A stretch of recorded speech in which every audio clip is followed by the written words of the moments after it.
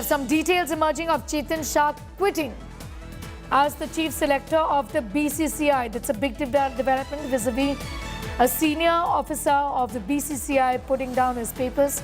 His resignation has been accepted by the BCCI Secretary J. Shah is what we know.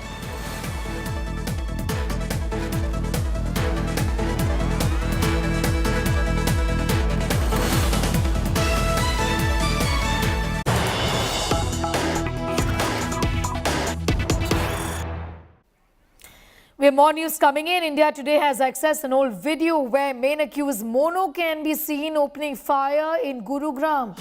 The video is from the 6th of February where accused Monu can be spotted firing over a parking dispute is what we know.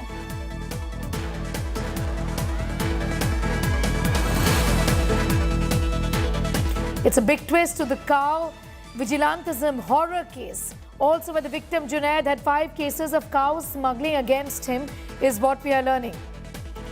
There's no criminal record of Nasir, but 5 cases of cow smuggling was registered against Junaid is what we know. This is what we picked up as far as the investigations in this matter is concerned.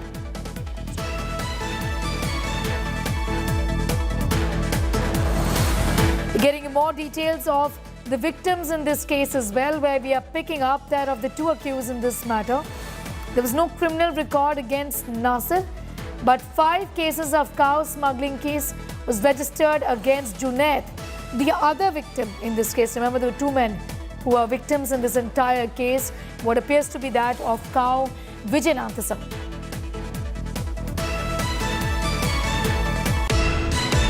में से जो 2 लड़के जिनका अपहरण हुआ उनमें एक का नाम जुनैद है और एक का नाम नासिर है। नासिर का कोई रिकॉर्ड नहीं है।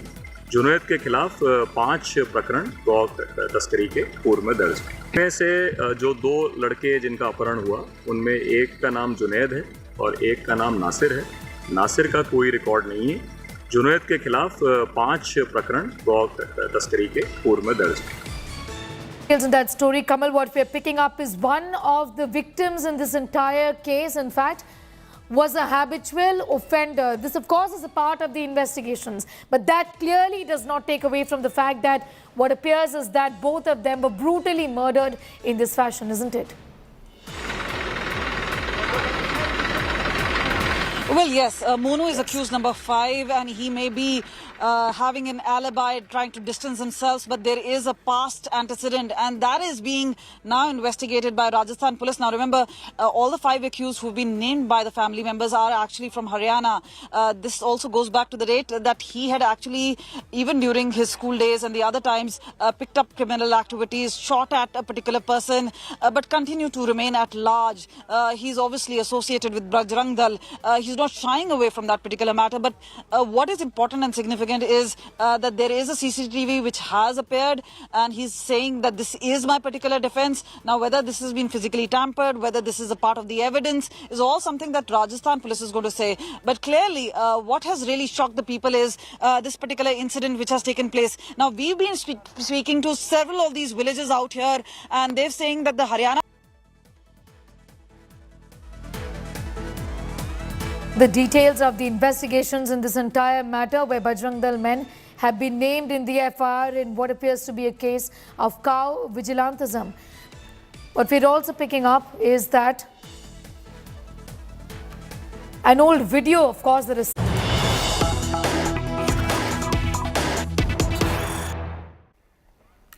Well, we're talking about this old video that has now surfaced from the 6th of February, where Monu can be seen opening fire in Gurugram. We're getting you all the details of that particular video on the left side of your screens. Monu has been seen there. He's spotted firing over a parking dispute. These are visuals, in fact, coming in that we have now accessed from the 6th of February, where Monu, the key accused in this case, he also spoke about the fact that he has a weapon with him. That's what he told Arvind Ojha as well. He's firing over a parking dispute is what we are learning. These are visuals that establish the same. This video is from Gurgaon, dated the 6th of February.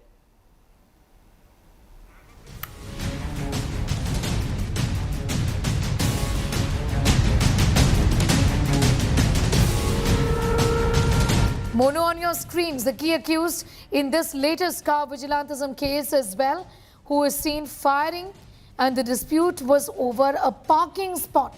He and his associates there firing at a parking venue is what we know. We'll be getting in more details of this video that is now surfaced. Goes on to show that this man indeed is a history sheeter there. Monu, however, has denied the allegations of being behind the murder of Nasir and Junaid. He says there should be a CBI investigation in this entire matter. We're getting you all the details of what appears to be a case of cow vigilantism. It has led to the killing of 2 people. The matter is being thoroughly investigated right now, merely 100 kilometers away from the national capital. But the visuals on your screen are from the 6th of February, where the main accused, who you see on your screens right now, the man in grey, seen firing, in fact, at someone, this over a parking dispute. We'll be getting in more details of that. Meanwhile, we're staying with this. The shocker from Rajasthan. 2 Muslim men suspected of cow smuggling, allegedly kidnapped from Rajasthan's Bharatpur district, burnt alive in Haryana's Bhiwani. Victims have been identified as Nasir and Junaid, who were allegedly abducted late Wednesday night.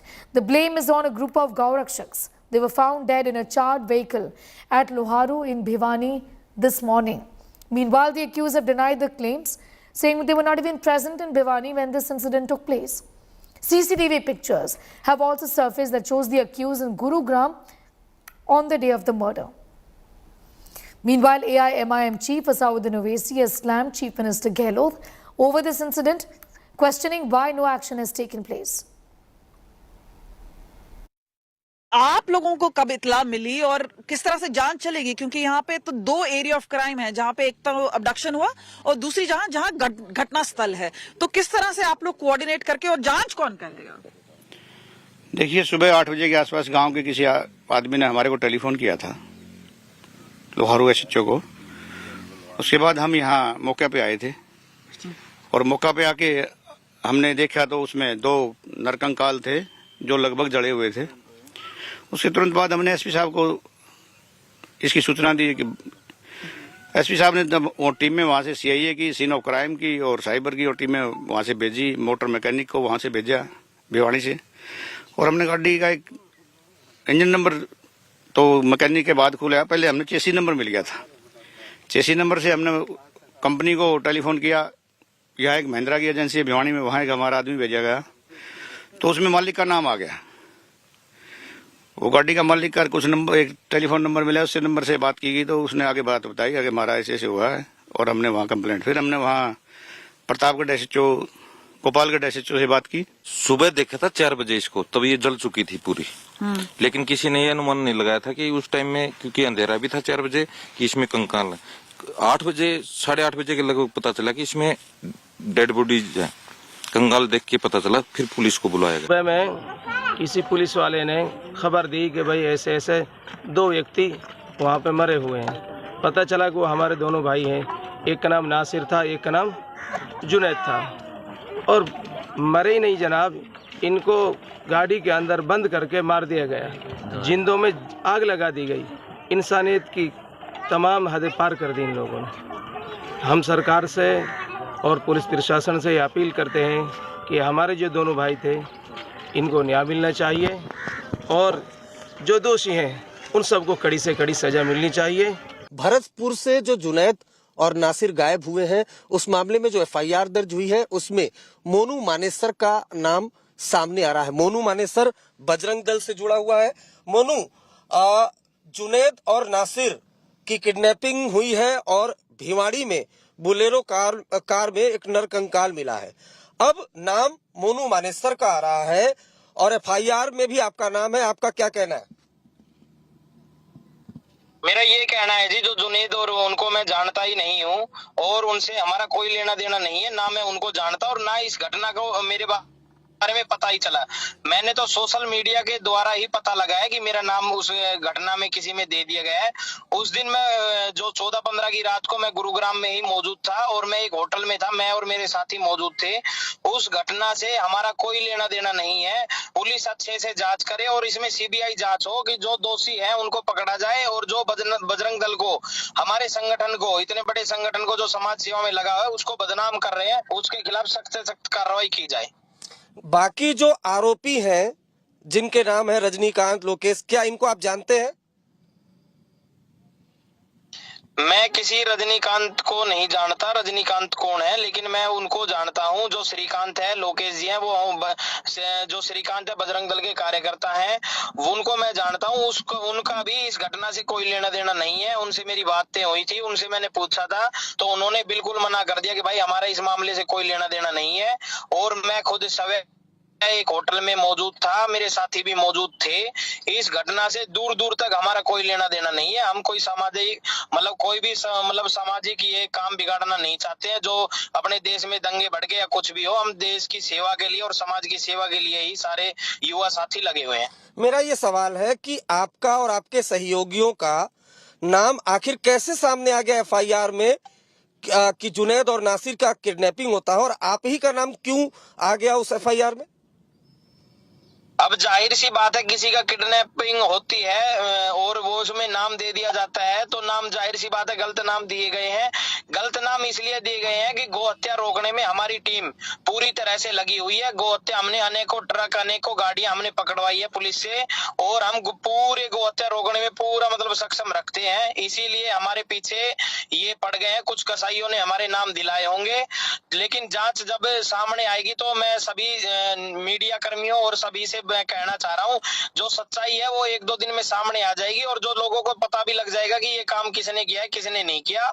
हमारा इस घटना से दूर दूर तक कोई लेना देना नहीं है। Kamaljeet is getting us more details on that story. Joining us from Bhiwani right now. Kamal, give us a sense of the direction in which investigations are headed. Also, this video from the 6th of February, which shows the key accused in this case, Monu, in Gurgaon, in a parking lot essentially, where he's firing, and this is a dispute over a parking matter. What's your sense of this video? What are the investigators then saying? Well, obviously, these are two different crimes which have happened over a span of period. But yes, the proximity of dates itself points out, and the criminal intent.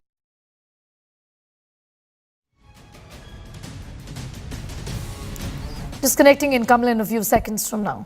We're getting you all the details as far as this horrific case of what appears to be cow vigilantism is concerned. On your screens is a video of the key accused Monu. This is from Gurgaon on the 6th of February. Involved in another firing incident. Monu, however, in this case has said that he's not involved in this particular murder and that he's being framed is what he says. The FIR mentions Monu apart from other members of the Bajrang Dal as well. So who then is Monu Manesar? He's been identified as a key accused in the Bharatpur murder case. Monu is a Bajrang Dal member, the face of Cow Protection Task Force of the Haryana government. He's being blamed for the murder. Meanwhile, an FIR has been filed in Rajasthan's Bharatpur, claiming that two men, Nasir and Junaid, were abducted and killed. The duo, the FIR said, were in a Bolero car. The engine registration number of the car matches the Bolero car found in Bhiwani. The accused remains defiant.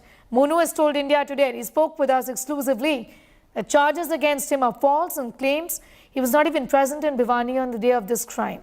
The victim's family is inconsolable, demanding strict action against the accused. India Today has also accessed old videos of Monu in which he, along with a group of men, can be seen brandishing a gun and firing. We'll continue to keep a very close eye on all of those developments. For the moment, it's time for a quick commercial break. Here we're getting you much more news on the other side.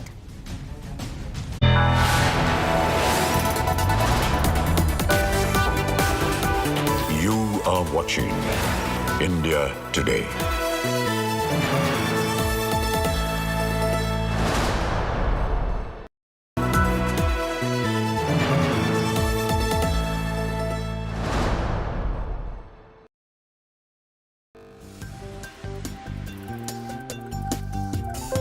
जैसे सबसे तेज आपकी tagline है, तो इसी तरह से सबसे तेज हमारी सरकार की लाइफलाइन है.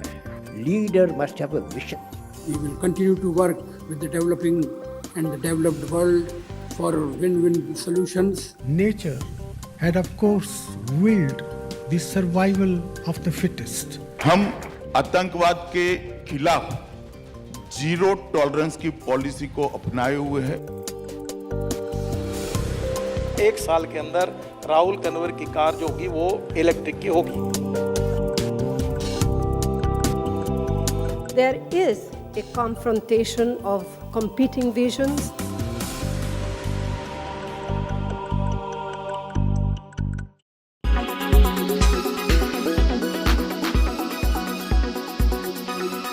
These are dreams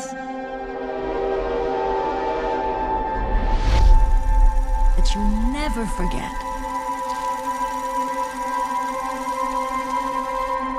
Sammy?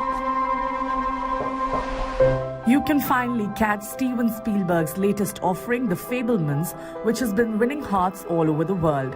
The film is finally out in theatres in India. It's deeply personal for Spielberg as the film is based on his experience as a child in Arizona. The film presents a universal coming-of-age story about an isolated young man's pursuit of his dreams. In this family, it's the scientists versus the artists. Sammy's on my team, takes after me. What kind of movie are we gonna make? The movie features an ensemble cast of Gabrielle Bell, Michelle Williams, Paul Dano, Seth Rogen and Judd Hirsch. The Fablemans is written by Steven Spielberg in collaboration with Tony Kushner. The duo has earlier worked on some amazing films like Lincoln and Munich. She should have been that concert piano player. What she got in her heart is what you got. You can't just love something, you also have to take care of it. It's more important than your hobby. Can you stop calling it a hobby? The film received 5 nominations at the 80th Golden Globe Awards and won the award for Best Motion Picture Drama and Best Director for Spielberg. The Fablemans has also been nominated for the Oscars in not 1 but 7 categories, including Best Picture, Best Director, Best Lead Actress, Best Supporting Actor, Best Original Screenplay, Best Production Design and Best Original Score. I don't know what to do anymore. You do what your heart says you have to. Entertainment Bureau, India Today. What was your favorite part?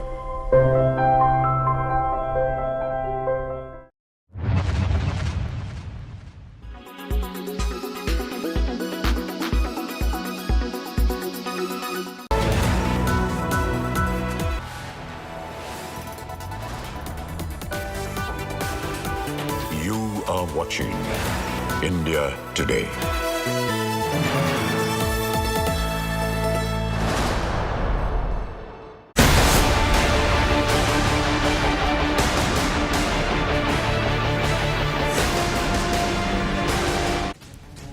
Getting new revelations in the gruesome murder of Nikki Yadav. According to the Delhi police, after Sahil Gehlot strangled his live-in partner to death, accused also deleted all the chats and data from Nikki Yadav's phone. Not just that, after an altercation at Delhi's Kashmiri Gate, that was when accused Sahil strangled Nikki and then drove around with her body for at least 40 kilometers till he stuffed it into a dhaba's freezer.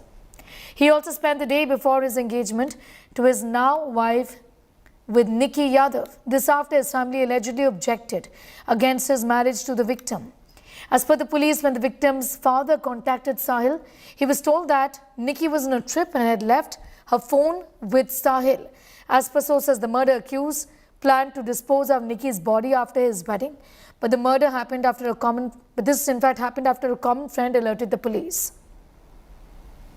आपस में प्रेम करना, एक साथ रहना, पहले ये culture में नहीं था, आ रहा है, कोई बात नहीं, उसमें कोई गलती नहीं है। लेकिन अगर आपका ब्रेकअप हो रहा है तो म्यूचुअल रिस्पेक्ट और अंडरस्टैंडिंग जो आपस में लड़का लड़की में होनी चाहिए उसकी बहुत कमी है।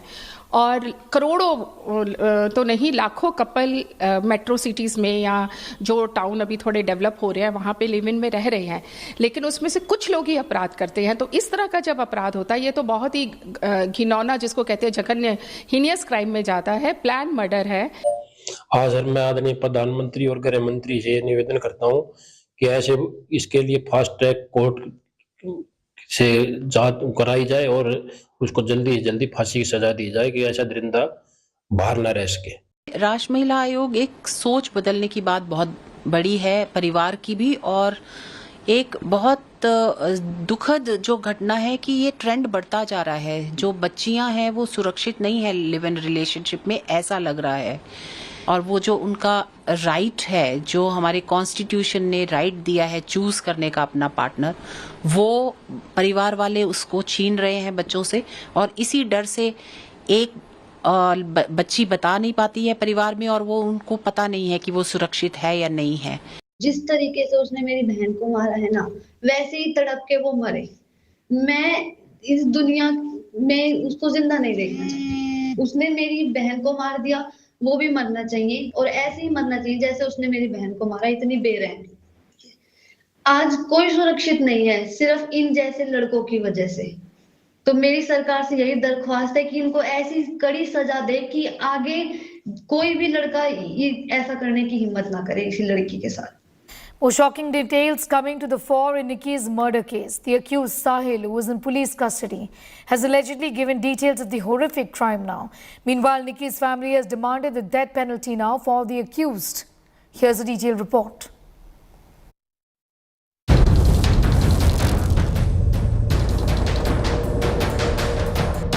Murdered and dumped in a fridge in a dhaba by her live-in partner.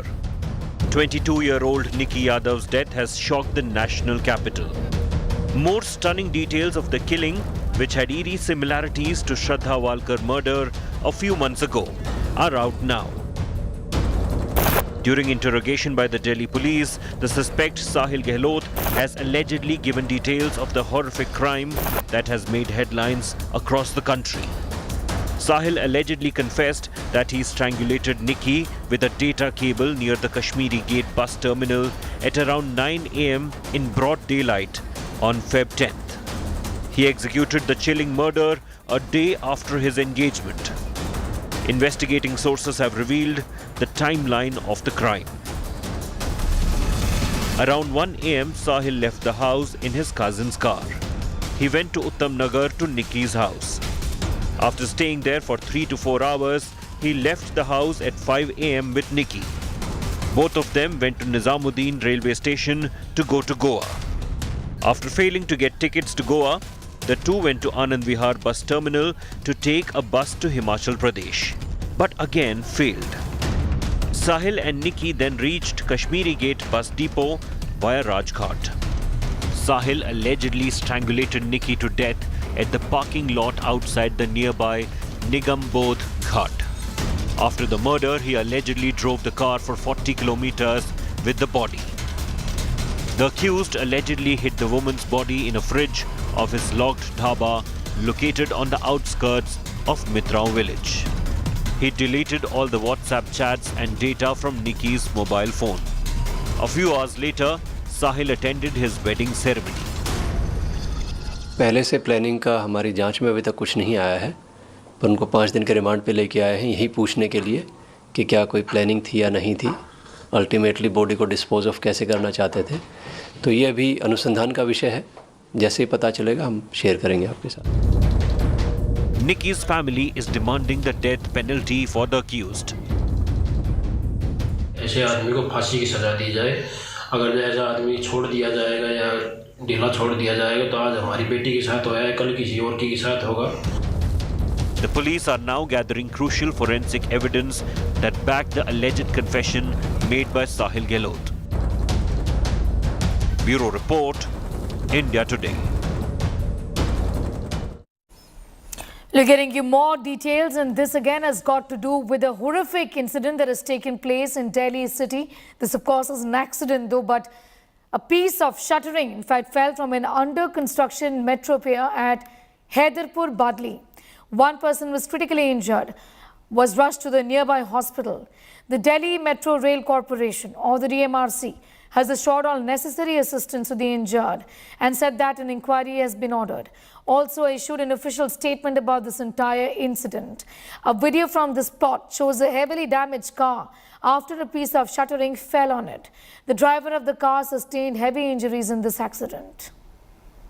यहाँ पे सेफ्टी पॉइंट का कोई ध्यान नहीं दिया जाता। सुबह से शाम तक पूरा जाम होता है। ना तो इनके मेट्रो वालों के कोई गार्ड होते हैं।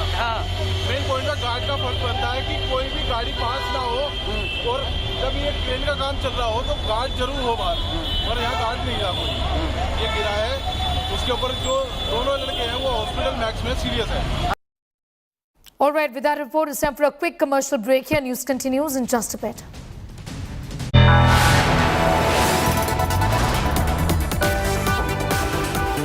You are watching India Today.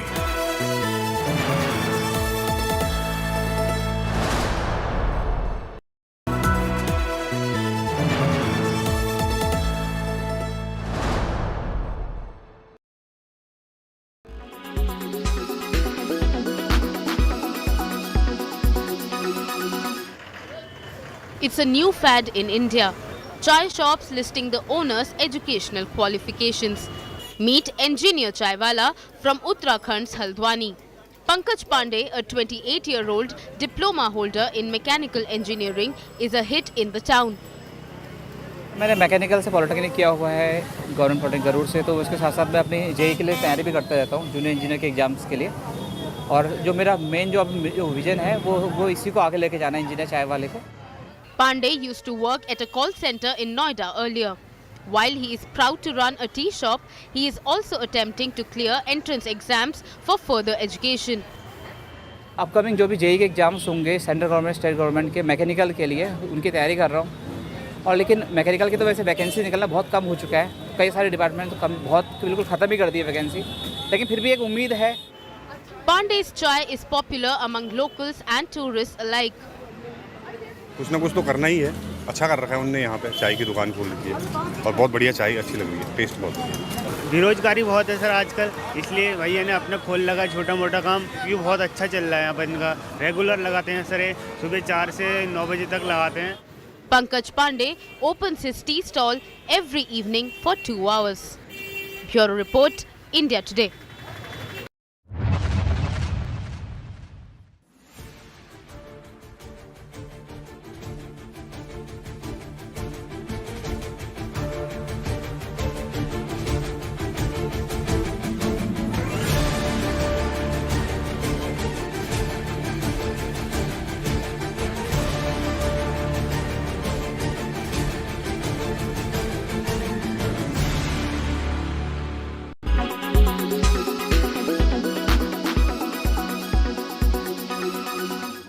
Make your media plan smarter with India Today Live TV on your connected devices. Amplify your brand with 100 million smart internet viewers. To advertise, mail us at sales@aajtak.com.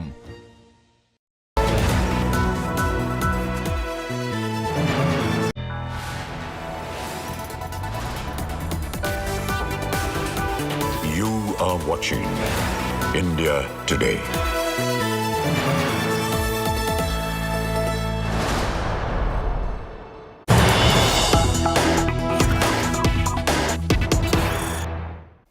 We have some news just coming in. On Budget Day in Karnataka, opposition leader Siddaramaiah and other Congress leaders came to assembly with flowers on their ears, alleging that the BJP government has cheated people and made them fools by not fulfilling promises from the previous budget and the promises made in 2018 manifesto. This is when Chief Minister Basavaraj Bommai is presenting the budget in the assembly. So drama there continues inside the assembly.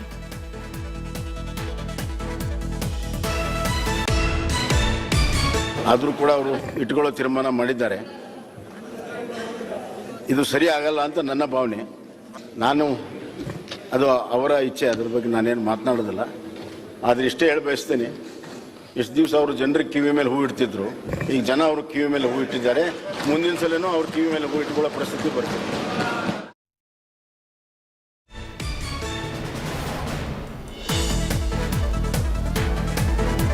Sagai Raj is getting us more details on that story. Sagai, high drama in the assembly. Tell us what's going on.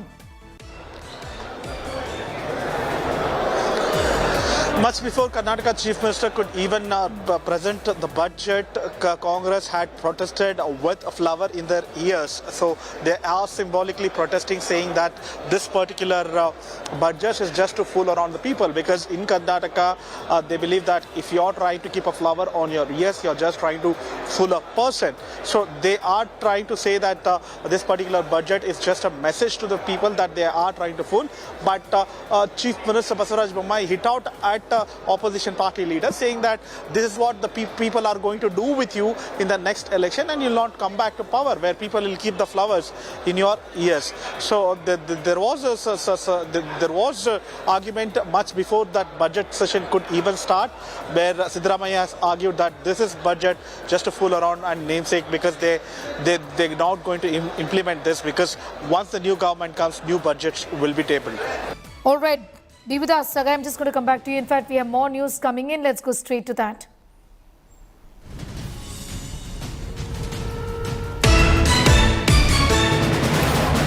Big announcement by the Bommai government in the budget. In the next 2 years, comprehensive development and renovation of various temples and mutts is going to be undertaken by the government, with an expenditure of 1,000 crores is what has just been announced by the Chief Minister. Sagai, this is a state that goes to polls, a significant announcement, given that in just a few weeks from now, the people of Karnataka will be voting, isn't it?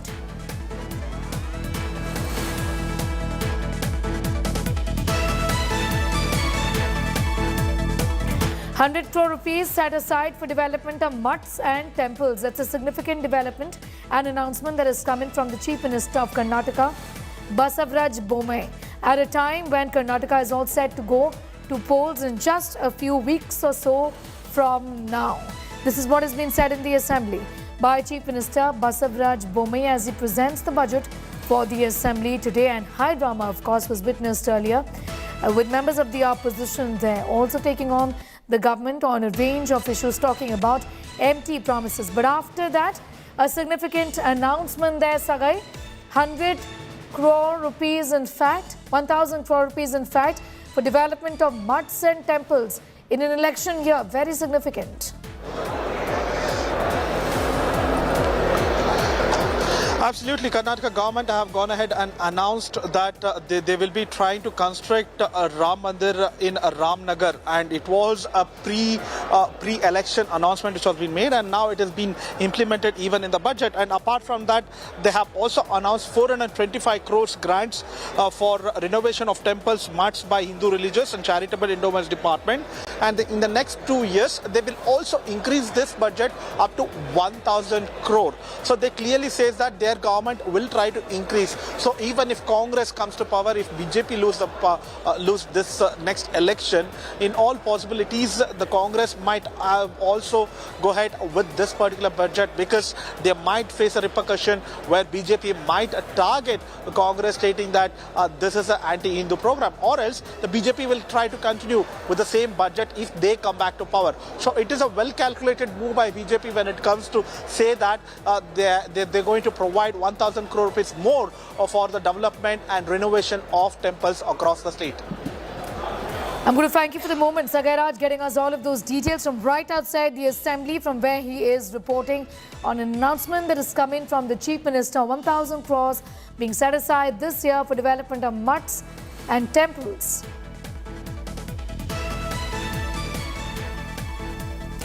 Cricketer Prithvi Shaw has claimed that he was attacked by 8 people outside a 5-star hotel in Mumbai. Shaw had alleged that his car was attacked by baseball bats and that he was threatened and stalked for not obliging to fans' requests for selfies.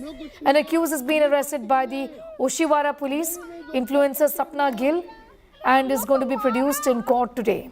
But there's a twist here, where Sapna Gill has claimed it was not her group that began the assault, but rather that Shaw and his friends who attacked the group first. मैं भी मेरे दोस्त के साथ party करने आया हूँ। मैं मेरे दोस्त के साथ पार्टी करने आया हूँ। मैंने मेरे पास प्रूफ है, मैंने उसके साथ वीडियो बनाई। In fact, Qasim Ali Khan, Sapna Gill's lawyer, is now joining us. How did the brawl unfold really? What happened exactly? See, I'll tell you very openly and very since beginning what exactly happened. I got a call from Sapna yesterday morning around 6 a.m. that was the time when actually all this brawl happened. So Sapna and her friend Mr. Shobit Thakur, they had gone to Barrel Mansion, which is a pub in Andheri East, located at the airport. And they saw Shaw there, Prithvi Shaw there. So they were like, let's have a selfie. He's such a big cricketer. And after all these things, so the people of Prithvi Shaw started manhandling them, and which became a big brawl. And Prithvi took out his bat from the car and he started beating them. He also abused the several other people. He abused Sapna also, and they started crying. They were not expecting such kind of conduct from such a reputed cricketer, and therefore there are certain evidences which also have come on record, which is sent to me personally by Sapna today itself, just a couple of hours back, in which it is clearly seen that the car is located, that the bat is being held by the Mr. Shaw, and Sapna is trying to defend it. And during that defense, the bat actually got hit to his own car, during which there came a crack on the windshield. After which, when more people started coming across, they started their car and they ran away from there. So Sapna and her friend started following him. You know, Qasim Ali Khan, how's the police investigation? In which direction that really is headed? And are you satisfied, given that there are two stories that have been presented before them? I am right now telling you something very personally. Since last 1 hour, I have been receiving so many calls. In fact, call from Sapna also that the police is torturing her, that please call your lawyer and tell him that the Twitter videos should be removed, or else we are going to go very strict against you. This is the kind of conduct which police investigating department is showing to her. So what kind of influence is Prithvi Shaw giving on such common people? So this is a message which you are giving to common people. And this is how you fall case. If this case is at all genuine, I have a copy of the FIR in my hand. This is very unpleasant, a brawl between a cricketer and an influencer at the end of the day. How do you look at it? See, it's a simple thing that a fan is seeing somebody influencing, and a fan is asking for a selfie, and in return of selfie, you are getting something in bad. You are getting beaten, and after which the person is also getting affected, because they are also influencers. They are not no people. They are also good to do people, and they have done a lot of work. I have known Sapna since a couple of years now. All right, Qasim Ali Khan, there's Sapna Gill's lawyer speaking to India Today. Qasim, I'm going to thank you for the moment for joining us with your views. In other news, and this is across the border, where Pakistan continues to reel under tremendous economic distress. While on one hand, Pakistan awaits bailout from the International Monetary Fund to protect the country from becoming bankrupt, long queues outside famous Canadian coffee shop Tim Hortons narrate a story of two Pakistans. Take a look at this detailed report. An unprecedented economic crisis. Inflation soaring high, prices of basic amenities skyrocketing.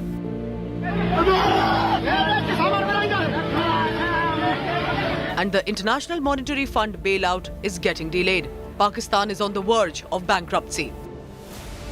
But this hasn't affected the lavish lifestyle of Pakistan's elite. Tim Hortons, a famous Canadian restaurant chain, has opened its first outlet in Pakistan's Lahore this week. People in Pakistan thronged for hours, standing in long queues to grab their favorite coffee and pastries from the Canadian chain. But why should this make any news? Let's understand this way. As per its online menu, the cafe offers a small brewed coffee at 350 Pakistani rupees, while a large flavoured coffee costs twice as much. By comparison, the average government-mandated minimum wage is 25,000 Pakistan rupees a month.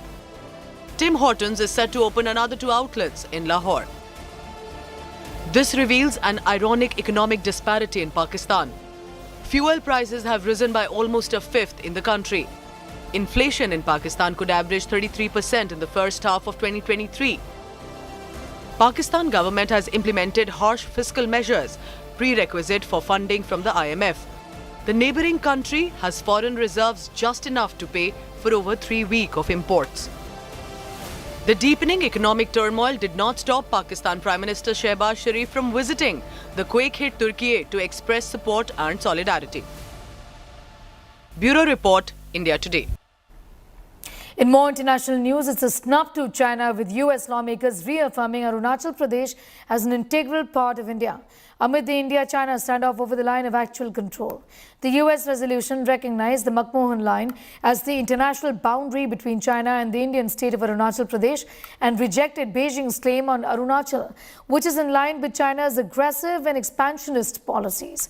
The bipartisan resolution termed China as a grave threat to the free and open Indo-Pacific, also condemned its military aggression along the line of actual control. The resolution then goes on to laud India for taking steps to defend itself against the Chinese aggression and security threats. It also supported the joint vision of a free and open Indo-Pacific and committed to deepen support and assistance to region of Arunachal Pradesh.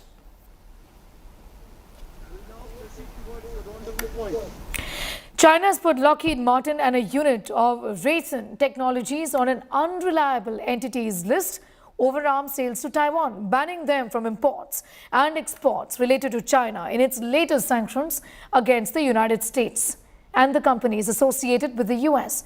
The measures come amid heightened tensions after the US military shot down in what it says was a Chinese spy balloon. China is going after Lockheed Martin and Raytheon. It has put the defense companies on an unreliable entities list over arms sales to Taiwan, banning them from imports and exports related to China.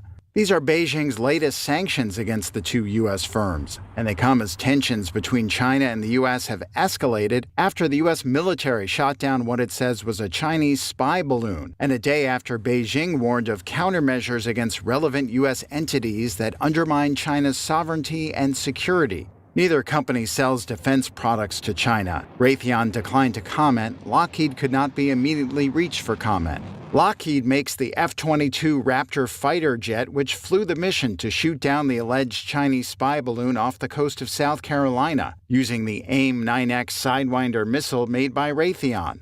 Beijing also banned the companies from further investment in China, barred senior management from entering the country, canceled residence permits for any staff in China, and imposed fines that are double the contracted amounts of their arms sales to Taiwan. It was not clear how China would enforce such fines, which it said must be paid within 15 days. Last February, China sanctioned the two firms over a $100 million arms sale to Taiwan, a self-ruled island which Beijing views as a breakaway province. The U.S. does not sell weapons to China. However, it is bound by the 1979 Taiwan Relations Act to provide Taiwan with the means to defend itself, and U.S. weapons sales always attract China's anger. There's more admiration for India's economic growth. American businessman and founder of Bridgewater Associates, Dalio, on Thursday, he praises on India's growth and progress. Speaking at the World Government Summit 2023 in Dubai, Dalio claimed that India will have the biggest and the fastest growth rate and that the country will witness the biggest transformation. Claiming that the countries would remain neutral during any global conflict and stand aside prosper, he said that India will continue to do great things.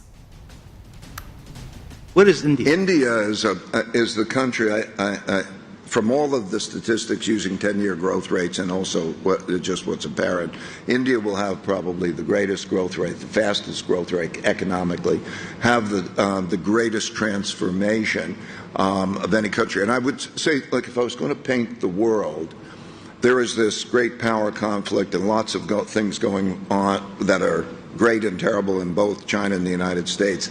And then there's the countries that are not in that, the neutral countries. So here we are in the UAE, and you think about what's going on here and in Saudi and so on. Or you go to Singapore and you look at what's happening in the ASEAN countries, Indonesia, Vietnam, and so on, and you look at India. It's an advantage through all history and world wars. Those that have not been involved in the wars and stand aside from the wars actually prosper from whatever conflicts exist. So we're going to have different types of wars between those two states, but India is going to be. India will do great, I think, and then the question is, what does that mean for the rest of us? Now in an interview with Business Today's Udayan Mukherjee, Dalio hailed India's growth in the global market, said that India was opening up to the global capital markets, and if that continued, it would be good for the capital market in India as well, in terms of capital flows. Here's more. How would you compare China versus India today? I think India has a great potential.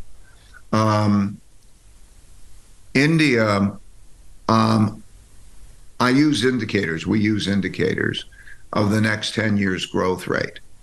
Some of the indicators are the cost of an educated person. In other words, what is the education level, but also how expensive are they? Barriers to trade and capital flows, levels of corruption, many different indicators. And on balance, India should have the highest growth rate of any country. And it's opening up to the global capital markets. If that continues, that'll be efficient for the capital markets in India and capital flows. And it is largely taking a neutral position in these conflicts. It, of course, needs to develop a very strong leading economy related to technology. It is not the two main competitors in technology development. Big technology platforms and all of that are still, of course, the United States and China. And those are going to be cutting edge areas. But its level of indebtedness, a number of indicators indicates that it should do very well over the next 10 years. But it'll be important to have a modernization, particularly of the capital markets, to bring in the efficiencies. Indian American Neil Mohan is going to be the new head of Google's video division, YouTube. YouTube chief executive and one of the first Google employees, Susan Wojcicki, is stepping down from her role in the tech giant that started in her garage 25 years ago. She has been at the helm of the world's largest online video platform as its chief executive officer for about 9 years now. Mohan, who is a Stanford graduate, joined Google in 2008 and was working as the chief product officer at YouTube, where he has been playing a pivotal role in building YouTube Shorts and music. Mohan has also worked with Microsoft. The change of guard comes as YouTube is buying for viewing time with popular short-form video app TikTok and streaming services like Netflix. Well, that brings us to the end of this edition, and we're leaving you with this report on artificial intelligence, which is changing the world. The much-read American magazine Times cover story about ChatGPT is the talk of the town. It can raise massive awareness about the new technology among people. Magazine's effort can help people understand the risks and benefits about artificial intelligence.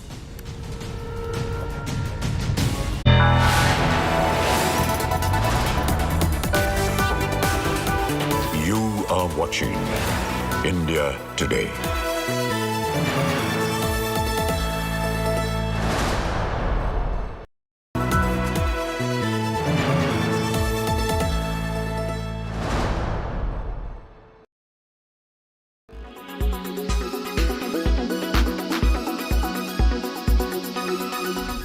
Do you have a question for me? Yes, Mr. Young. Do you really believe in all these things you sing? Trailer of the much-anticipated film Love Again is out, and it features our very own Desi girl Priyanka Chopra along with Sam Hugan and Celine Dion. Know nothing about it. What? Love. Priyanka's husband Nick Jonas also makes a hilarious cameo appearance. Take it a little slower. Yeah. They're never gonna hold me down. The film will showcase the story of Meera Chopra, who is grieving the death of her fiancé by texting love notes to his old number, which now belongs to Rob, who is a journalist, and a romantic connection begins to form. Gotta go see her. These are from a literal stranger. I just need to... Love Again is the film adaptation of Sophie Kramer's 2009 novel SMS for Rich, translating to Text for You, and will release in theatres on 12th May. Sure. And I'm Mariah Carey. The Bridgerton family is expanding. A new look at the Queen Charlotte-focused prequel reveals more steamy romance for some familiar characters. Dearest, gentle reader, did you miss me? The makers have released a teaser of the prequel titled Queen Charlotte, a Bridgerton story, which will tell the story of how the young queen's marriage to King George sparked both a great love story and a societal shift, creating a world inherited by the characters in Bridgerton. Golda Rochewell will reprise the role of the titular queen, with India Amatfio being introduced as a young Charlotte, a young woman on the precipice of greatness, though at a cost. Whereas Corey Malcreast plays young King George, a handsome and charming royal with a mysterious past. Also from the original series, Joanne Doe returns as Lady Agatha Danbury, Ruth Gemmell as Lady Violet Bridgerton, and Hugh Sachs as Brimsley. You are the first of your kind. You must secure your position. This is my home. Queen Charlotte, a Bridgerton story, will premiere on OTT platform Netflix on 4th May.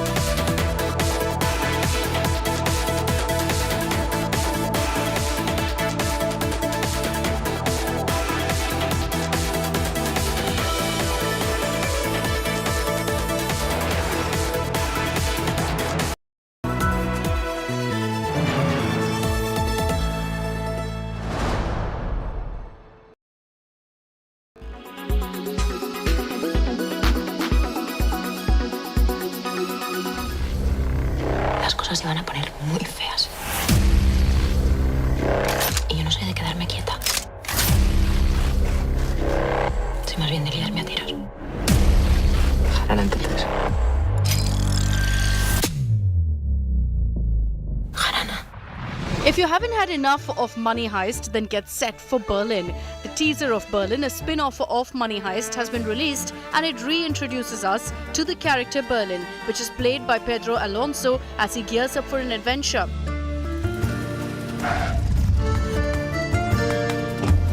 The upcoming series is a prequel and explores what happened to the titular character before he joined forces with the Professor for a grand robbery. The first season will have 8 episodes and will premiere on OTT platform Netflix in December 2023, so it's going to be a long wait. For the unversed, Money Heist revolves around a mastermind named Professor and his gang as they try to carry out a massive heist. El dinero de nadie.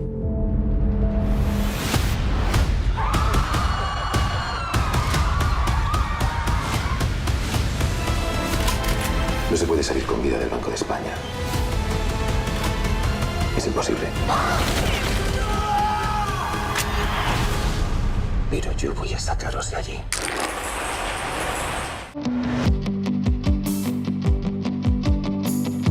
Leonardo DiCaprio's dating history has always been the talk of town. The actor, who has a record of dating women less than 25 years, seems to have redefined his age benchmark. Leo is now in the limelight for his relationship with a 19-year-old Israeli model and social media influencer Eden Polani. She is currently based in Los Angeles. Before Eden Polani, Leonardo DiCaprio has dated supermodels and actresses, including Naomi Campbell, Bar Raffaelli, and Camilla Morone, among others. According to reports, he was recently dating Gigi Hadid, and a series of pictures of the duo went viral. Entertainment Bureau, India Today.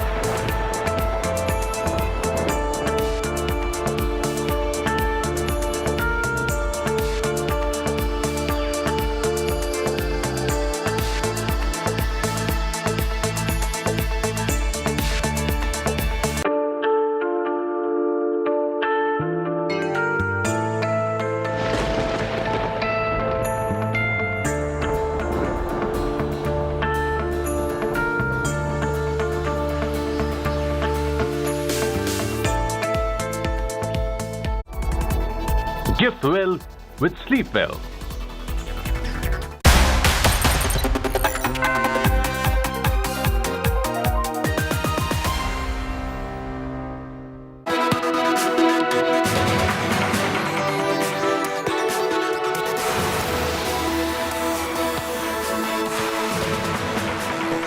Very good afternoon. You're watching India Today. I'm Nabila Jamal. The headlines first. 2 Muslim men abducted from Rajasthan, burnt alive in Haryana over suspected cow smuggling.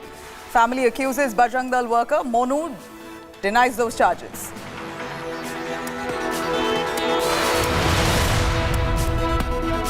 Karnataka Congress leaders hold a unique protest. During the budget presentation, the Congress netas wear flowers in their ears to accuse the government of trying to fool people. Mahashivratri war escalates in Jharkhand, Section 144 in Deoghar after Palamu clash. Internet has been snapped in Deoghar for the next 4 days. BJP MP Nishikant Dubey files a plea in the High Court.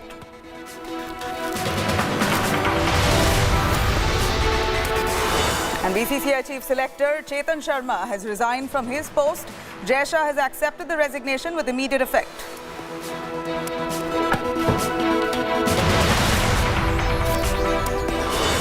And YouTube gets Indian origin chief after YouTube CEO Susan steps down. Neil Mohan now to take on as the new CEO, chief of YouTube.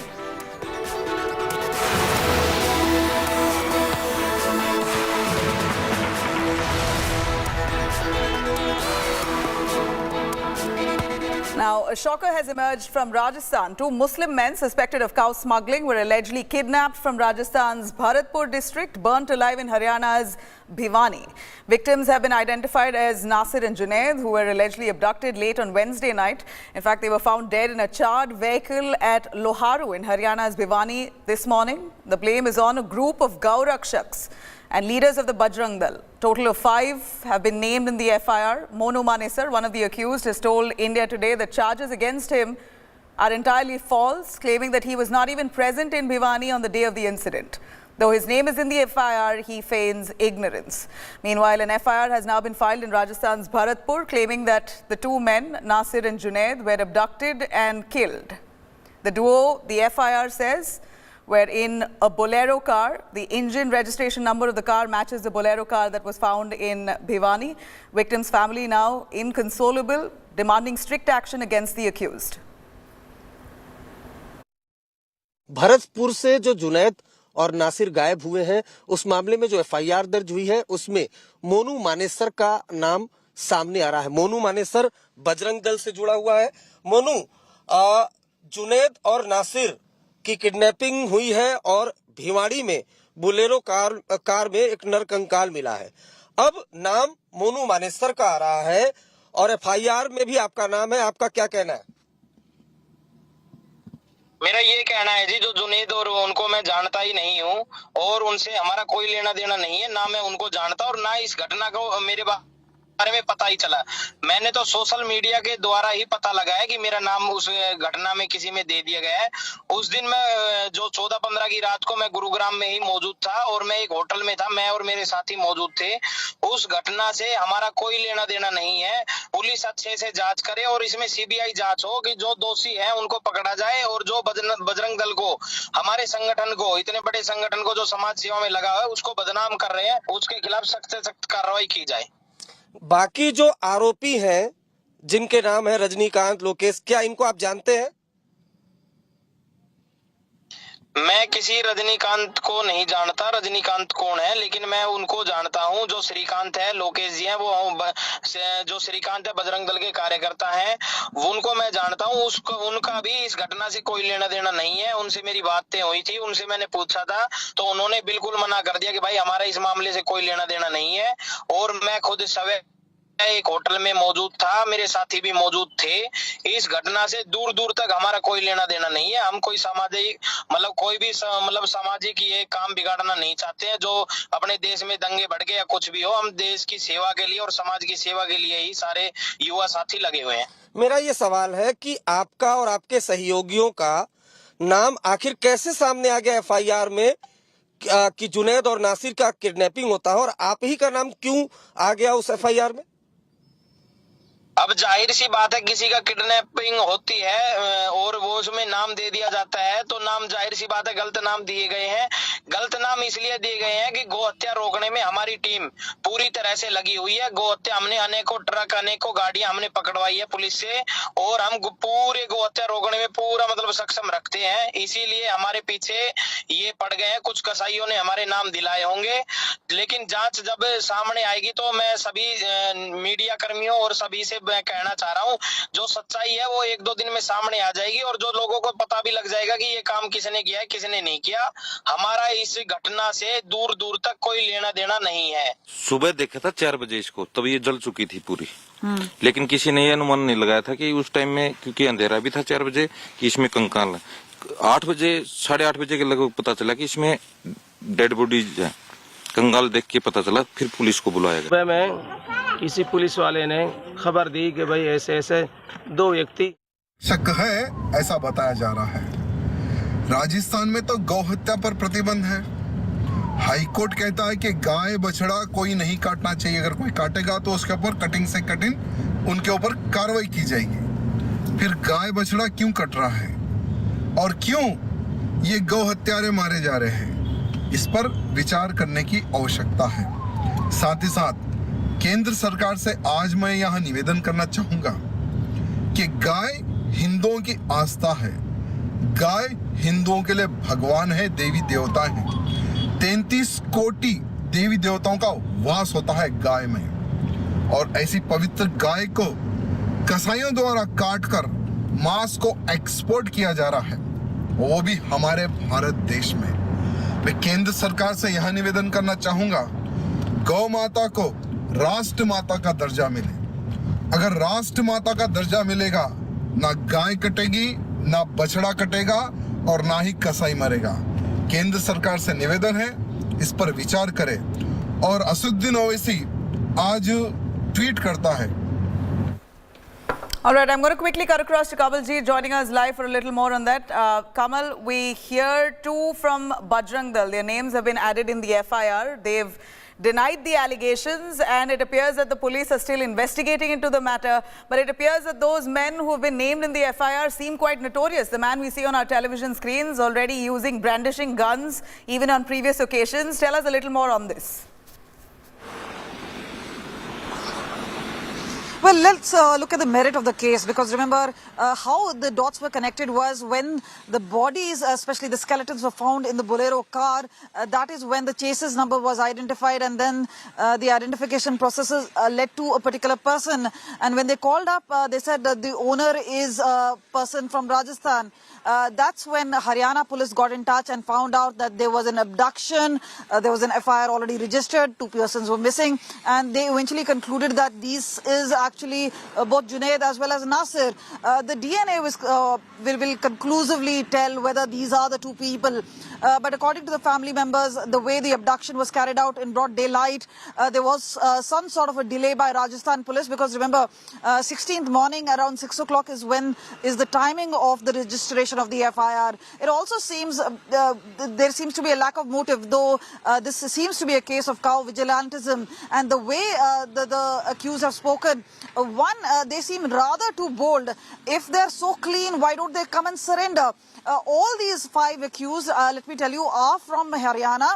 3 of them from Mehwat, the other one from Palwal, and 1 from Gurgaon. And obviously the one who's from Gurugram is Monu, who's now come before media, who's making those tall claims. But there are other evidences of past antecedents, especially him brandishing a gun very openly, especially in the parking lot, goes to show that this seems to be a strong arm tactics. But clearly the onus and responsibility will largely lie on Rajasthan police.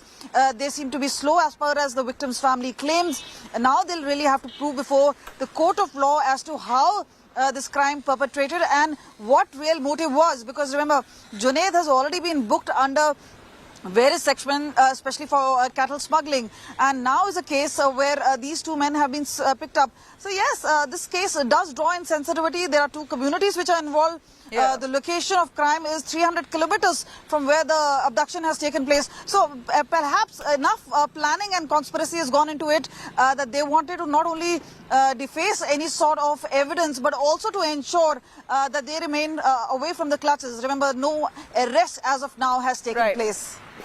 You know, Kamaljeet, you spoke to the DSP of Bhiwani a little earlier. Let's take a quick listen to what he had to say on this case. आप लोगों को कब इत्ला मिली और किस तरह से जांच चलेगी, क्योंकि यहाँ पे तो दो एरिया ऑफ क्राइम है, जहाँ पे एक तो अबडक्शन हुआ और दूसरी जहाँ घटना स्थल है, तो किस तरह से आप लोग कोऑर्डिनेट करके और जांच कौन करेगा? देखिए, सुबह 8 बजे के आसपास गांव के किसी आदमी ने हमारे को टेलीफोन किया था, लोहारू एसएचओ को। उसके बाद हम यहाँ मौके पे आए थे और मौका पे आके हमने देखा तो उसमें 2 नरकंकाल थे जो लगभग जड़े हुए थे। उसके तुरंत बाद हमने एसपी साहब को इसकी सूचना दी कि एसपी साहब ने तब वो टीम में वहाँ से सीआईए की, सीन ऑफ क्राइम की और साइबर की और टीमें वहाँ से भेजी, मोटर मैकेनिक को वहाँ से भेजा भिवानी से, और हमने गाड़ी का एक इंजन नंबर तो मैकेनिक के बाद खुला, पहले हमने चेसी number.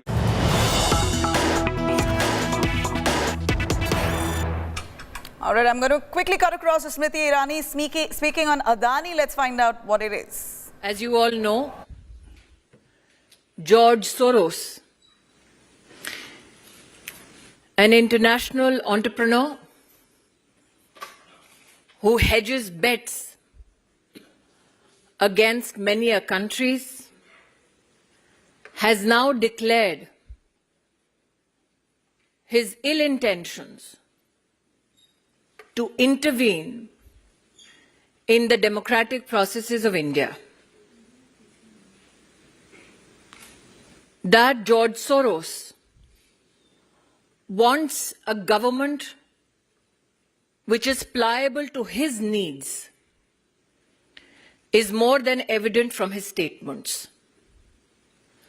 That he has pronounced funding of over $1 billion, particularly to target leaders like Prime Minister Modi, is significant. As a Karyakarta of the Bharatiya Janata Party, this is an appeal to every Indian citizen. Every 5 years, we all democratically elect a government to serve the needs and aspirations of India. We as a nation state, during COVID, became the pharmacy to the world. We as a nation state are witness how Prime Minister Modi has ensured food security for 800 million Indians. We as a nation state are witness to the Amrit Kal budget, which has the highest allocation for defense. We as a nation state are, together with Prime Minister Modi, laying the foundation for the future of our country that will not only inherit our dreams, but a resilient and stronger economy. It is to be highlighted that when India rose to the 5th largest economy of the world, when the President of the United States of America, the Prime Minister of England, the President of France, publicly extended gratitude to the Indian Prime Minister and India for enabling employment not only in India, but also these 3 designated nations. Such is a time where the imperialistic intentions of an entrepreneur come to light. Today, as a citizen, I call upon every individual and organization, societal or political, to denounce the intention of this individual who seeks to demonize our democracy,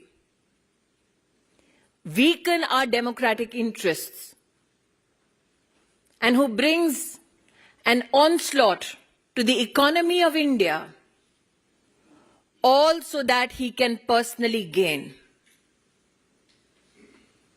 Those who Mr. Soros finds pliable need to know that India has defeated imperialistic designs before and shall do so again.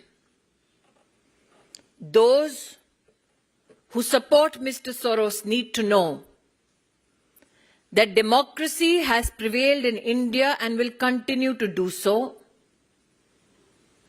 and particularly as a Karyakarta of the Bharatiya Janata Party,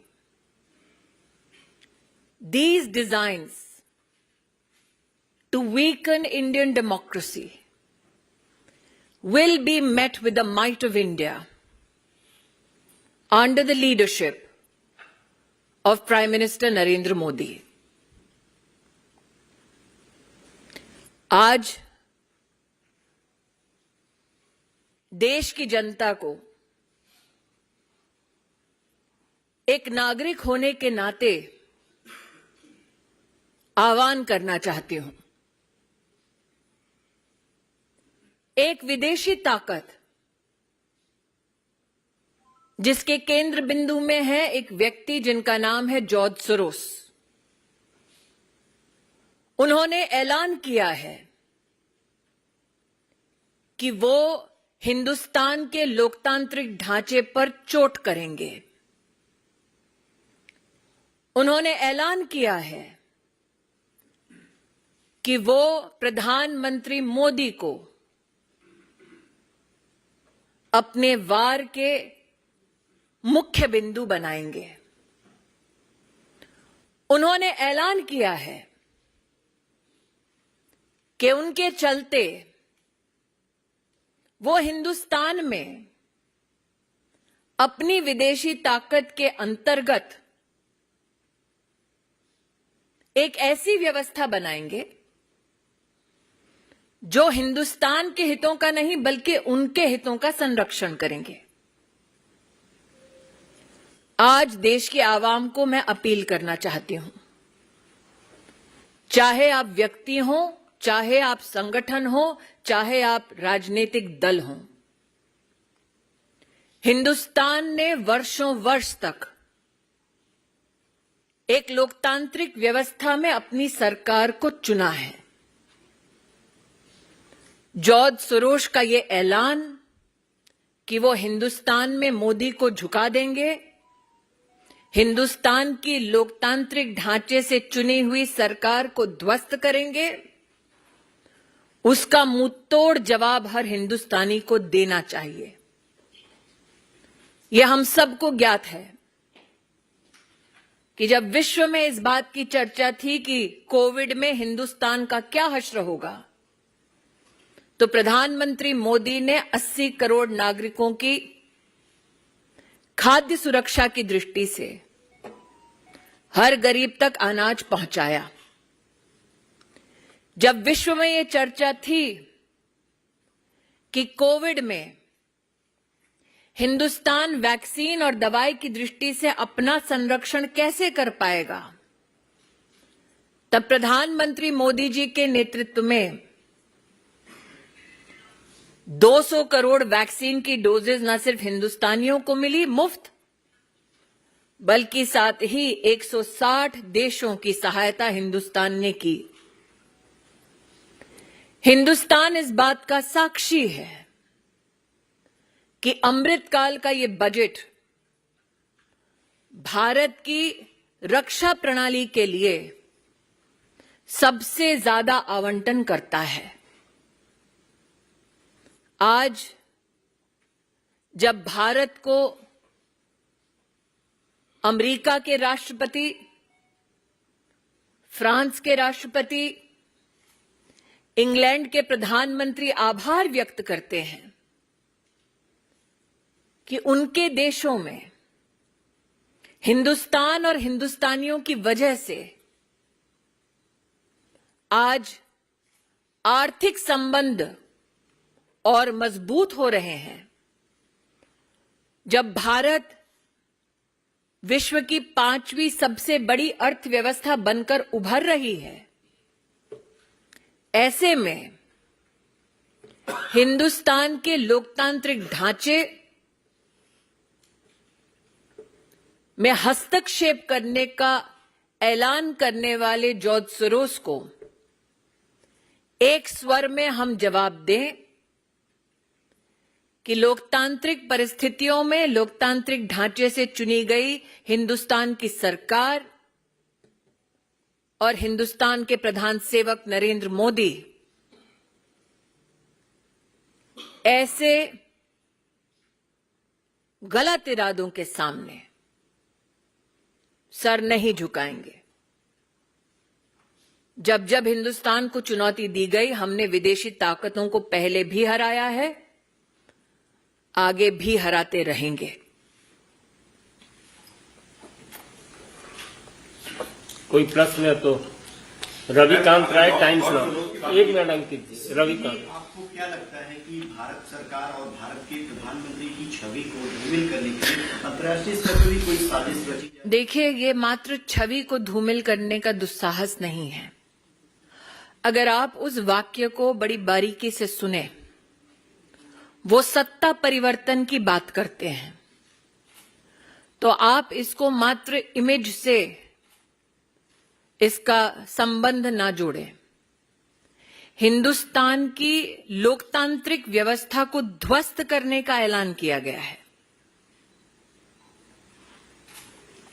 Ankit Gupta, George Soros की बात करें तो इससे पहले भी प्रधानमंत्री नरेंद्र मोदी के ऊपर जो हमलावर रहे हैं, वो लगातार कहते रहे कि प्रधानमंत्री हिंदू राष्ट्र बनाने की बात करते हैं। पिछले 3-4 सालों से उनके इस तरीके के बयान दुनिया के तमाम नेताओं के लिए, तो आखिर मकसद क्या है? और भारत में भी कुछ पार्टीज हैं जो लगातार वो यही कहेंगे कि अंतर्राष्ट्रीय साजिश हो रही है देश में विपक्ष के खिलाफ इस तरीके से। मैं इतना ही कहना चाहूंगी, उनके अगर अपने शब्दों को आप देखें तो वो चाहते हैं कि उनकी विदेशी व्यवस्था को जो सरकार सहयोग कर दे, ऐसी सरकार हिंदुस्तान में उचित है। नरेंद्र मोदी जी का बार बार और हिंदुस्तानियों का बार बार ये कथन रहा है कि हमारी सरकार हमारे हितों का संरक्षण करेगी, हमारी सरकार हमारी व्यवस्थाओं को सुदृढ़ करेगी और हम ह्यूमन सेंट्रिक ग्लोबलाइजेशन में विश्वास करने वाले देशवासी हैं। लेकिन जॉर्ज सोरोस का जो ऐलान हुआ है, वो ऐलान आप निश्चित रूप से बारीकी से समझें। वो हमारी डेमोक्रेसी को ध्वस्त करने का ऐलान मात्र इसलिए करते हैं ताकि उनके हैंड पिक्ड लोग सरकार चलाएं। आमोद राय, टीवी 9।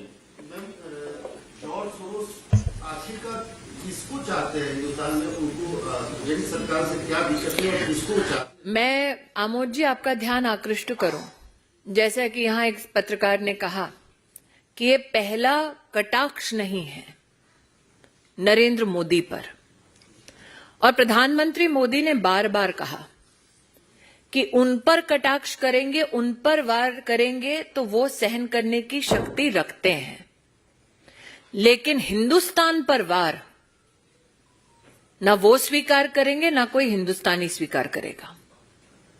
जॉर्ज सोरोस किसको फंड करते हैं, ये मुझसे बेहतर आप पत्रकार जानते हैं।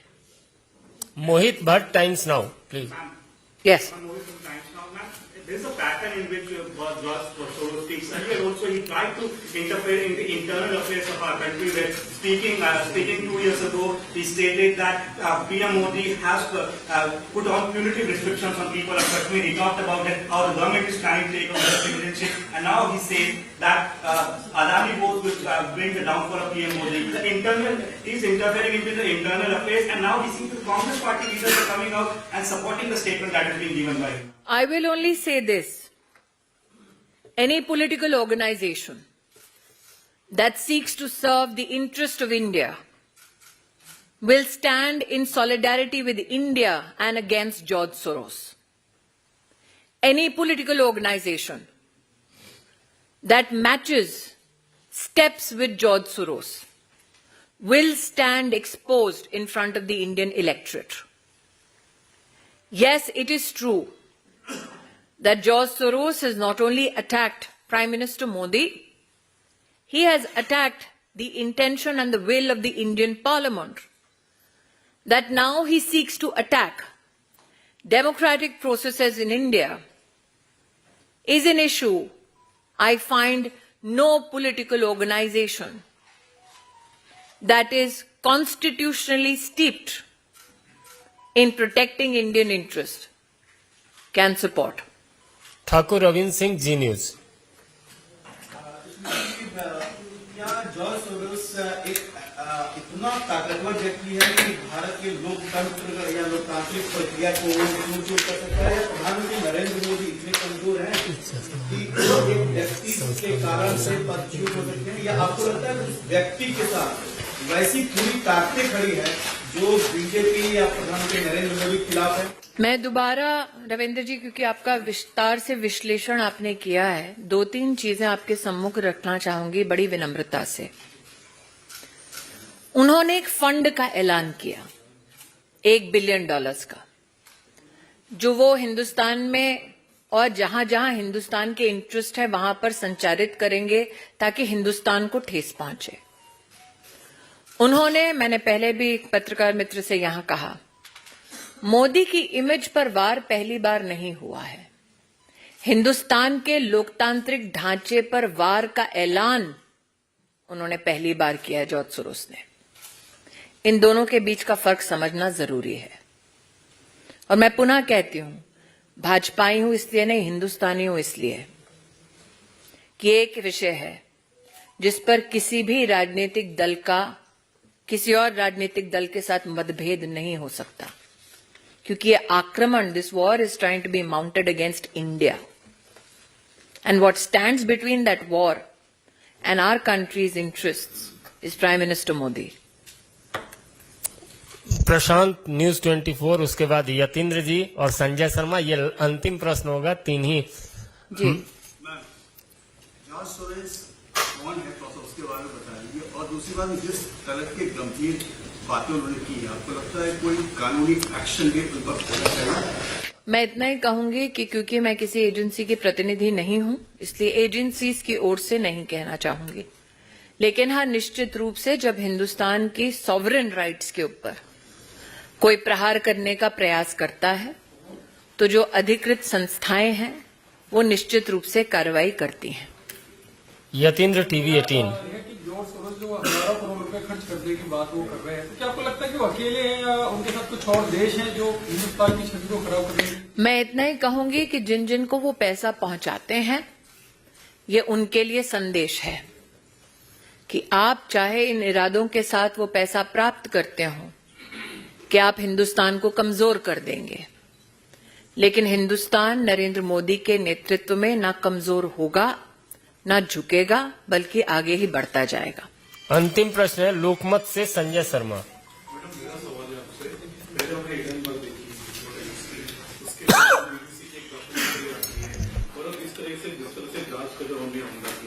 तो आपको क्या लगता है कि सारे के सारे कई इंटरनेशनल साजिशें एक तरह से? मैं इतना ही कहूंगी, ये सारे विषय तब उभरे जब हिंदुस्तान विश्व की 5वीं सबसे बड़ी लोकतांत्रिक और आर्थिक ताकत बनकर उभरी।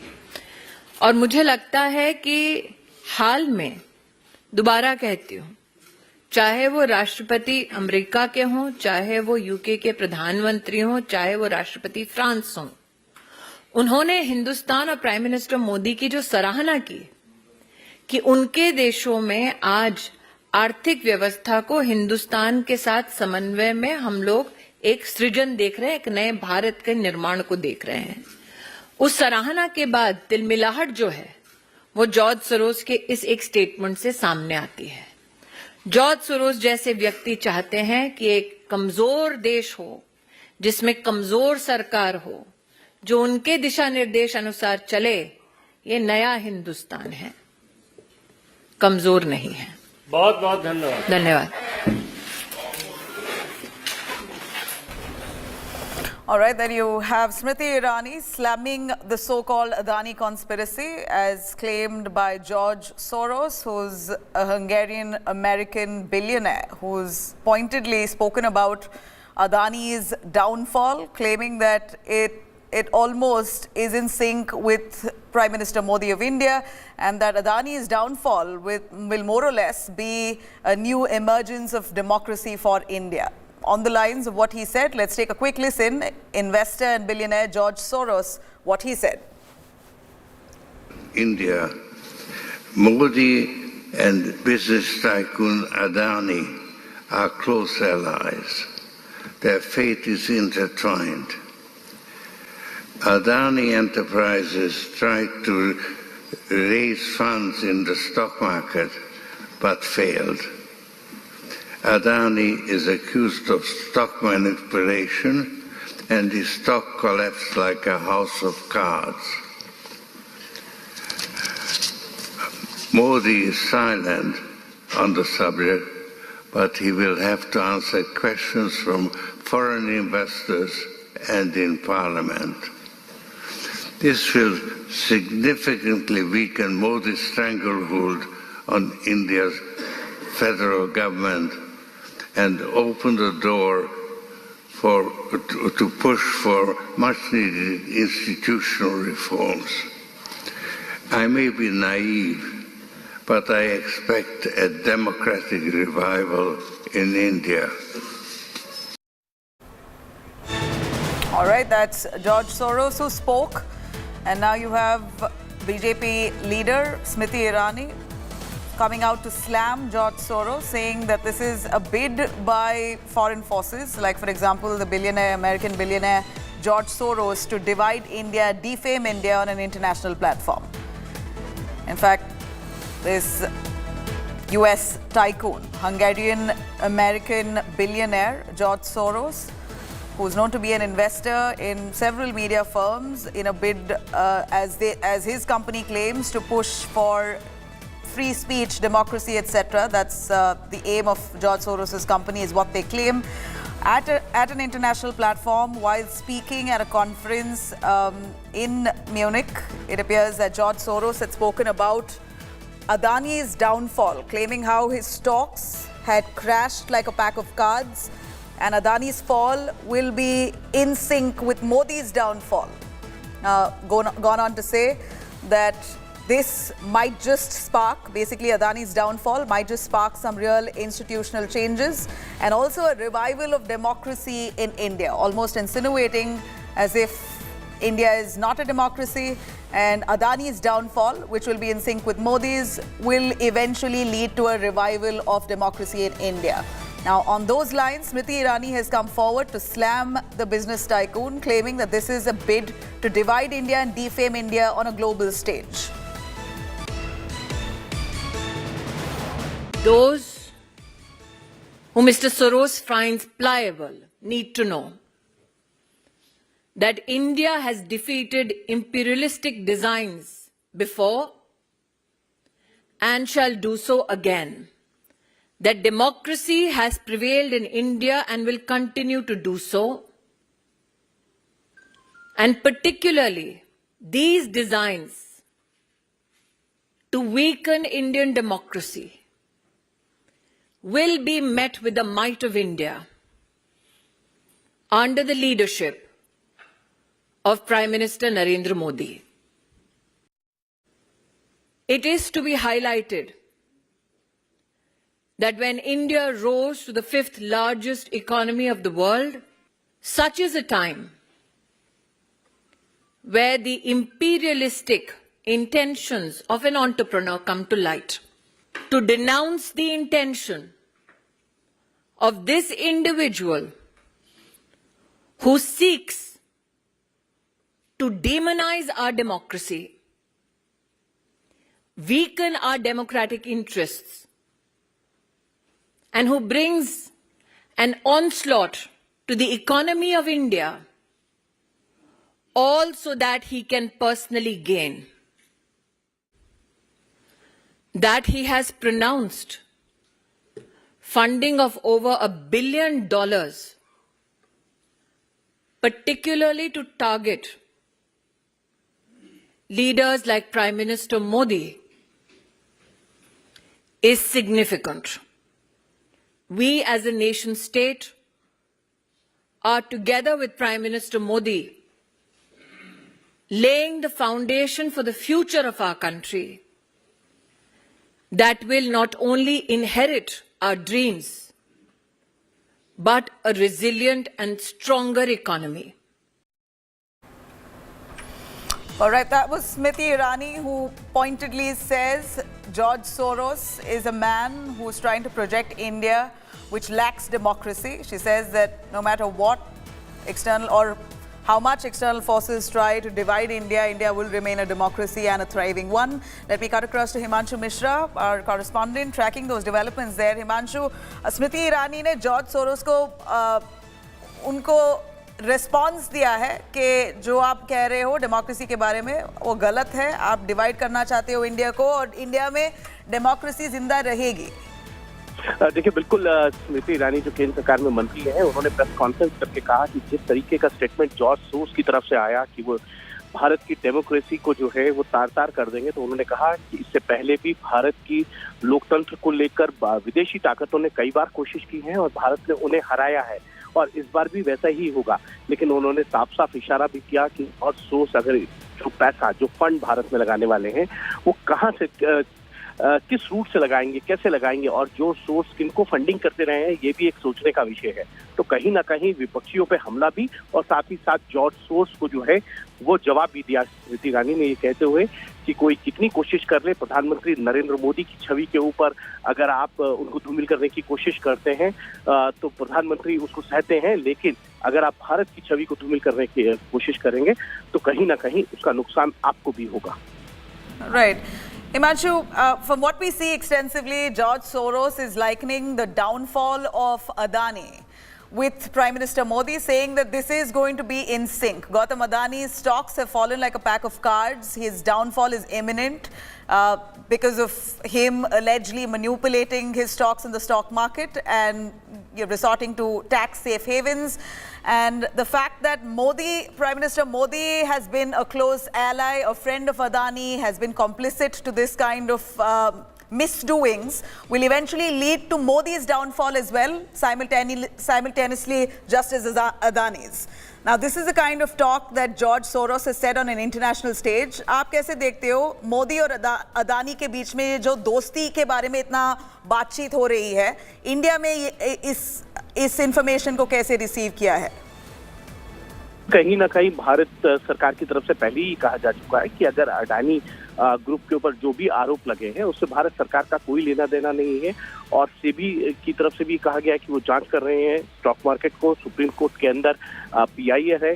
भारत सरकार ने कहा है अगर किसी ने कोई गलती की है तो उसकी सजा उसको मिलेगी और इसमें कोई दो राय नहीं है। लेकिन गौतम अडानी ग्रुप को लेकर जिस तरीके से पिछले कुछ समय के अंदर हिंडनबर्ग की रिपोर्ट आने के बाद विपक्षी दलों ने जो है वो निशाना साधा था प्रधानमंत्री नरेंद्र मोदी पर, लेकिन कहीं ना कहीं अब जब जिस तरीके से जॉर्ज सोरोस हो या अन्य लोग हों वो इस पर निशाना साधने की कोशिश कर रहे हैं, तो उसका जवाब स्मृति ईरानी ने साफ साफ कह दिया कि प्रधानमंत्री नरेंद्र मोदी की छवि को आप धूमिल करने की कोशिश करते हैं, ठीक है, वो उसको कहने की क्षमता है उनमें, लेकिन अगर आप भारत की छवि को धूमिल करने की बात करेंगे, लोकतंत्र को खत्म करने की बात करेंगे, तो भारत ने ऐसी पहले भी हमले झेले हैं और अभी भी झेलने के लिए तैयार है। Himanshu, stay with us. I'm going to quickly cut across to a big development coming in from the Congress party. In fact, George Soros' statement, the opposition has reacted to it. Congress at this point distancing themselves from George Soros' remarks. Congress's Jairam Ramesh says, and I quote, nothing to do with George Soros and what he said. Soros cannot determine electoral outcome in India. Jairam Ramesh claims whether Prime Minister linked Adani scam sparks a democratic revival in India, it depends entirely on Congress and the opposition parties and India's electoral process. Has really nothing to do with George Soros. Our Nehruvian legacy ensures people like Soros cannot determine our electoral outcome. This is The statement coming in as an official statement from the Congress party's Jairam Ramesh. Maushmi joining us, tracking the Congress for us. Maushmi, one would imagine the opposition taking on the government based on what George Soros said, but it appears lessons learned, Congress distancing themselves from a comment made by one of the most well-known billionaires in America, George Soros, claiming that Adani's downfall will be synonymous with Modi's downfall, and this could spark a democratic revival in the country apart from institutional changes. Smriti Irani has responded saying this is a bid to defame India on a global stage. Tell us more. Nabila, clearly the attack on the Adani Modi row has escalated to mammoth proportions even after the parliament session, and we've seen the Congress party going on the ground, conducting several PCs, that is today, press conferences on the Adani row. 23 leading countries, leading states, cities, we are seeing press conferences by the Congress. So clearly this is an issue that has got the potential of a political firestorm that continuing to brew in the country. But the Congress being very, very tactical there, in fact, slamming Soros and saying that he cannot determine political outcomes and electoral outcomes in a democracy, and in fact distancing themselves from the remark. But clearly with the government, senior ministers, latching on to that remark of what Soros has said, clearly intensifies the battle on the Adani row. The government has been saying this is an entire strategy to defame the country and in fact defame the Indian economic system, which is very robust.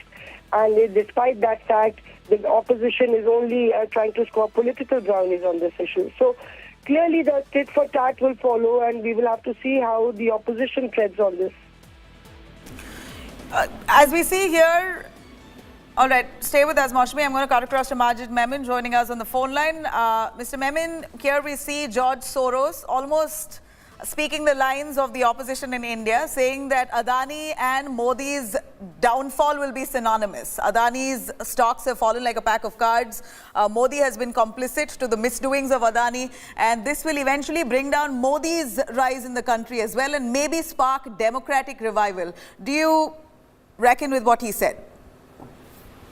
This Adani crisis has created furor, and it has created restlessness among countless investors, both in India and even outside.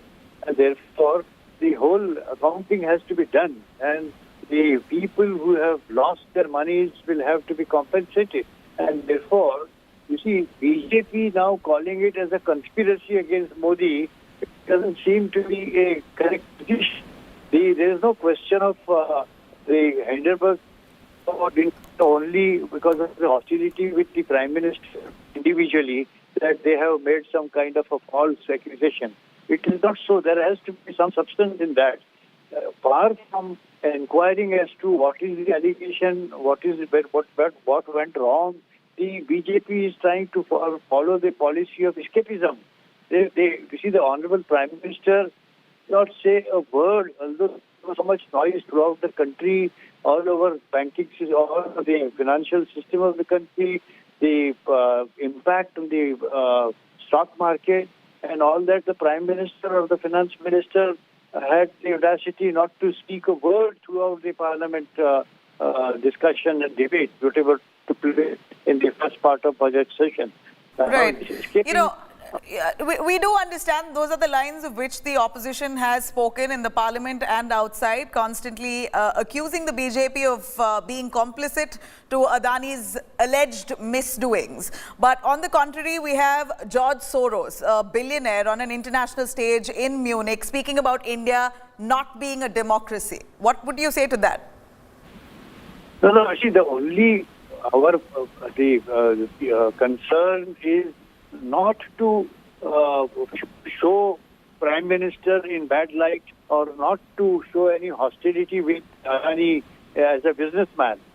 There has been something which went wrong, as a result of which there is such a big financial crisis running into several lakh crores. So that has to be addressed. Running away from it by saying that nothing happened, this is a conspiracy against the Prime Minister or against Adani, well, I don't think that would be the correct position. BJP friends, who may be ruling the country, they will have to turn to it rather than just escaping.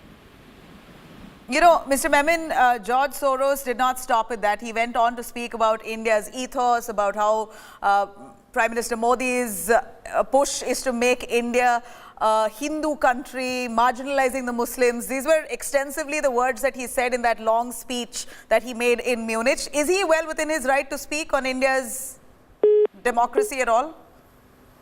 All right, we seem to have lost him, but I'm going to cut across to exactly what this billionaire investor, George Soros, said in Munich. That's really sparked the attack from the BJP's leader, Smriti Irani.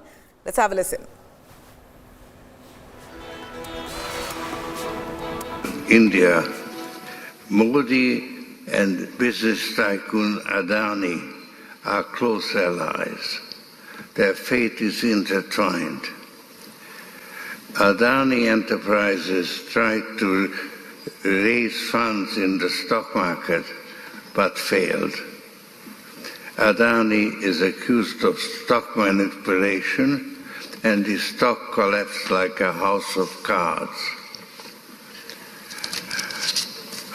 Modi is silent on the subject, but he will have to answer questions from foreign investors and in Parliament. This will significantly weaken Modi's stranglehold on India's federal government and open the door to push for much-needed institutional reforms. I may be naive, but I expect a democratic revival in India. All right, that was George Soros' statement in Munich, which has sparked huge row, with the BJP now responding, saying a bid this is of George Soros to divide and defame India. We're going to cut across to a short break. We'll be right back with more on that. Do stay with us.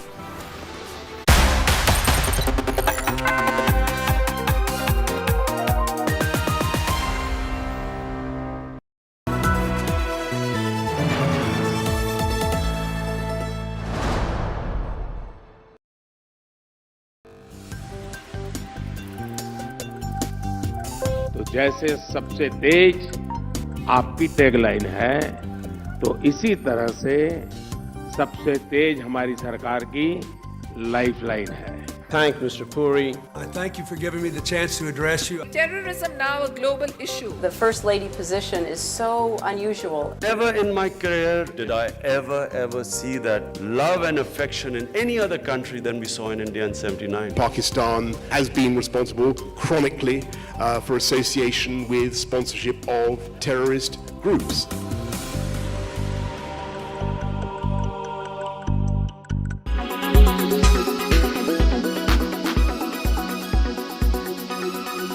Of the state's response, or some say the lack of it really, in this particular case? Madam Vanakkam, firstly I hung my head in shame as a Tamilian, as an Indian, that a person who is serving our country, putting his life in the service of others, is bludgeoned to death. And it shows the impunity with which DMK is defending the particular councillor. Especially in Tamil Nadu, it is nothing new, because with respect to DMK's mindset, and the same party has spoken about Dravidistan, the same party has spoken about a separate state. So, by their nature, their respect for men in uniform, the respect for army personnel was never there. And this incident has clearly shown the government itself is also brazenly defending in a way. The incident happened on February 8th. Now, after the yesterday's hue and cry, especially from the national media, which brought it to national attention, the local police were forced to arrest that councillor, which is after a good 6-7 days.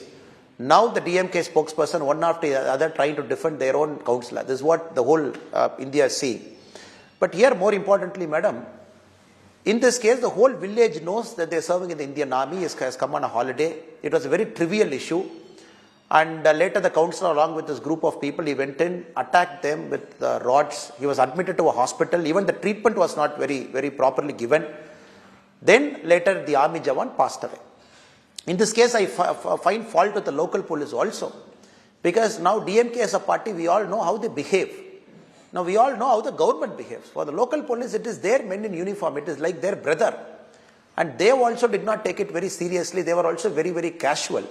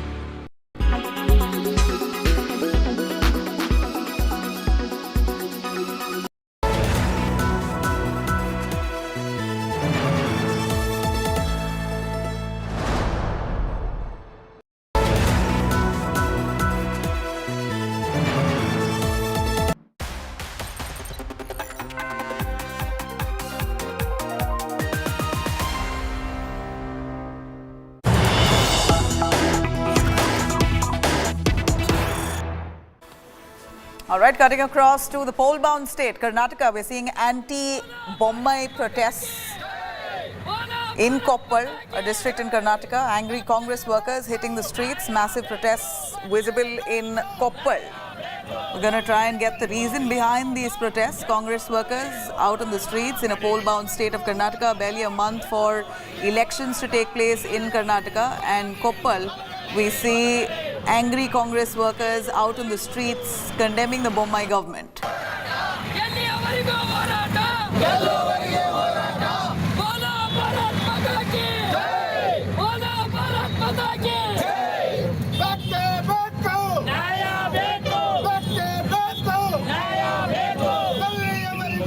Workers there out on the streets protesting against Ashwath Narayan's demand for, in fact, asking for his resignation. Ashwath Narayan had made some comments, and we see Congress workers in Koppal who are protesting against the Bommai government, asking for one of their top netas, Ashwath Narayan, to resign.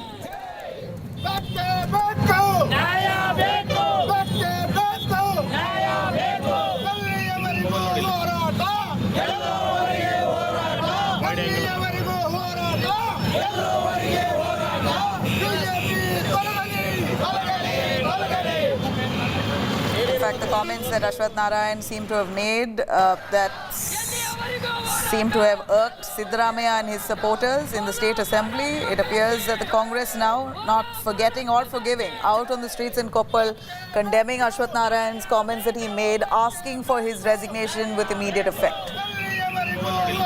We see Congress workers there slamming Ashwath Narayan on the comments that he's made on Siddaramaiah. That's seem to have irked the Congress at large. They've come out on the streets in Koppal demanding that Ashwath Narayan must resign.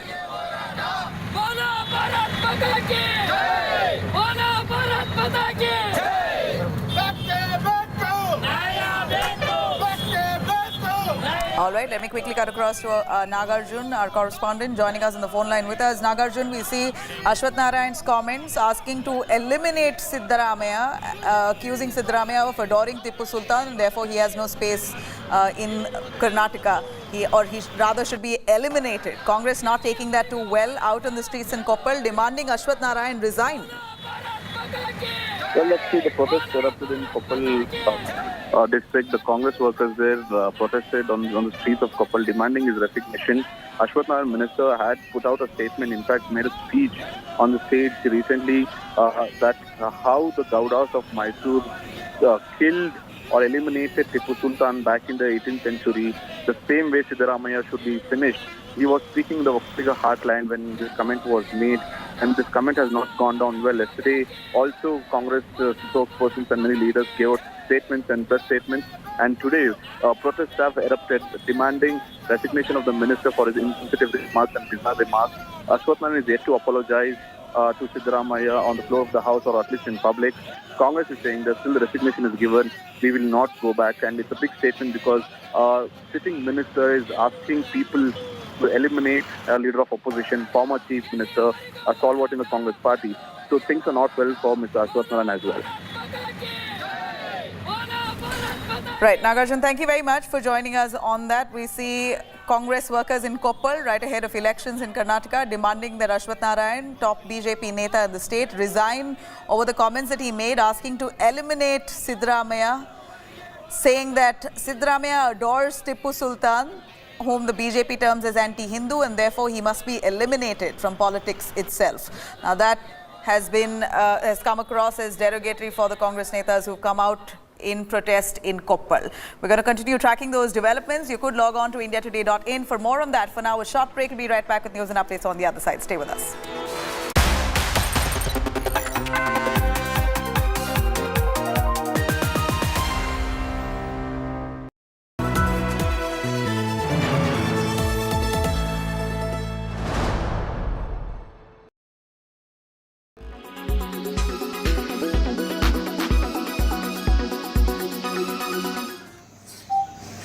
Tragedies can either break you or make you.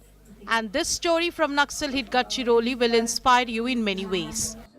Bharati Bogami was just 17 when her father, the Sarpanch of Lahiri village, was shot dead by Naxals in 2002. A brain tumor survivor, she faced several financial problems and yet continued her struggle to become a doctor. She now serves in the same area where her father was killed. मैं सोच रही थी अब तो पापा चले गए, अब ये सब होने के बाद अगर यही मेरा फ्यूचर, अगर मैं पेपर ना दूं तो आगे कैसे बढ़ूं। मेरे पापा की एक ख्वाहिश थी कि मुझे बचपन से मुझे बोलते थे नर्स, बोलते थे डॉक्टर, बोलते थे, ऐसे मुझे अच्छा लगता था। पढ़ाई पूरी होने के बाद मैंने सोच लिया या तो सब सिटी में रहकर सब लोगों को तो डॉक्टर है, लेकिन मेरे गाँव को मेरे लोगों की बहुत ज़रूरत है। मेरे दिल में ऐसे कुछ तो भी चुभन जैसी लग रही थी कि अपने गाँव जाके मैं सेवा दूँ, इसीलिए फिर मैं रिटर्न आ गई।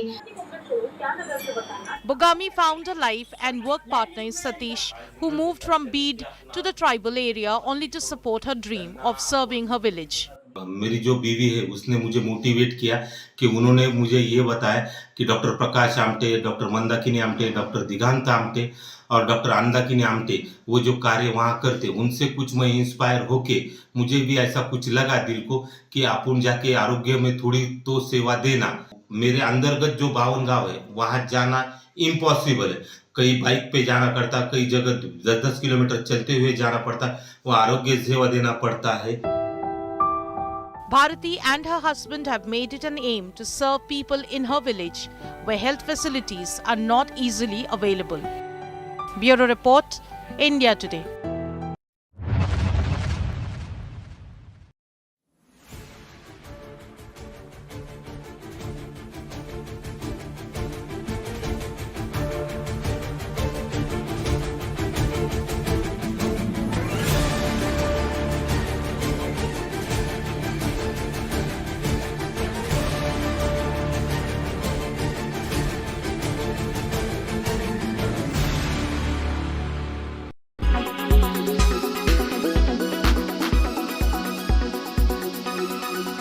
Make your media plan smarter with India Today Live TV on your connected devices. Amplify your brand with 100 million smart internet viewers. To advertise, mail us at sales@aajtak.com.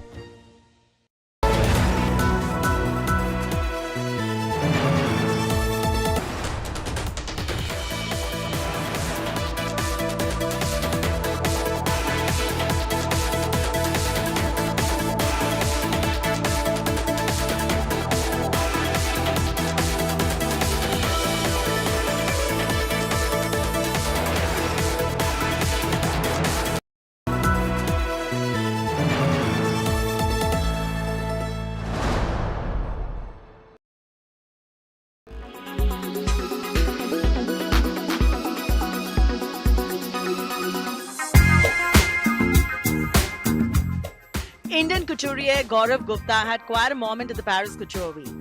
We saw Cardi B don a piece from that collection at the Grammys. Cardi B wore an electric blue custom-made Gaurav Gupta couture and that image has gone viral.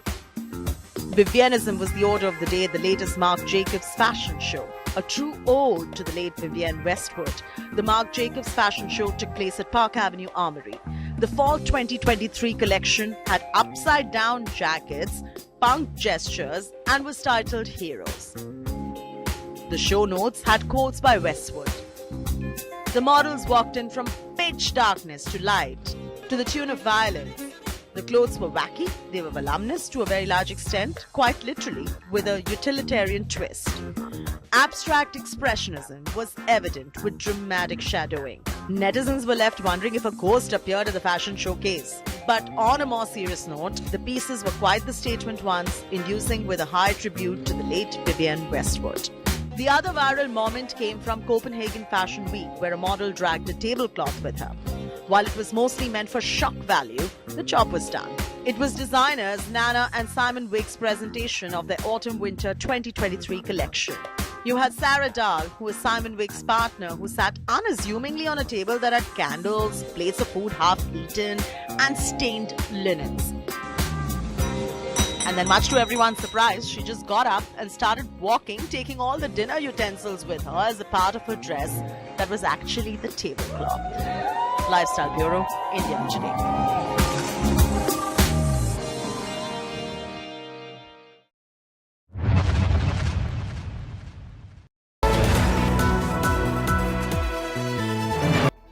Gift well with Sleep Well.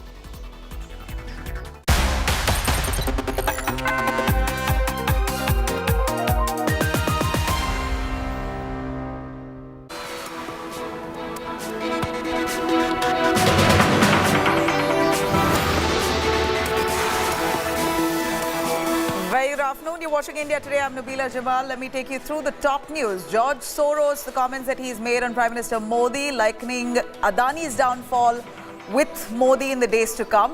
Smriti Irani of the BJP slamming him, calling him a man trying to divide India. We're going to take you through those details, the headlines first. After US tycoon taunted Modi Sarkar, Smriti Irani takes on George Soros, says Soros intends to break India, says that she will stand against any anti-India views. Two Muslim men abducted from Rajasthan, burnt alive in Haryana over suspected cow smuggling. Family accuses of Bajrang Dal workers. Monu, a Bajrang Dal worker named in the FIR, denies those charges, speaks to India Today. Karnataka Congress leaders hold a unique protest during the budget presentation. Congress netas wear flowers on their ears, accusing the government of trying to fool the people of Karnataka. Mahashivratri war escalates in Jharkhand, section 144 in Deoghar after Palmu clash. Internet has been snapped in Deoghar for 4 days. BJP MP Nishikant Dubey files a plea in the High Court.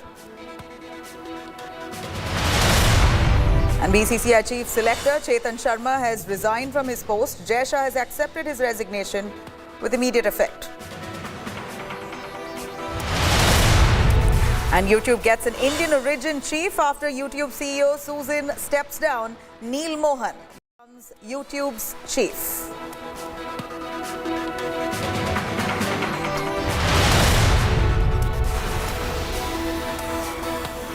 All right, now BJP launches a scathing attack on American investor George Soros. Slamming the investor, Union Minister has claimed that Soros intends to break India and that his imperialistic mindset has been now fully exposed. She's also called Soros's remarks a declaration to destroy India's democratic process, calling upon Indians to unitedly respond to foreign powers who try to intervene in India's democratic processes. These are the words of Smriti Irani.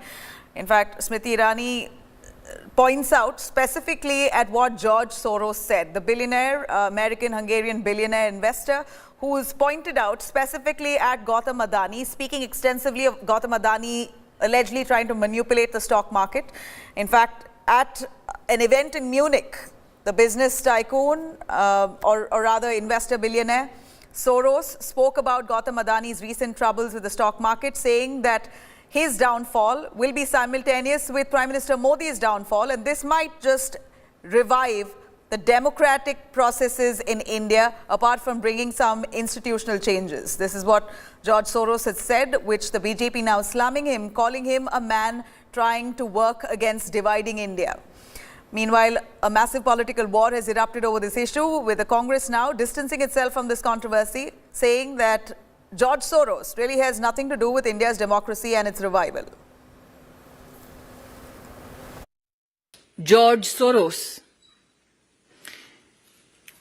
an international entrepreneur, a man who is known and designated so by a nation as an economic war criminal, has now pronounced his desire to break the Indian democracy.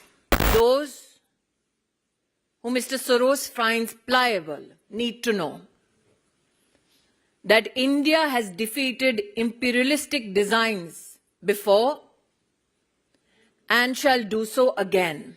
These designs to weaken Indian democracy will be met with the might of India under the leadership of Prime Minister Narendra Modi.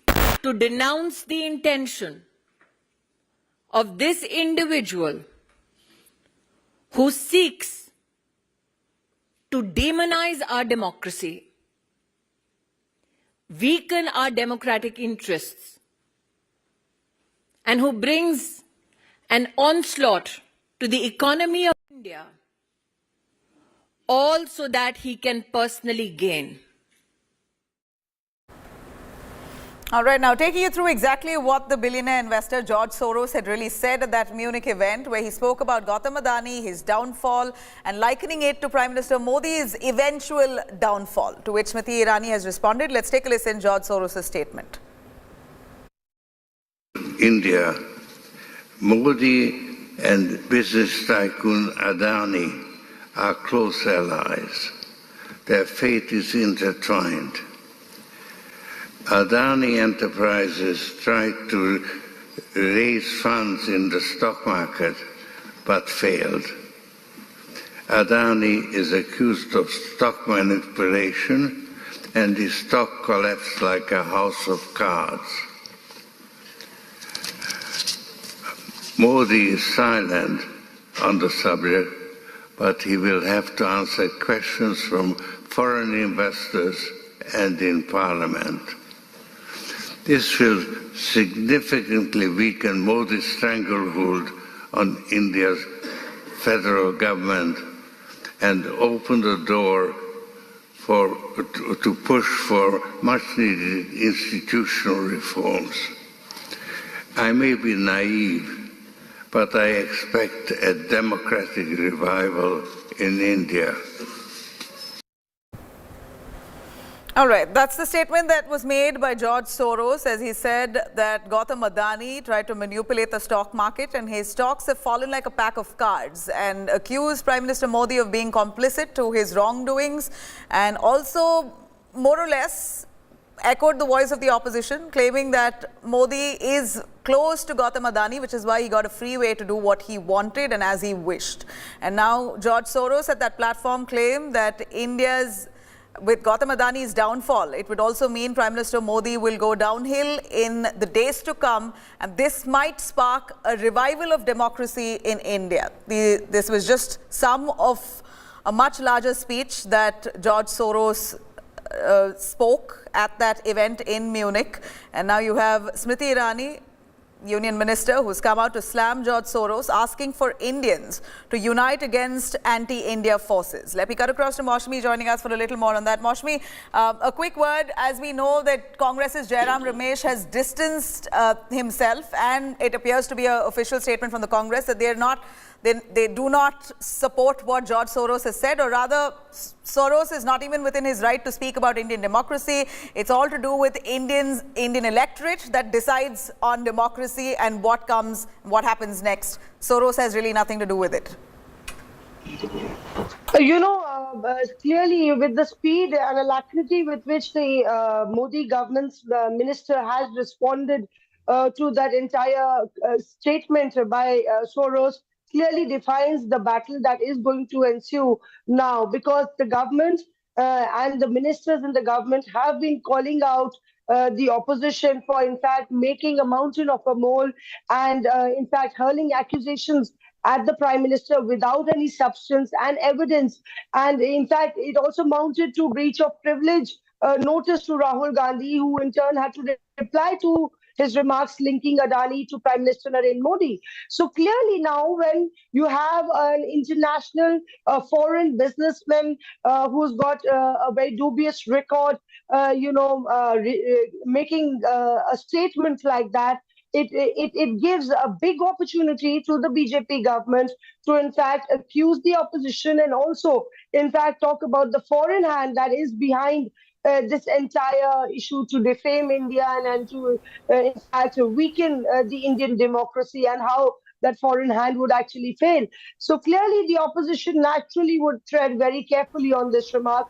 We've seen Jairam Ramesh give a tweet out and there are several press conferences, remember, Nabila, that are happening on the Adani row. The Congress escalating it to the level that 23 press conferences across various cities are happening on the Adani Modi row. So the topic, the timing of it all gives the BJP a shot in the arm, saying the opposition and in fact the Congress is towing the line of anti-Indian forces.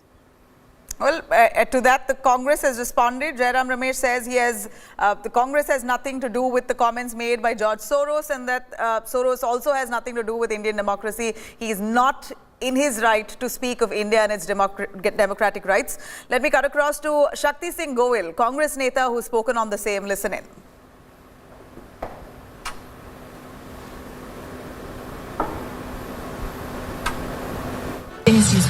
देखिए, हमारे वहाँ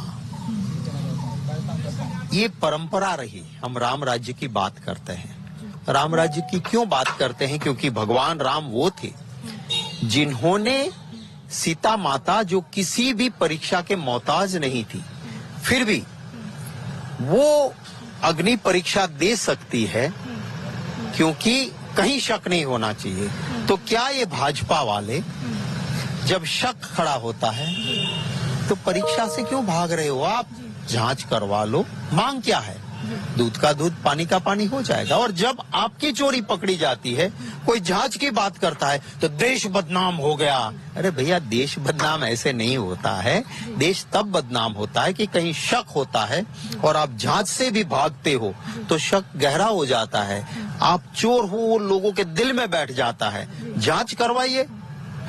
जी, ये भी कहा गया है press conference के दौरान, कहीं ना कहीं प्रधानमंत्री की छवि को खराब किया जा रहा है। ये देश को अच्छा इम्पैक्ट नहीं जा रहा। देखिए, कोई भी छवि खराब करने की कोशिश करे और आप पाक साफ हो तो आपको क्या करना चाहिए कि चलो भाई जांच हो जाए, मेरी छवि खराब करने वाले को जवाब मिल जाएगा कि मैं पाक साफ जांच के बाद निकला तो मेरी छवि और अच्छी हो गई। पर अगर आपको डर है कि जांच होगी तो कहीं ना कहीं मेरी चोरी पकड़ी जाएगी और आप जांच नहीं करवाओगे तो जो शक है वो गहरा बनेगा। वो भाजपा के नहीं, मेरे भी प्रधानमंत्री है, इस देश के प्रधानमंत्री। Adani crisis has caused restlessness among countless investors, most of them from the middle class, poor class, and also the investors from abroad.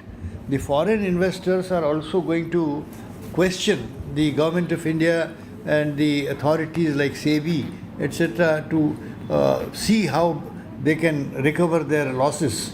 And I think the Prime Minister during the Parliament's session, budget session, did not speak a word, although there was so much noise in the House and the House had to be adjourned because of the disruption caused by the opposition.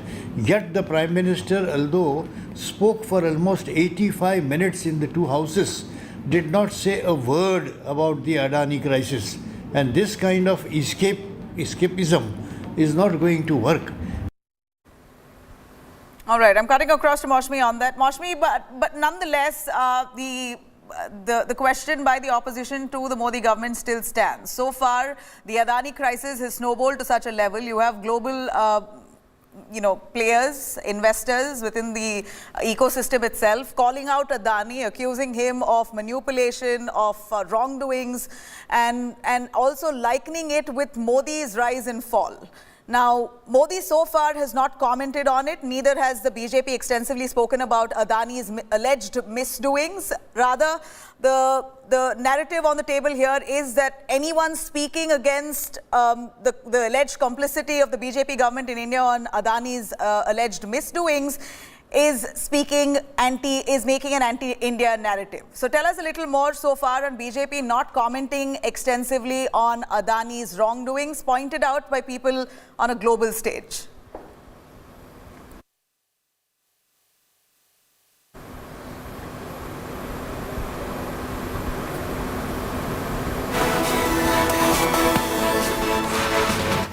We seem to have a problem with Maushmi's audio. We're going to try and patch her on that.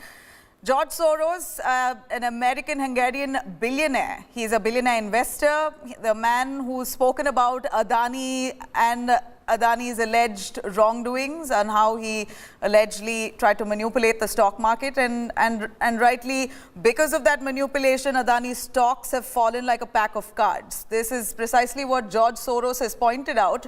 But then he goes another extent where he claims that Adani's rise is all because of Prime Minister Modi, and with Adani's downfall, even Prime Minister Modi's downfall is imminent. These are the kind of words that he's spoken on an international stage. Let me cut across to Maushmi, who's back with us. Maushmi, a quick word from you. As we see, there's enough and more talk about Gautam Adani trying to manipulate the stock market or his shares, and that's resulted in his downfall. So far, the BJP or Prime Minister Modi has not commented on a number of allegations that the BJP has been complicit with Adani's rise and his alleged misdoings. Nabila, this is true that the Prime Minister has not said a word on the entire Adani row, but, a battery of ministers have spoken out very aggressively, very attackingly, talking about India's financial system, how robust it is, how the agencies can do their work, and it is like meddling with the affairs of SBI and other agencies. In fact, if you're trying to say they're not doing their job or why they doled out money to Adani and none of the private banks did. But on the other hand, if you look at the political side of it, of course, there were a battery of union ministers who defended and in fact attacked the opposition vehemently on the floor of the House, outside, and you have Smriti Irani within minutes of what Soros said. You have a minister who clearly defines the line of attack for the BJP, talking about a foreign hand. It is on the Congress to in fact read between the lines, but the Congress party in fact wants to keep this issue alive. It really thinks that this is an issue that puts the Prime Minister on the mat. Remember, they've been there and done it earlier as well. As far as Rafale is concerned, as far as the election campaign in 2019 is concerned, they attacked the Prime Minister. And Amit Shah clearly on the Adani row has said if they are so confident they can go to the courts, there is not a rupee that it has been given favoring Adani, is what the finance minister had said. So remember, the top ministers in the government have defended the entire issue, cleared the Prime Minister and said that it is opposition that is trying to create mischief and demean the Prime Minister. And now you have another spice to the entire story, another twist to the entire tale, with Soros, stepping in and jumping into the entire controversy. It gives BJP more meat to tell that the Congress party has really lost the plot here. But we will have to wait and see, because the Adani row is not a Rafale row. It is linking directly to the Prime Minister. It is, and the Congress has made amends. It's talking about investors. It's talking about the welfare of investors. And the Supreme Court has also, raised its concerns as far as the protecting the interests of investors is concerned. So we will have to wait and see. But the battle lines as far as the run-up to the 2024 elections, Nabila, is concerned, has already been drawn, and the issue already been highlighted. This certainly will be an issue which it appears that parties will have to firefight. The BJP has now slammed George Soros, extensively calling him an anti-India force, a bid to divide India. He's spoken words that are untrue, says Smriti Irani, and claims that the BJP will stand strong against any anti-India views that comes to fore.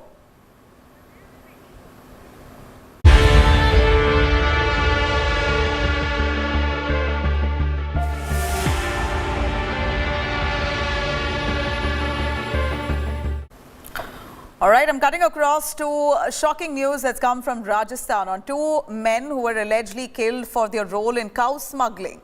Now, there's been quite a lot of developments in that story. I'm going to take you through a roundup. Two men suspected of cow smuggling in Rajasthan were allegedly kidnapped from Bharatpur, Rajasthan's Bharatpur district, and burnt alive in Haryana's Bhiwani.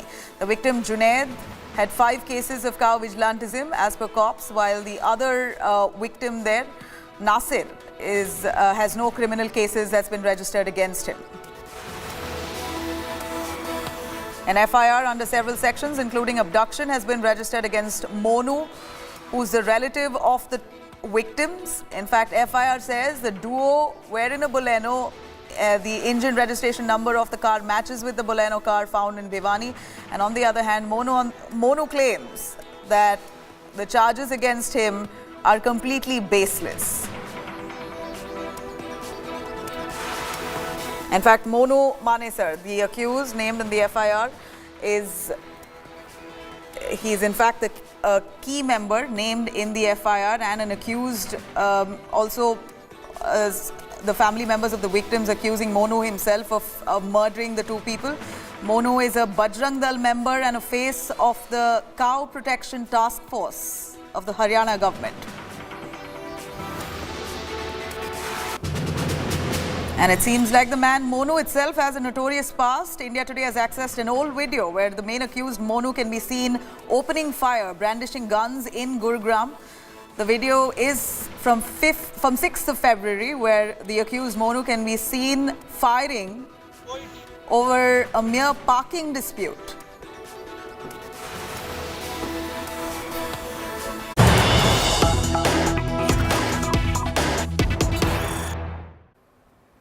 All right, more developments coming in the Rajasthan cow vigilantism horror case. One accused has now been detained. Rajasthan Chief Minister Ashok Gehlot has assured immediate action. Gehlot says, and I quote, "Hunt on to capture the remaining accused." Rajasthan Chief Minister Ashok Gehlot says the killing of the two people, residents of Bharatpur's Gatmika in Haryana, is condemnable. Rajasthan and Haryana police are now taking coordinated action. One accused has been detained. Search is on for the remaining accused. Rajasthan police has now directed their team members to take strict action and crack down on those accused who are still absconding. Let me cut across to Arvind Ojha, our reporter joining us live for more on that. Arvind, यहाँ पर एक को detain किया गया है अशोक गहलोत के government ने, मगर अभी तक जो इतने सारे नाम एफआईआर में दर्ज हुए हैं, उनका अरेस्ट का कोई नाम नहीं आया अभी तक. उनका क्या अरेस्ट हुआ है या नहीं हुआ है, और क्यों नहीं हुआ है अगर नहीं हुआ है?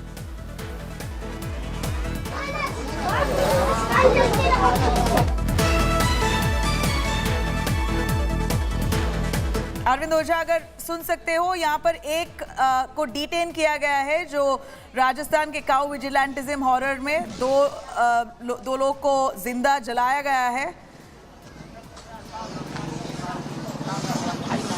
नहीं, बिल्कुल. देखिए, ये जो अभी पंचायत हुई थी वहां पर चूंकि काफी गांव के लोग जो है, आसपास के लोग वो इकट्ठा हो गए थे, तो ये जो इलाके के सरपंच है उन्होंने लोगों के सामने कहा है कि एक शख्स को राउंड अप किया गया है, लेकिन अभी भी इन्वेस्टिगेशन चल रही है. इन सब के बीच इंडिया टुडे की टीम जुनैद के घर पर मौजूद है.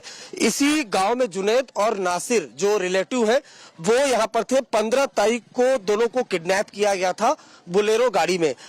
उसके बाद कुछ दिन बाद जो बुलेरो गाड़ी वो जली हालत में मिलती है और वहां 2 नरकंकाल मिलते हैं. अब उनका फॉरेंसिक एग्जामिनेशन कराया जाएगा, डीएनए टेस्ट कराया जाएगा और उसी से एस्टेब्लिश्ड होगा कि जो बुलेरो में नरकंकाल मिला वाकई वो जुनैद और नासिर का है. हालांकि जो बुलेरो का चेसिस नंबर है उसकी इन्वेस्टिगेशन करते हुए हरियाणा पुलिस ने ये लीड दी राजस्थान पुलिस को, भारत पुलिस को. लेकिन फिलहाल की अगर बात की जाए तो इन्वेस्टिगेशन लगातार चल रही है. 5 अक्यूज इसमें जो बजरंग दल से जुड़े बताए जाते हैं, जिसमें मोनू मानेसर प्राइम सस्पेक्ट के तौर पर उसे बताया जा रहा है. उससे बातचीत भी इंडिया टुडे ने की. वो तमाम आरोपों से इनकार कर रहा है, लेकिन अब 2 स्टेट की पुलिस इस इन्वेस्टिगेशन में जुड़ गई है। एक तरफ भिवाड़ी, वहां पर पुलिस इन्वेस्टिगेशन कर रही है, दूसरी तरफ भरतपुर में जहां अबडक्शन की एफआईआर, किडनैपिंग की एफआईआर जो है वो रजिस्टर हुई थी। पुलिस का कहना है कि जुनैद के खिलाफ कुछ मामले थे, नासिर के खिलाफ कोई मामला नहीं था, ऐसा आईजी भरतपुर ने कहा है। लेकिन बड़ा सवाल यह है कि वो कौन लोग हैं जिन लोगों ने किडनैप किया। 5 अक्यूज्ड इसमें जो बजरंग दल से जुड़े बताए जा रहे हैं, उनका एफआईआर में नाम है, वो फिलहाल फरार चल रहे हैं। यहाँ पर पंचायत, जो आसपास के लोग, तस्वीरें आपको दिखाएंगे, इस तरीके से आसपास के लोगों को ये समझ में भी नहीं आ रहा है कि किस तरीके से ये पूरा इंसिडेंट को अंजाम दिया गया। इस वजह से इन लोगों में काफी ज्यादा गुस्सा था। पुलिस से सवाल पूछा गया कि क्या एक्शन पुलिस ले रही है। उसके बाद सरपंच को यहाँ पर बुलाया गया और उसके बाद ये बताया गया कि एक शख्स को राउंड अप किया गया है। जुनैद और नासिर की जो फैमिली है वो ये जो विलेज है भरतपुर का, इसी विलेज में रहती है। लेकिन किस तरीके से 15 तारीख को दोनों को ऐसा बताया जा रहा है एफआईआर में कि 10 से 12 लोग वो किडनैप करके लेकर जाते हैं और उसके बाद हरियाणा में एक बोलेरो गाड़ी वो जली हालत में मिलती है और उसमें 2 लोगों का नरकंकाल मिलता है। अब वो जो कंकाल मिला उसका डीएनए सैंपल कराया जाएगा। डीएनए सैंपलिंग से ही ये क्लियर होगा कि वो बॉडी किसकी थी, किसकी नहीं थी। फिलहाल इन्वेस्टिगेशन वो जारी है और जो जुनैद और नासिर का जो परिवार है अब वो पुलिस से इंसाफ की मांग कर रहा है। जी नबीला, Arvind Oja, जुड़े रहिए. I'm going to quickly cut across to Kamaljeet Sandhu, who is also joining us from Bhiwani. Kamaljeet, this has certainly shocked us. At a time, Rajasthan is also going into elections anytime soon. Ashok Gehlot government has been blamed for not protecting the rights of people. The accused here, one of them we believe has 5 cases of cow smuggling, but really gives nobody the right to take law into their own hands. You have a bunch of them who have been named in the FIR, but just one person who's been detained so far. Well, absolutely. The merits of the case are in front of the people. Despite having cases does not mean that you can kill somebody, and this is obviously taking law into their own hands. That is also correct that 5 people were named. These 5 people were from Bajrang Dal. One, now we've been told through our sources, has been detained. But very importantly, largely a group of them, 8 to 10 of them, they surrounded these 2 particular people, Junaid and Nasir. They beat them up and took them in the Bolero SUV, and that was then driven down 300 kilometers to Bhiwani. And this is where they were found dead, just found with skeletons. And even people in Haryana have been completely shocked. They said Haryana police quickly started investigations and through chases could trace back as to where the victims really were from, then informed Rajasthan police. However, the Rajasthan police did come in the evening, did take down names of witnesses standing, but did not take down any sort of statement from them. But many say that as far as the cattle smuggling is concerned, or any angle of this particular network is concerned, or even Bajrang Dal doesn't seem to have much influence. They seem very perplexed as to why this area was chosen. But perhaps one, the distance itself was very, very far away. The other is obviously they were looking for a secluded place which they found in Bhiwani's area. This is also where the CCTV is now being scrambled through by Haryana police itself. They haven't really found clues, but it does seem that post around 12 o'clock, several rounds were made till they actually spotted a secluded area, and on that particular road, they burned the SUV. We do not know the circumstances, and the forensics and post-mortem have not confirmed whether the victims were killed in the burning car or were they killed and then the car burnt. So all this is a matter of investigation, but clearly with the links of cow vigilantism as well as the other aspect about how law has been taken into hands. Remember, there are 2 state police involved, but Rajasthan police is the one where onus and responsibility and even the original FIR is from. And clearly, as far as the accused are concerned, they're all from Haryana. And this is where they'll have to really prove it, that they are very neutral, so that the justice is actually done, especially to the victims who are no longer alive. Sure. Kamaljeet, stay with us. As we know, 2 Muslim men who are suspected of cow smuggling were Kidnapped from Rajasthan's Bharatpur district, burnt alive in Haryana's Bhiwani. The victims, identified as Nasir and Junaid, allegedly abducted late on Wednesday night, and they were burnt alive this morning. They were found dead in a charred vehicle at Loharu in Haryana's Bhiwani this morning. A blame is now on a group of Gaurakshaks and leaders of the Bajrang Dal. Total 5 people have been named in the FIR. The Bajrang Dal leader, who is named in the FIR, Monu Manesar, says that this is a bid to defame the outfit, Bajrang Dal, the right-wing outfit, and says that all the allegations made against him and his associates are absolutely false. An FIR has now been filed in Rajasthan's Bharatpur, claiming that the 2 men, Nasir and Junaid, were abducted and killed. I'm going to take you through many of those reactions coming in on the case. Listen in. Bharatpur से जो जुनैद और नासिर गायब हुए हैं, उस मामले में जो एफआईआर दर्ज हुई है उसमें मोनू मानेसर का नाम सामने आ रहा है। मोनू मानेसर बजरंग दल से जुड़ा हुआ है। मोनू, जुनैद और नासिर की किडनैपिंग हुई है और भिवाड़ी में बुलेरो कार में एक नरकंकाल मिला है। अब नाम मोनू मानेसर का आ रहा है और एफआईआर में भी आपका नाम है। आपका क्या कहना है? मेरा ये कहना है जी, जो जुनैद और उनको मैं जानता ही नहीं हूँ और उनसे हमारा कोई लेना देना नहीं है, ना मैं उनको जानता और ना इस घटना को मेरे बारे में पता ही चला। मैंने तो सोशल मीडिया के द्वारा ही पता लगाया कि मेरा नाम उस घटना में किसी में दे दिया गया है। उस दिन मैं जो 14-15 की रात को मैं गुरुग्राम में ही मौजूद था और मैं एक होटल में था, मैं और मेरे साथी मौजूद थे। उस घटना से हमारा कोई लेना देना नहीं है। पुलिस अच्छे से जांच करे और इसमें सीबीआई जांच हो कि जो दोषी है उनको पकड़ा जाए और जो बजरंग दल को, हमारे संगठन को, इतने बड़े संगठन को जो समाज सेवा में लगा हुआ है उसको बदनाम कर रहे हैं, उसके खिलाफ सख्त से सख्त कार्रवाई की जाए। बाकी जो आरोपी हैं जिनके नाम है रजनीकांत, लोकेश, क्या इनको आप जानते हैं? मैं किसी रजनीकांत को नहीं जानता, रजनीकांत कौन है, लेकिन मैं उनको जानता हूं। जो श्रीकांत है, लोकेश जी हैं, वो जो श्रीकांत है बजरंग दल के कार्यकर्ता हैं, उनको मैं जानता हूं। उनका भी इस घटना से कोई लेना देना नहीं है। उनसे मेरी बातें हुई थी, उनसे मैंने पूछा था तो उन्होंने बिल्कुल मना कर दिया कि भाई हमारा इस मामले से कोई लेना देना नहीं है। और मैं खुद सवेरे एक होटल में मौजूद था, मेरे साथी भी मौजूद थे। इस घटना से दूर दूर तक हमारा कोई लेना देना नहीं है। हम कोई सामाजिक कोई भी सामाजिक ये काम बिगाड़ना नहीं चाहते हैं, जो अपने देश में दंगे भड़के या कुछ भी हो। हम देश की सेवा के लिए और समाज की सेवा के लिए ही सारे युवा साथी लगे हुए हैं। मेरा ये सवाल है कि आपका और आपके सहयोगियों का नाम आखिर कैसे सामने आ गया एफआईआर में कि जुनैद और नासिर का किडनैपिंग होता है, और आप ही का नाम क्यों आ गया उस एफआईआर में? अब जाहिर सी बात है, किसी का किडनैपिंग होती है और वो उसमें नाम दे दिया जाता है तो नाम जाहिर सी बात है गलत नाम दिए गए हैं। गलत नाम इसलिए दिए गए हैं कि गौ हत्या रोकने में हमारी टीम पूरी तरह से लगी हुई है। गौ हत्या हमने अनेकों ट्रक, अनेकों गाड़ियां हमने पकड़वाई है पुलिस से, और हम पूरे गौ हत्या रोकने में पूरा सक्षम रखते हैं। इसीलिए हमारे पीछे ये पड़ गए हैं। कुछ कसाईयों ने हमारे नाम दिलाए होंगे, लेकिन जांच जब सामने आएगी तो मैं सभी मीडिया कर्मियों और सभी से मैं कहना चाह रहा हूँ, जो सच्चाई है वो 1-2 दिन में सामने आ जाएगी और जो लोगों को पता भी लग जाएगा कि ये काम किसने किया है, किसने नहीं किया। हमारा इस घटना से दूर दूर तक कोई लेना देना नहीं है। सुबह देखा था 4 बजे इसको, तब ये जल चुकी थी पूरी, लेकिन किसी ने ये अनुमान नहीं लगाया था कि उस टाइम में, क्योंकि अंधेरा भी था 4 बजे, कि इसमें कंकाल है। 8 बजे 8:30 बजे के लगभग पता चला कि इसमें डेड बॉडीज है।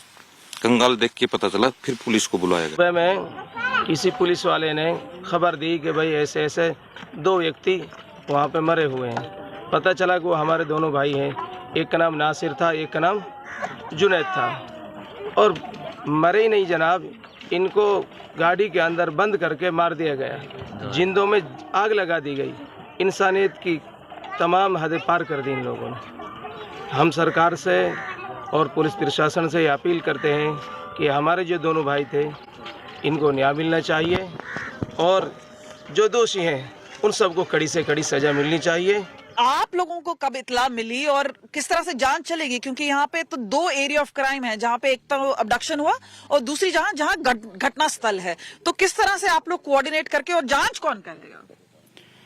देखिए, सुबह 8 बजे के आसपास गांव के किसी आदमी ने हमारे को टेलीफोन किया था, लोहारू एसएचओ को। उसके बाद हम यहाँ मौके पे आए थे और मौका पे आके हमने देखा तो उसमें 2 नरकंकाल थे जो लगभग जड़े हुए थे। उसके तुरंत बाद हमने एसपी साहब को इसकी सूचना दी कि एसपी साहब ने जब वो टीम में वहाँ से सीआईए की, सीन ऑफ क्राइम की और साइबर की और टीमें वहाँ से भेजी, मोटर मैकेनिक को वहाँ से भेजा भिवाड़ी से, और हमने गाड़ी का एक इंजन नंबर तो मैकेनिक के बाद खुला, पहले हमने चेसी नंबर मिल गया था। चेसी नंबर से हमने कंपनी को टेलीफोन किया, यह एक महिंद्रा की एजेंसी है भिवाड़ी में, वहाँ एक हमारा आदमी भेजा गया, तो उसमें मालिक का नाम आ गया। वो गाड़ी का मालिक का कुछ नंबर, एक टेलीफोन नंबर मिला, उससे नंबर से बात की गई, तो उसने आगे बात बताई कि हमारा ऐसे ऐसे हुआ है, और हमने वहाँ कंप्लेंट, फिर हमने वहाँ प्रतापगढ़ एसएचओ, गोपालगढ़ एसएचओ से बात की। Now, as more information on the case emerges, cops have claimed that while one of the victims, Nasir, had no cases of criminal record against him, the other, Junaid, who has been killed, burnt alive, had 5 cases of cow smuggling that was registered against Junaid. Let's have a listen. में से जो 2 लड़के जिनका अपहरण हुआ, उनमें एक का नाम जुनैद है और एक का नाम नासिर है। नासिर का कोई रिकॉर्ड नहीं है।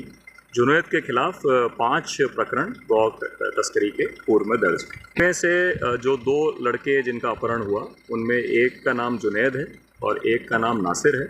नासिर का कोई रिकॉर्ड नहीं है। जुनैद के खिलाफ 5 प्रकरण गौ तस्करी के पूर्व में दर्ज है।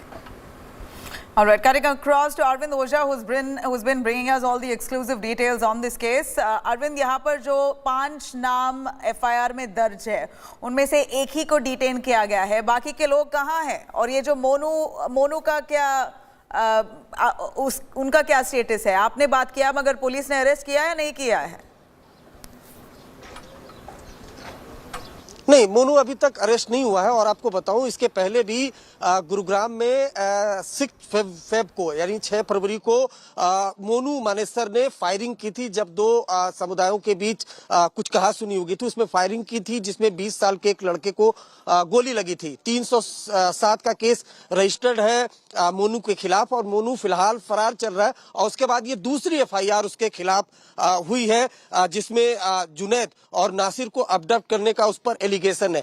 ये जो एक पर्सन को डिटेन करने की बात कही जा रही है, वो दरअसल गांव में जब पंचायत चल रही थी, उसके सामने जो सरपंच है उसने ये बयान दिया है। लेकिन अभी तक जो 5 अक्यूज्ड है, जो इंडिया टुडे को जानकारी मिली है, उसमें जो प्राइम अक्यूज के तौर पर माना जा रहा है मोनू मानेसर, उसे पुलिस अभी तक डिटेन नहीं कर पाई है।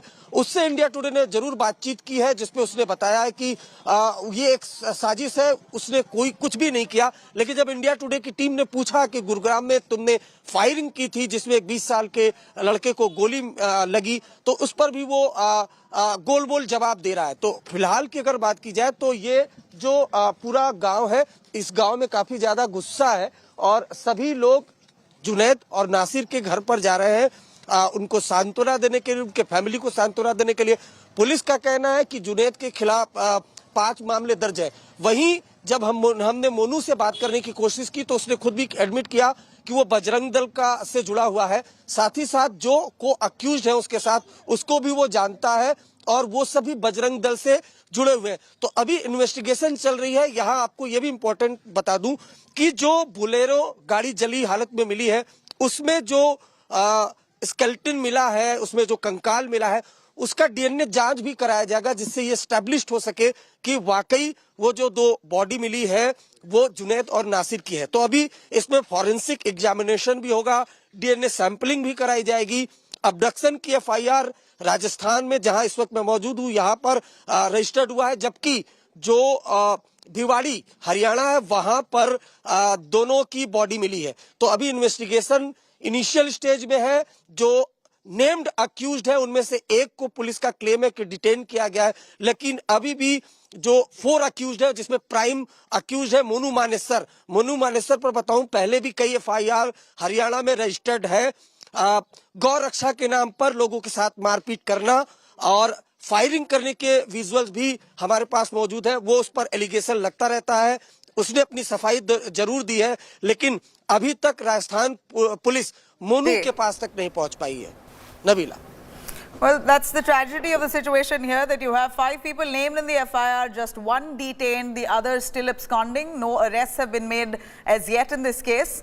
But a quick look into who exactly is Monu Manesar. He's been identified as a key accused in this Bharatpur murder case. Monu is said to be a Bajrang Dal member and the face of the Cow Protection Task Force of the Haryana government. He's been blamed for this murder, mentioned in the FIR, but yet not been arrested. The accused has a gold button on YouTube, over 2 lakh subscribers, quite a popular man on social media. India Today had accessed an old video though that shows this man, Monu Manesar, opening fire in Gurugram over a mere issue of parking. Over a parking dispute, this man, Monu, has brandished his gun and opened fire, which also, it appears, hit a young boy.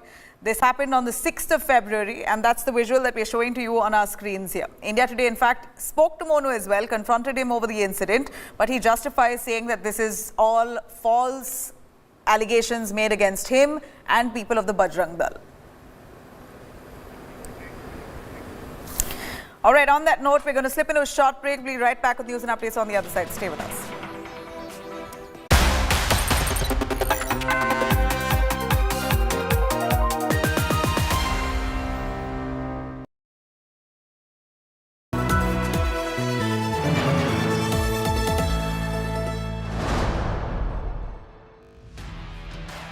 Over 3 decades, Business Today has delivered news, views and analysis like no other. Now, Business Today presents the future. Could I request Mr. Arun Puri, our Editor-in-Chief, to come up on the stage with the Finance Minister as we unveil the anniversary issue of Business Today. This is the 31st anniversary of India's #1 news magazine.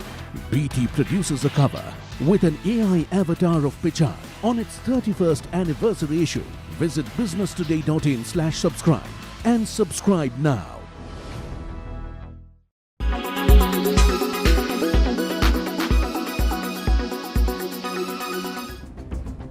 This is a heartbreaking picture, but don't look away, because this is the reality of how many tigers we've lost in a matter of just 1 month. And this is just the tip of the iceberg. In 38 days, we've lost 24 of these beautiful big cats. That's 24 deaths between January the 1st and February the 8th. And if you're wondering why, it's a mix of multiple factors: unscientific development, lack of care and habitat, and in some cases, natural causes as well.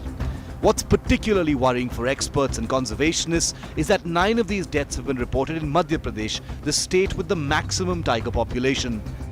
In Ranthambore, Rajasthan, 4 tigers died in a matter of days, including a cub, and there are serious questions being asked of the forest department here. According to locals, the forest officials had no clue that a tigress had given birth to 3 cubs in a nearby field and so failed to monitor her movements. The cub died due to cold and hunger as the mother wasn't feeding the cubs. Tragically, the mother tigress's body was also found meters away from the cub. She died after a fight with another tiger. बागिन का कल सब 4 बजे मिला था, और ये जब मिलान किया गया रिपोर्ट से तो ये बागिन T114 सिद्ध हुई, और उसके बाद में इसको बॉडी को रिकवर करके और यहाँ लाया गया, और आज इसका पोस्टमार्टम SOP जो NTC की निर्धारित है उसके अनुसार करें। Besides these tragic deaths, 2 tigers, a male and a female, have also died in the last 1 month in Ranthambore due to age-related illnesses. Savai Madhopur has been under scrutiny of late. Rapid urbanization in the area, coupled with non-stop safari traffic, has made it increasingly less secure for tigers in the region, particularly with their numbers going up. But there's clearly a need to address if the forest department is fully equipped to track tigers. Much like Ranthambore, in Karoli of Rajasthan, a tiger's carcass was found yesterday and authorities have no clue what happened or even which tiger this is. A tiger found dead inside a pipe, another found in a field. What's clear in all these incidents of tiger deaths is we need a serious rethink of our tiger conservation schemes. The numbers may be swelling, but the deaths are also tragically going up. Bureau Report, India Today.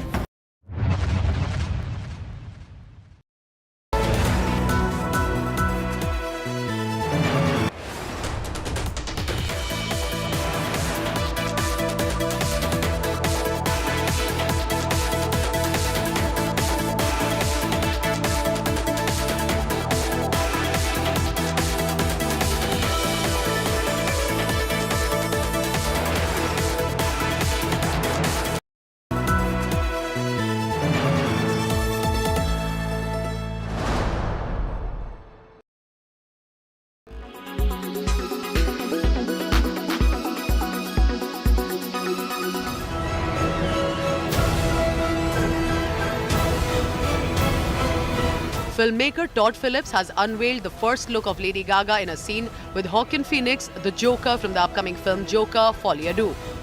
The film will reportedly also feature Catherine Keener, Brendan Gleeson and Zazie Beetz.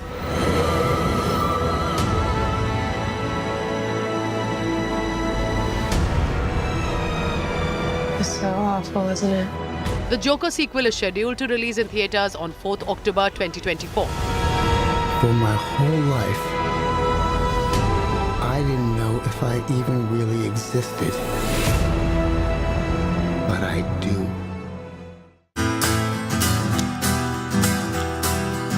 Sports drama Ted Lasso is all set to return with the third season. Oh, yeah.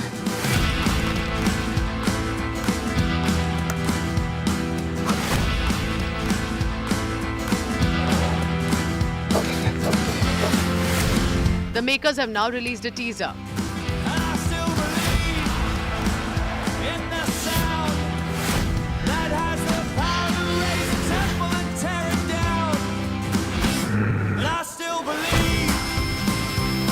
Latest season will focus on the newly promoted AFC Richmond, which is trolled as the media predictions widely peg them as last in the Premier League, and Nate, now hailed as the wonder kid, has gone to work for Rupert at West Ham United. Well, if seeing is believing, I believe we've been seen. The series stars Jemmy Swift, Phil Dunster, Toheb Jimo, Christo Fernandez, Kola Bokini, Billy Harris and James Lance. Ted Lasso Season 3 will premiere on 15th March. Oh, yeah. Entertainment Bureau, India Today.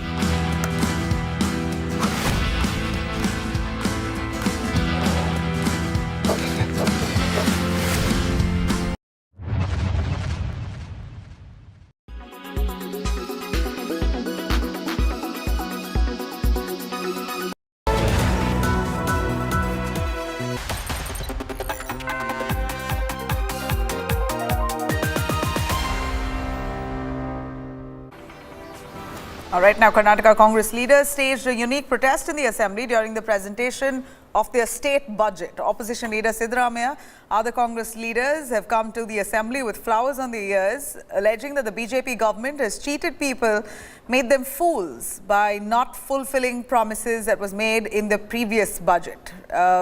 Flower on their ear basically signifies that the BJP government is making a fool of the public. Even before Chief Minister began the Karnataka budget presentation, an argument broke out in the assembly between the BJP and the Congress. Following a brief showdown in the assembly, Chief Minister Basuraj Bommai went on to present the budget. Bommai has granted 1,000 crores for development of temples and mutts in and around Karnataka over the next 2 years if they come to power. The BJP has also announced the construction of Ram Mandir in Ramnagar district. The Bommai government has also announced funds to tackle traffic, floods and improvise infrastructure in the city of Bengaluru.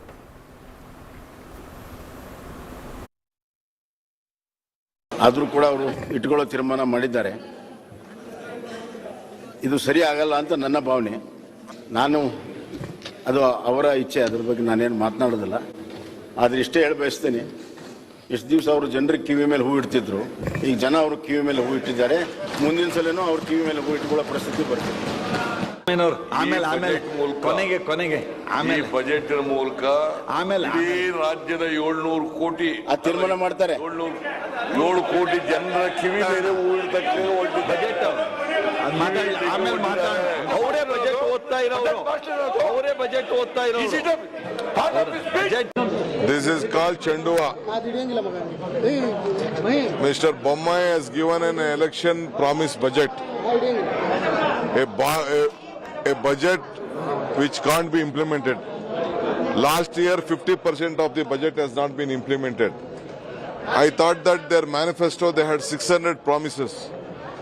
Not even 550 promises has been fulfilled. All right, I'm going to cut across to Nagarjun Dwarkana joining us on the phone line, tracking those developments there. Nagarjun, we see Congress netas. All right, we are getting reactions. Let's first cut across to those political reactions on the same. Ram Temple in Ramnagar. I thank Honorable CM for coming forward for the development, redevelopment of the temple in the Ramdevra Betta. Sir, and also today all MLAs came with, opposition MLAs came with flowers in their ears as a mark of protest. How do you see this? It is making mockery of themselves. Already they are in mockery. They didn't know what to do. They just wanted to have some stunts. These kind of cheap-rated stunts they keep doing, which they continue to fool themselves. I think they have made fool of themselves. Sir, Mr. Ramlinga Reddy and other Congress leaders once again staging a protest against you, demanding that you should resign over statements against Siddaramaiah. It's a closed chapter. I don't want to discuss. It's a closed chapter. It was discussed yesterday in the floor of the House. That's done. I'm very thankful. Ram Temple is happening in the Ramnagara, since it is named after Rama, Ram Temple. Sir, George Soros. Cutting across to Nagarjun on that. Nagarjun, a quick word from you as we see Basuraj Bommai, the Chief Minister of Karnataka, ahead of Karnataka elections, announcing a budget, a huge sum going towards the development of temples in the state of Karnataka and mutts in the next 2 years, apart from a few other measures that or grants that he's announced. While that said, you have the Congress wearing flowers on their ears, appearing in the assembly, claiming that all those promises made in the budget session previously by the same BJP has not been fulfilled. They've taken the public for a ride, and here's another round of the budget session, and false promises will continue to be made, as accused by the Congress. Well, that is true. In fact, it was a very different kind of protest inside the floor of the House today. Congress wore flowers on their ears. In fact, there's a proverb in Kannada, if someone is misleading or fooling people, they would say, Kivi mele hua. That's literally what Congress took up today in the floor of the House. And in terms of Ram Mandir, it was always on the cards for the BJP to build a Ram Mandir in Ramnagara. It was under discussion. But today, the Chief Minister has announced in the budget that a new Ram Mandir will be constructed in Ramdevara Betta in Ramnagara. There's already a temple that exists, a small temple. It will be reconstructed. And for the 19-acre property is what we are told in that, but the amount allocated for this temple construction is not been mentioned in the budget. But however, we are expected to have a stone laying ceremony very soon before the election code of conduct is what we are told. All right. Thank you, Nagarjun, for joining us. Let me cut across to some big news coming in from the same state of Karnataka, Koppal. Protests now have erupted in Koppal. Anti-Bommai government protests in Koppal by Congress workers who have hit the streets demanding the resignation of Ashwath Narayan, the top neta of the BJP. In fact, Congress leaders hitting the streets in Koppal demanding that Ashwath Narayan resigns. Ashwath Narayan, in fact, this protest itself comes on the heels of Ashwath Narayan's comments that he made on Siddaramaiah, the former Chief Minister of Karnataka, senior Congress leader. Ashwath Narayan said Siddaramaiah must be eliminated because he endorses Tipu Sultan. Now, massive protests have sparked across Karnataka district over Ashwath Narayan, asking to eliminate Siddaramaiah for endorsing Tipu Sultan. You see protests there where his posters are being burned. Effigy has been burnt in Koppal by the Congress netas, demanding that Ashwath Narayan resigns. In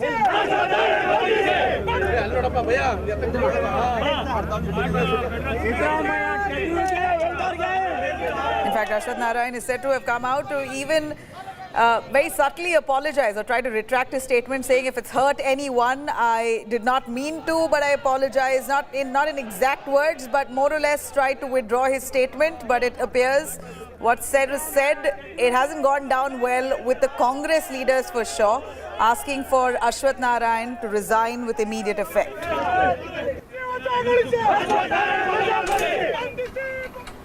All right, you could log on to indiatoday.in for more on that. And now a short break. We'll be right back with news and updates on the other side.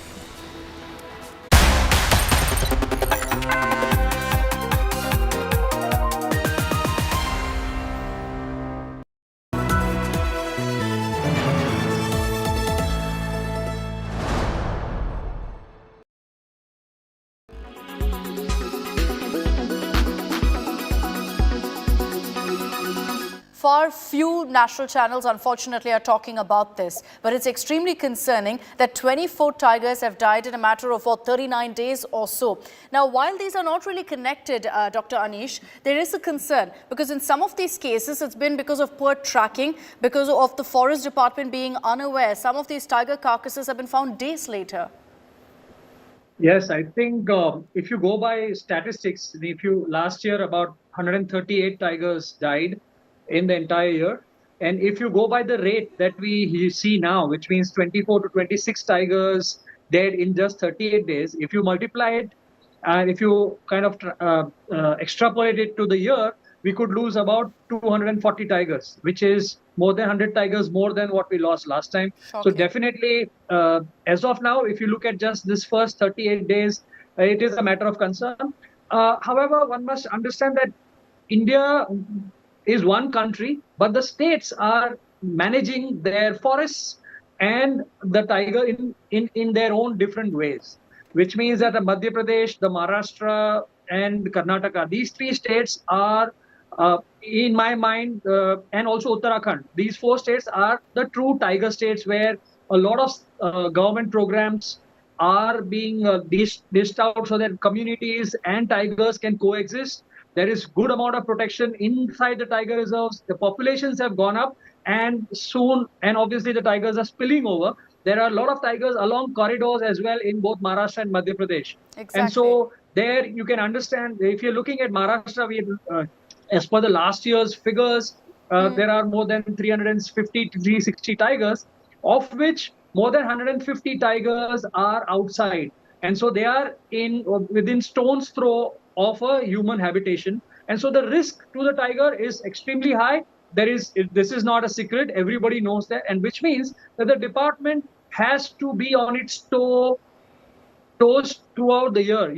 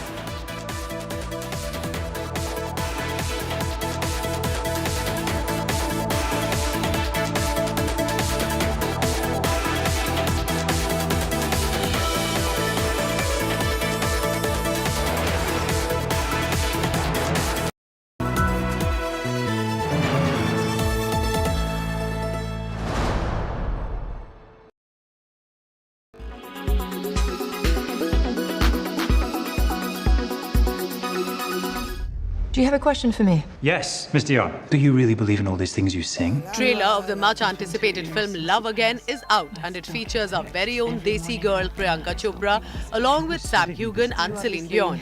Know nothing about it. What? Love. Priyanka's husband Nick Jonas also makes a hilarious cameo appearance. Take it a little slower. Yeah.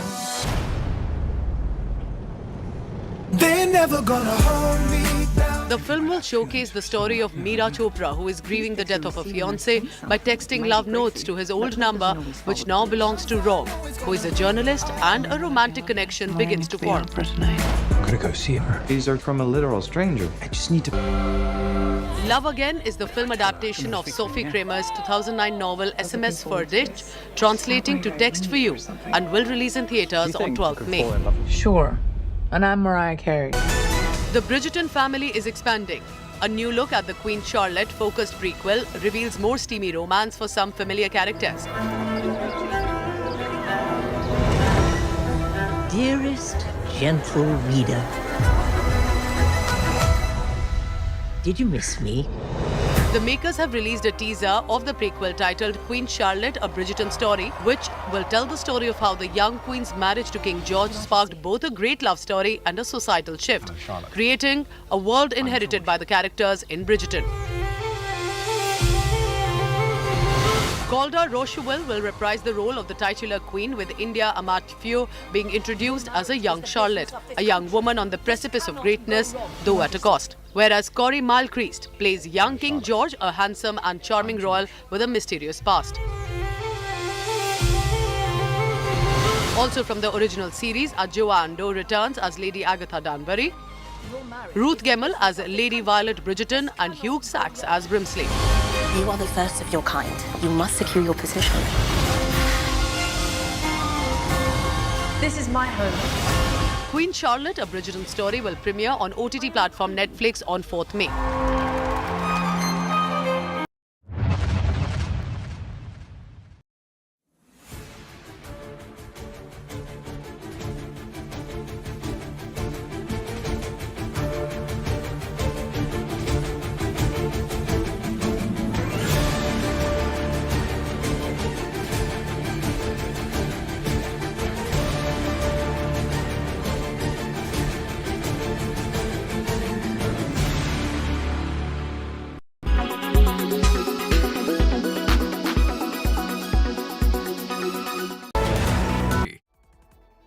Gift well with sleep well.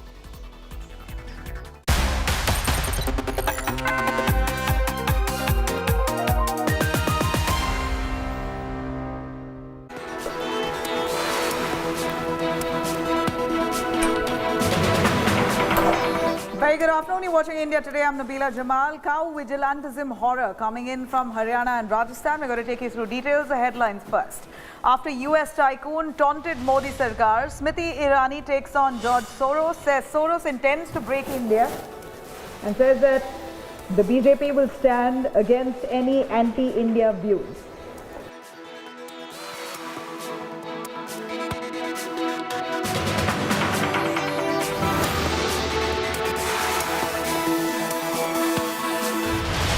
Two Muslim men abducted from Rajasthan, burnt alive in Haryana over suspected cow smuggling. Family accuses a Bajrang Dal worker, Monu, who denies those charges. Karnataka Congress leaders hold a unique protest during the budget presentation. Congress netas wear flowers on their ears to accuse the government of trying to fool the people.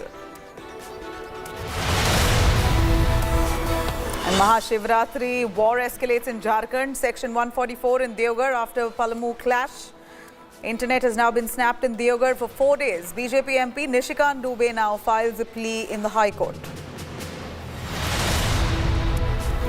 And BCCI chief Selector Chetan Sharma has resigned from his post. Jai Shah has accepted the resignation with immediate effect.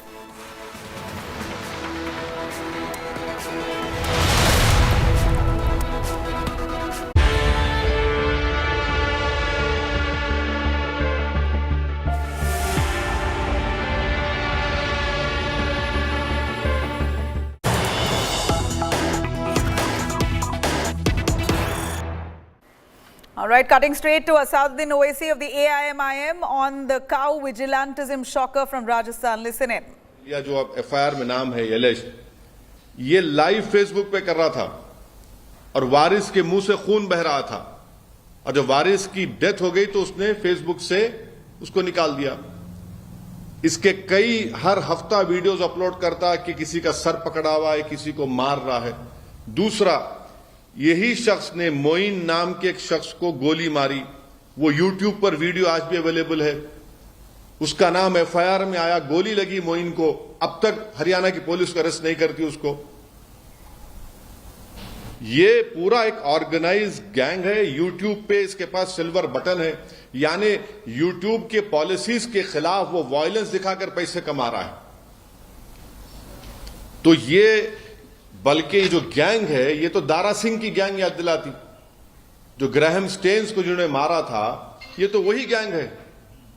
उसी ideology पर चल रहे हैं.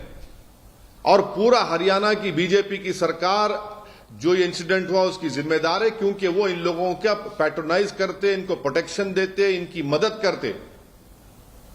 और इसी वजह से जुनैद और नासिर को एक ऑर्गेनाइज गैंग ने, माफिया ने उनको मारा.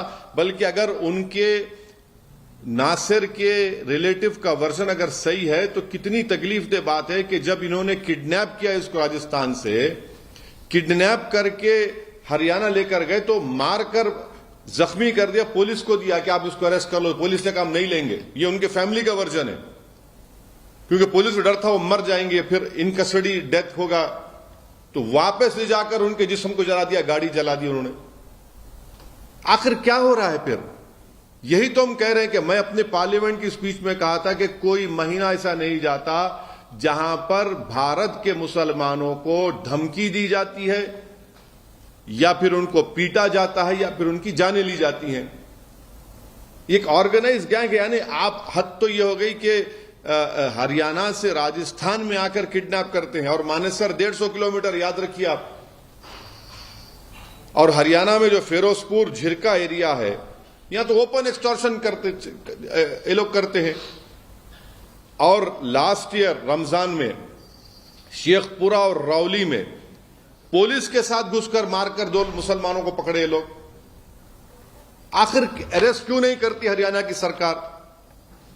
भाई दिल्ली कैपिटल से 100 किलोमीटर के फासले पर 2 मुस्लिम युवाओं को किडनैप करके उनको फिजिकली मारकर उनको जला दिया जाता है और कोई गिरफ्तारी नहीं होती है। और ये जो एलेज एक्यूज्ड है, जिसका नाम एफआईआर में आ चुका है मोइन के ऊपर फायरिंग करने का, और इसमें भी नाम आ गया, उसको पकड़ते नहीं। मेरे को फोटोज है, आपको दिखाता हूं मैं।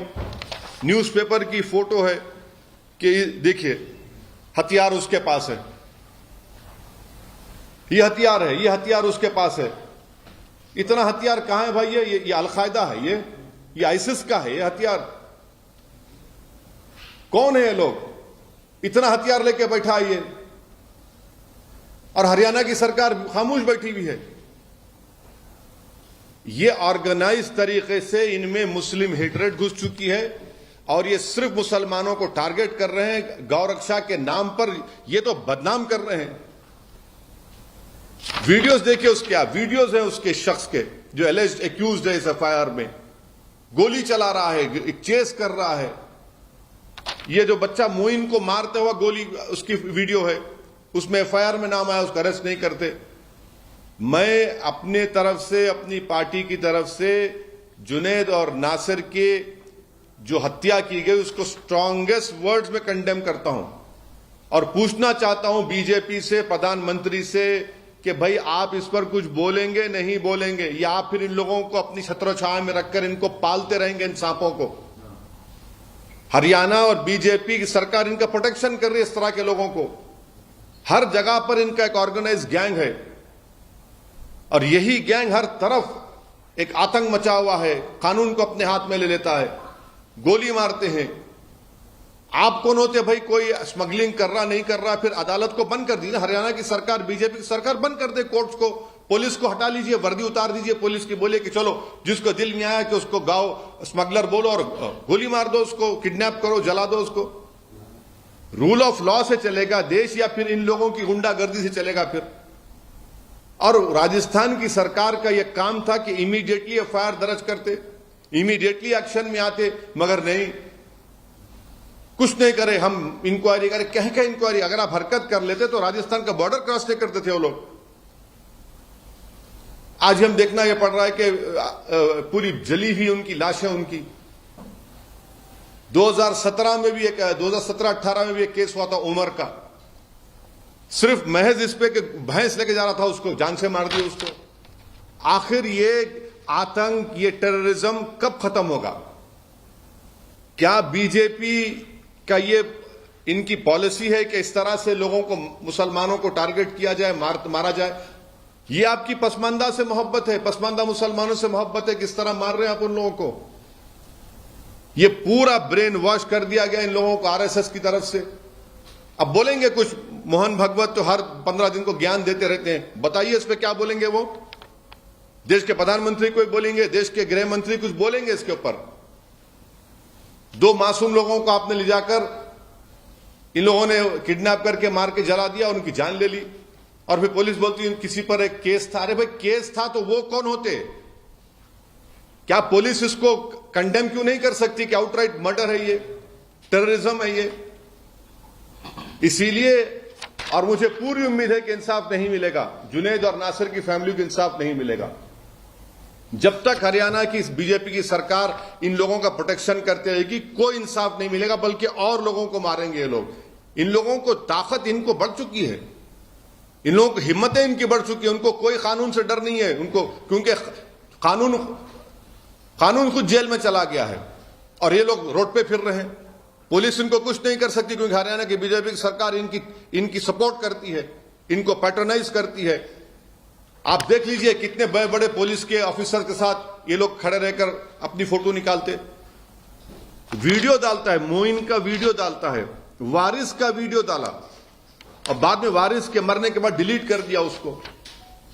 तो जब तक बीजेपी इस तरह के ग्रुप्स को सपोर्ट करते रहेगी, पैट्रोनाइज करते रहेगी, ये लोग आतंक मचाते रहेंगे, कानून को अपने हाथ में लेते रहेंगे। बल्कि ये जुनैद और नासिर का ये जो मर्डर है, मुझे तो ग्रैम स्टेन्स की याद आती है। और बीजेपी उस वक्त भी बीजेपी सबक हासिल नहीं, कि अभी भी सबक हासिल नहीं कर रही है। अब बताइए कौन रेडिकलाइज हो चुका है इसमें? बड़े बड़े आप कॉन्फ्रेंसेस करते, ये मौलाना को बुलाते, वो मौलाना बिठा के अरे रेडिकलाइजेशन, इनके रेडिकलाइजेशन कौन देखेगा? ये जो 6 लोग जिन्होंने ये मोइन को गोली मारी, जुनैद नासिर के एफआईआर में नाम आ गए, ये रेडिकलाइज नहीं है। सबसे बड़े देश के दुश्मन तो यही लोग हैं। राजस्थान की कांग्रेस की सरकार को भी अगर सही एक्शन ले लेते, जिस वक्त कंप्लेन दी गई थी, रोक सकते थे। और कैसे ये लोग राजस्थान में आ रहे हैं भाई? आतंक मचा रहे हैं, एक्सटॉर्शन कर रहे हैं, क्रिमिनल्स हैं, माफिया हैं ये लोग। सर, पहलू खान की हत्या हुई थी 2017 में अलवर में। उसके बाद ट्रायल कोर्ट से एक्यूज जो थे, आरोपी जो थे, उनको रिहाई हो गई थी। अभी मामला हालांकि हायर कोर्ट में है। राजस्थान में बार बार आप एक मिनट रुकिए, इखलाक की बात कर रहे हैं ना आप? इखलाक की पीलू खान पीलू खान में तो गया ना वो, तो पहलू खान लिंचिंग केस। हाँ, पीलू खान गया है। सर, आप इसमें सोशल मीडिया का भी रोल आप बता रहे हैं, तो क्या आप यूट्यूब या सोशल मीडिया प्लेटफॉर्म से या भारत सरकार से मांग करेंगे कि इस तरह के लोग जो आपने अच्छा सवाल किया प्रमोद साहब, जो गवर्नमेंट ऑफ इंडिया मोदी सरकार ने जो न्यू रूल्स लाना चाह रही है ना यूट्यूब के, उसमें लिखा हुआ है कि आप वायलेंस को प्रमोट नहीं करते। रहे भाई, ये वायलेंस प्रमोट नहीं कर रहे। देखो, अभी भी देखो, आप खोलो उसका यूट्यूब, आप देखो, उसमें मोइन को गोली मार रहा हो, बच्चे को बंदूक के साथ गोली मार रहा है, एक लॉरी जा रही है, गाड़ी से शूट कर रहा वीडियो में। अब जो प्रपोजल है सोशल मीडिया का, ये वही कहते उसके वायलेशन कर रहा है, मगर क्योंकि बीजेपी की सरकार उसको सपोर्ट कर रही है वहां पे हरियाणा में, उसको कुछ नहीं करेगी। वो उनका चहीता लाडला है, ये क्रिमिनल चहीता लाडला है उनका, जो मोइन पर गोली चला। आज एफआईआर में इसका नाम आ गया, मोइन के एफआईआर में इसका नाम है, नहीं पकड़ते इसको। आप क्यों नहीं पकड़ते बीजेपी की सरकार? आखिर इतना इसलिए नहीं करते क्योंकि वो आपका चहीता है, आप उसको प्रोटेक्शन दे रहे हैं। आपने अपना एजेंडा बना लिया कि हर जगह पर, एक जगह पर आप इस तरह के ग्रुप्स बनाकर छोड़ दिए। तो कभी कोई लव जिहाद पर, कभी गौ रक्षक के नाम पर, तो कभी किसी और नाम पर किसी को पकड़ते हैं और ये तमाशे करते हैं। राजस्थान सरकार या राजस्थान पुलिस के रोल को कैसे देखते हैं? अरे वो अगर जब उनको इत्तला दी गई थी कि जुनैद और नासिर को बोलेरो में कोई आकर किसी जगह से किडनैप करके ले गया, अगर वो फौरन हरकत में आते, इमीडिएटली एक्शन लेते, तो कम से कम उनको रोक सकते थे ना आप। नहीं रोका आपने, वो क्या करोगे? वो तो एक जो सांस लेना किसी को सिखाते हैं, उनका प्रोग्राम राजस्थान में हो, तो इस्लाम के बारे में क्या क्या नहीं बोल दिए कि मुसलमान नमाज पढ़ता और फिर ये अनाप शनाप बक दिए। कुछ नहीं किया, खाली एफआईआर रजिस्टर करें। राजस्थान के मुख्यमंत्री से आप क्या कहना चाहेंगे? आप जा रहे हैं राजस्थान, क्या नहीं, वो अलग प्रोग्राम है हमारा। मगर आज की हद तक जुनैद और नासिर की जो हत्या हुई है किडनैपिंग के बाद, ये तकलीफदेह बात है। हर एक को इसको कंडेम करना चाहिए। बीजेपी कंडेम नहीं, सिर्फ जबान से कंडेम ना करे, बल्कि इन लोगों को सफाया करे, इनको जेल में डाले, इनको रोकें। ऐसे क्रिमिनल एलिमेंट्स की बीजेपी सपोर्ट ना करें, पैट्रोनाइज ना करें इन लोगों को। अगर गाय की हिफाजत करना है तो पुलिस किस लिए? ये लोग क्यों है? ये क्या विजिलेंटी है लोग? कौन से कानून तहत ये लोग फिर रहे हैं बंदूक और हथियार लेकर? इसका मतलब रूल ऑफ लॉ तो खत्म ही हो जाएगा पूरा। हर आदमी उठाएगा बंदूक, नहीं मुझे हिफाजत करना है। आप कौन होते हैं? पुलिस क्यों है? कोर्ट क्यों है? सरकार क्यों है? संविधान क्यों है? फिर ये एक ऑर्गेनाइज तरीके से टारगेटेड वायलेंस है मुसलमानों के खिलाफ। ये जैसे आपने कहा कि आप टारगेटेड वायलेंस है मुसलमानों के खिलाफ, तो जो आप अभी वीडियो दिखा रहे हैं या जो आपने दिखाया, क्या आपने पहले भी इसके बारे में कभी जांच की या फिर ये सारे आपने डाउनलोड किए या देखे? अगर किए तो उस वक्त में आपने इसके खिलाफ मैडम, मेरी बदनसीबी यह है कि मैं मुख्यमंत्री नहीं हूं हरियाणा का। नहीं, सुनिए, मैं देश का प्रधानमंत्री नहीं हूं। जिस दिन गलती से बन गया उस दिन आप मुझसे पूछ सकते हैं, मगर जो जिनको संविधान की जिम्मेदारी है कि जान बचाना, संविधान की जिम्मेदारी है, संवैधानिक जिम्मेदारी है कि इस तरह के एलिमेंट्स को आप कंट्रोल करना, मेरी जिम्मेदारी नहीं है। जो लोग सरकार में सत्ता में हैं और जो अगर मैं छींकता हूं तो उनको मालूम हो जाता है, अगर कोई नारे तकबीर का नारा लगाता है यूनिवर्सिटी में तो रेस्ट्रिकेट हो जाता है, तो फिर इन लोगों को क्या कर रही है सरकार? फिर इन लोगों को ये तो सरकार का काम है ना, आप सपोर्ट कर रहे हैं उल्टा इन लोगों को। नहीं, मेरा सवाल ये था कि आप ये जो अभी दिखा रहे हैं, क्या इसके बारे में आपने पहले भी तय किया? बिल्कुल, देखिए, सुनिए, अब आपका सवाल देता हूं। इखलाक को मारा गया, मैंने कहा। पीलू खान को मारा गया, मैंने कहा। रगबर को मारा गया, मैंने कहा। ये सब बातें हमने कम कह रहे हैं, ये ऑन रिकॉर्ड है, हम इसका कंडेमनेशन कर रहे हैं और बार बार हमारा ये मुतालबा है कि डिमांड है कि इनको रोको, इस तरह के गैंग्स को रोको। नहीं सर, सोशल मीडिया की आपने बात की, इस तरह के अराजक तत्व जो सोशल मीडिया में एक्टिव हैं, आप पार्लियामेंटेरियन भी हैं, कानून बनाने में आपकी भी हिस्सेदारी है, आप एक जिम्मेदार पार्टी के अध्यक्ष भी हैं। क्या आप सरकार से, भारत सरकार से और दीगर सूबे की सरकारों से मांग करते हैं कि सोशल मीडिया पर इस तरह के तत्वों को कंट्रोल किया जाए? आईपीसी, सीआरपीसी में रेलेवेंट सेक्शंस है, इंफॉर्मेशन टेक्नोलॉजी एक्ट है। कोई वायलेंस को प्रमोट कर रहा है, आप बीबीसी का प्रोग्राम बैन कर सकते 2002 का, और जब लोगों को मारा जा रहा है, पीटा जा रहा है, बैन नहीं करेंगे प्रधानमंत्री आपके खिलाफ अगर कोई 2002 में जब मुख्यमंत्री थे दिखाया गया तो आप बैन कर दिए। जब जुनैद और नासिर को मारने वाले अपना यूट्यूब पे डाल रहे हैं तो आप नहीं रोकेंगे प्रधानमंत्री इनको? क्या क्या क्या क्या मेरी जिंदगी, मेरी इज्जत आपकी इज्जत से कम है क्या?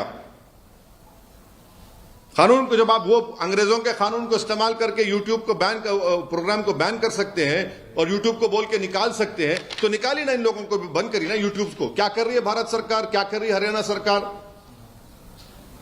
हिंदू राष्ट्र की चर्चा हो रही है सर, कहा जा रहा है। नहीं, अभी आज हिंदू राष्ट्र के नहीं, ये हिंदू राष्ट्र का यही तो चक्कर है। हिंदू राष्ट्र को मानने वालों ने तो जुनैद और नासिर को मार दिया ना। आपको लगता है इस डिमांड की वजह से ऐसी घटनाएं बढ़ रही हैं? बोल दिया ना मैं तो बोला आपको, आप बोल दिया आपको, मैं बोल दिया वो सब।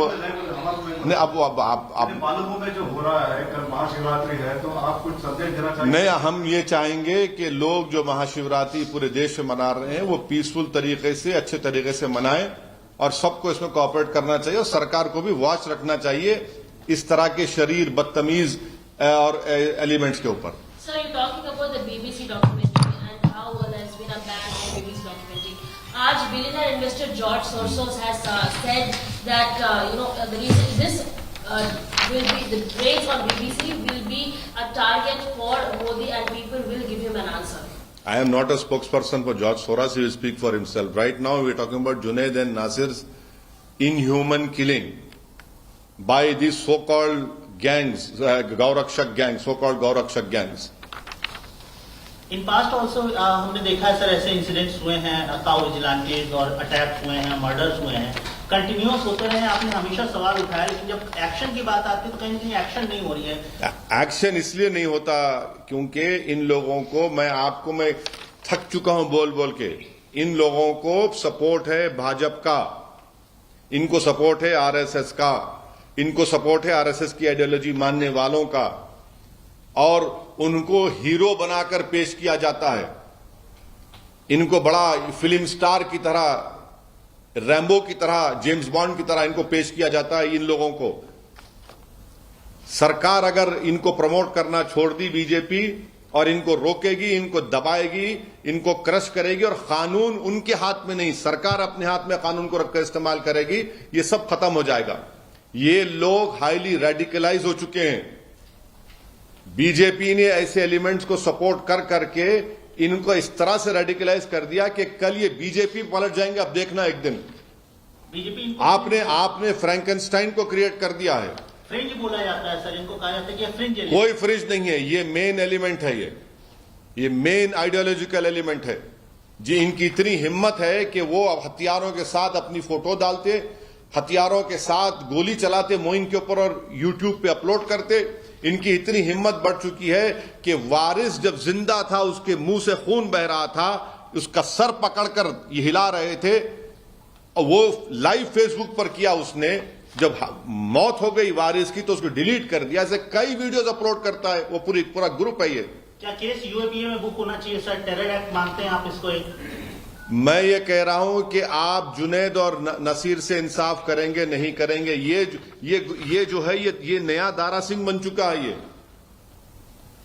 These are new Dara Singh and unfortunately BJP has not learned a lesson. BJP is actively promoting such radicalised elements who in the garb of Gau Rakshak are killing people, are beating people, indulging in extortion. The BJP government and at the center and the BJP government in Haryana should stop patronizing these elements. They should stop promoting these people. They should not allow these buffoons to take law in their hands. How can a person in the name of Gau Rakshak protection shoot someone, a person called Moin? All right, there you have Asaduddin Owaisi condemning the killing of two Muslim men, Nasir and Junaid, by alleged cow vigilantes. Monu Manesar, he's the man you see on your screens on the right. He has been identified as a Bajrang Dal leader. In fact, he's spoken to India Today as well, denying all the allegations, but he's still on the run. And it appears that the government in Rajasthan, the cops of Rajasthan, even Haryana, who are investigating the case, have not been able to arrest him as yet. He's been named as the key accused, a Bajrang Dal member, and also the face of the Cow Protection Task Force under the Haryana government.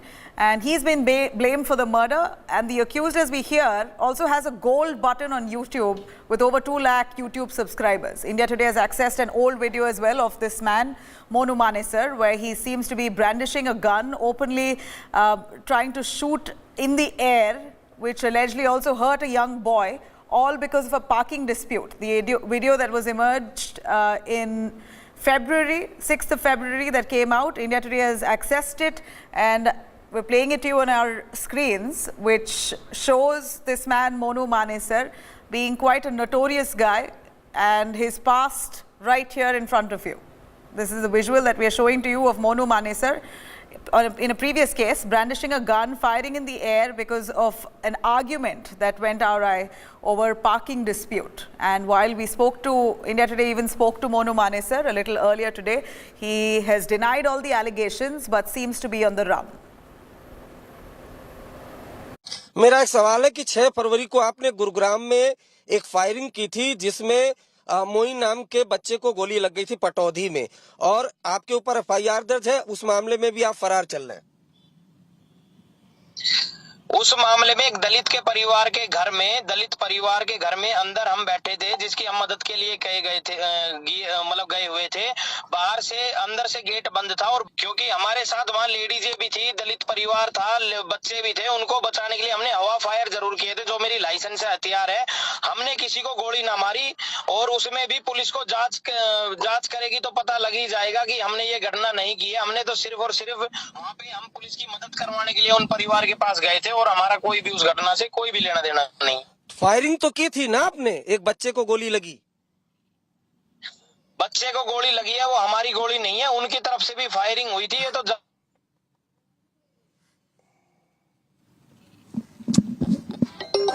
यार interview नहीं करने दे रहे यार।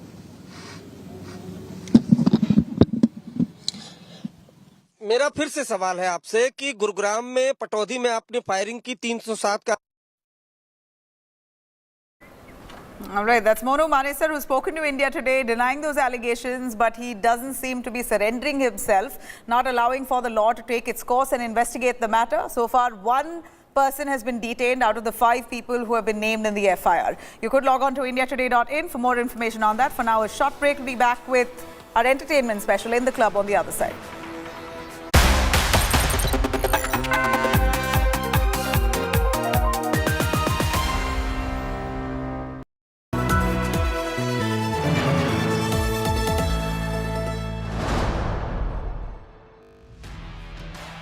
over 3 decades, Business Today has delivered news, views and analysis like no other, chronicling India Inc.'s journey through time. Now, at 31 years, Business Today presents the future. Mission 2047, Road to India at 100. With Indian industry's biggest stalwarts and an exclusive interview with Google CEO Sundar Pichai.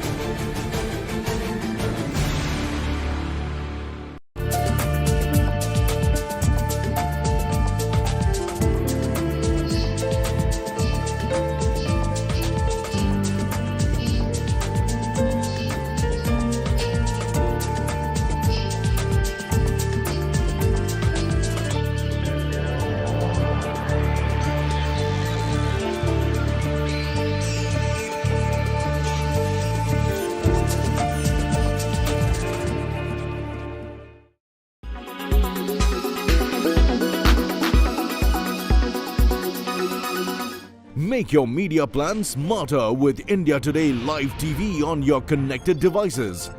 Amplify your brand with 100 million smart internet viewers. To advertise, mail us at sales@aajtak.com.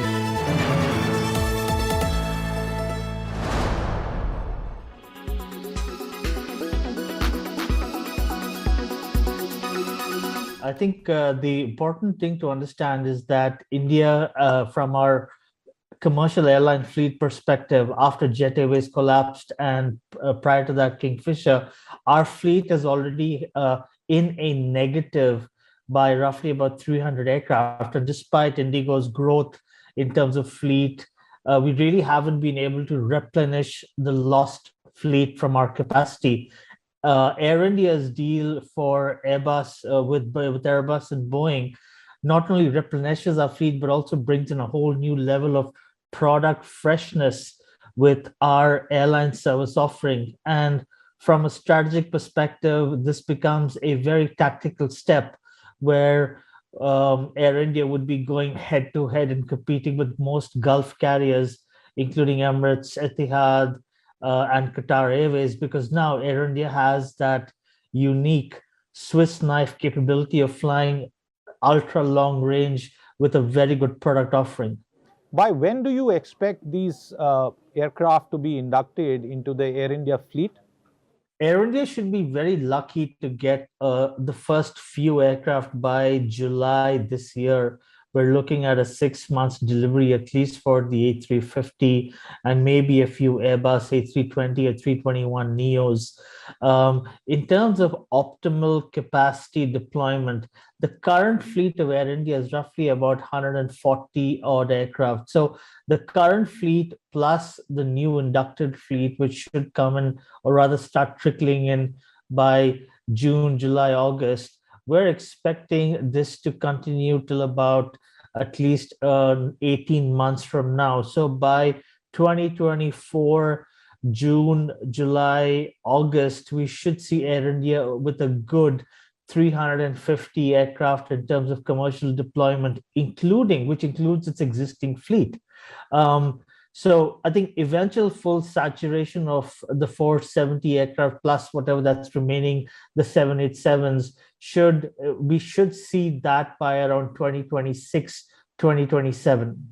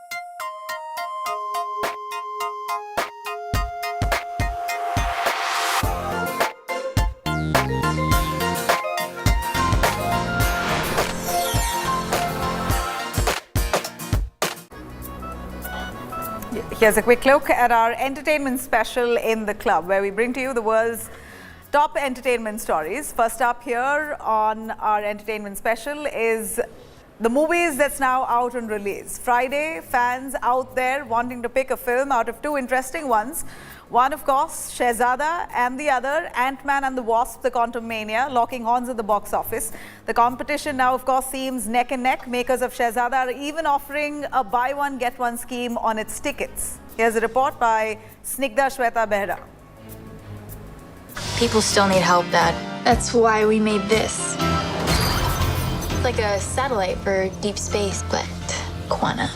Wait a minute. You're sending a signal down to the quantum realm.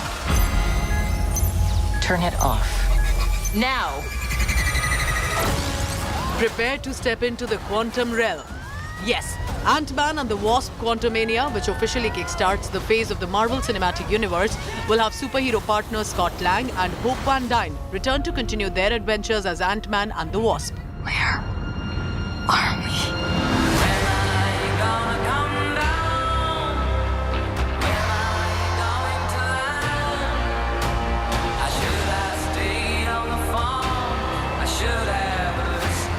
Together with Hope's parents, the family finds themselves exploring the quantum realm, interacting with strange new creatures and embarking on some exciting adventure. The film will also introduce Kang, the Conqueror, who is set to serve as the next big villain. Paul Rudd, Evangeline Lilly, Michael Douglas and Michelle Pfeiffer will reprise their roles from the first two parts of the Ant-Man franchise. Randall Park will also make his return as Jimmy Woo after previously playing the FBI agent. Ant-Man and the Wasp Quantumania also features Bill Murray and Catherine Newton, who plays the adult version of Scott's daughter Cassie Lang.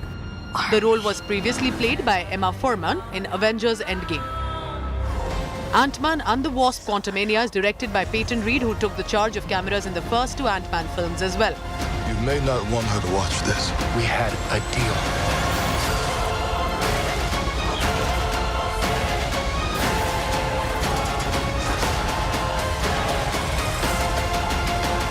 You could win.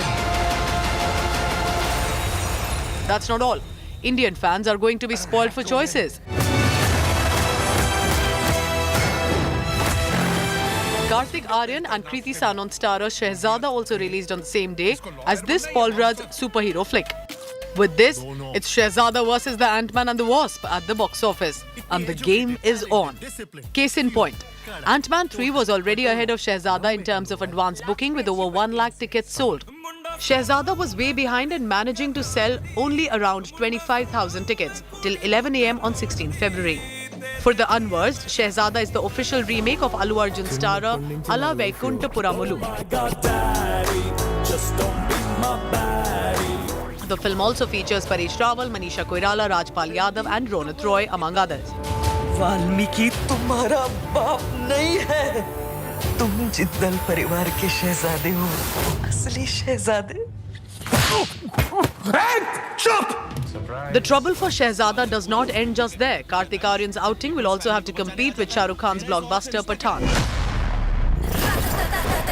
Party Pathaan के घर पे रखोगे तुम्हें मरनाबाजी के लिए पठान तो आया. That's right. To celebrate the success of this Siddharth Anand directorial as it made its way into 500 crore club at the domestic box office, the makers announced ticket prices of SRK's comeback film have been lowered to 110 rupees. So the big question is, with this MCU film around the corner and Pathaan slashing ticket prices, can Shehzada come out as a blockbuster? Will Karthik Aaryan manage to continue to hit the hit streak after Bhool Bhulaiya? लगता है राजा मौली की गाड़ी है अमीर बच्चों का यही problem है लेकिन तेरी गलती नहीं है तूने खिलौने मांगे तुझे खिलौने की दुकान मिली तूने छुट्टे मांगे तुझे क्रेडिट कार्ड मिला तूने दूध मांगा तुझे खीर मिली वो भी आलमंड मिल्क वाली भाई इसे कहते हैं nepotism Entertainment Bureau, India Today.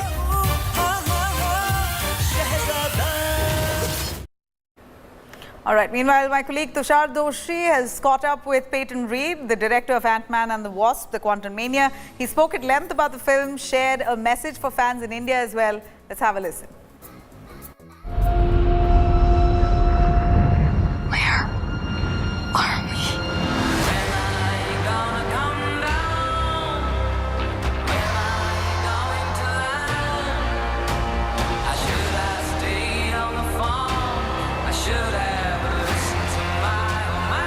secret universe beneath ours. What are you so afraid of? There's something I never told you. This place. It isn't what you think.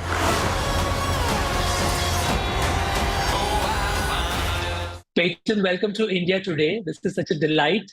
They say third time's a charm. Was Ant-Man always supposed to be a trilogy? You know, when we were doing the first Ant-Man, when we started shooting it back in 2014, I don't think we anticipated there were going to be 3 movies. In the back of our minds, of course I thought like, wow, wouldn't it be great to do an Ant-Man trilogy? That would be great if we get so lucky. The first movie was really about, is the audience going to accept a character called Ant-Man whose powers are shrinking and talking to ants? That seems absurd. But fortunately for us, and I think in large part due to Paul Rudd's incredible charm, audience really connected with that character. So yeah, it's a thrill to be able to have done a trilogy and progress these characters throughout 3 movies. I'm also really keen on knowing a bit about Kang. I mean, what a cool character. And how amazing is Jonathan in that? How did that come about? I think that's one of the coolest castings in Marvel films ever. Yeah, we had to find the right person to play Kang because Kang is one of these sort of all-timer villains in the Marvel Comics universe. And Jonathan just fit the bill on every level. He's a physically imposing guy. He's also a classically trained actor. And one of the things I love about all the roles he's done is he's kind of a chameleon. He's a very different person in all these movies that he's done. So it struck us as a natural thing because now we were going to be dealing with this villain, Kang the Conqueror, who's a force of nature in and of himself, but he also is what's called a nexus being, right? There are variants of Kang in every universe throughout the multiverse. So as we launch into this phase 5 of the MCU, Jonathan seemed like the exact right actor to tackle that challenge.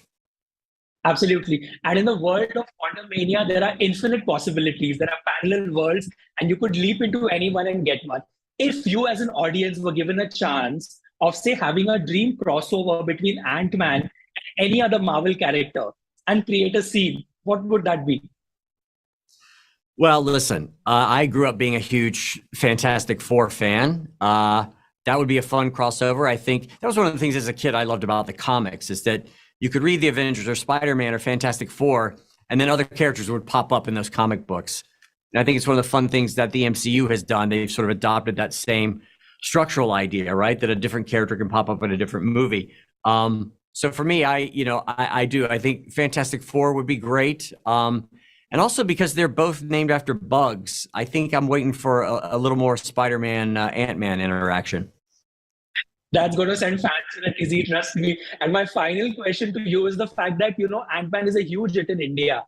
Fans are really waiting for the next film.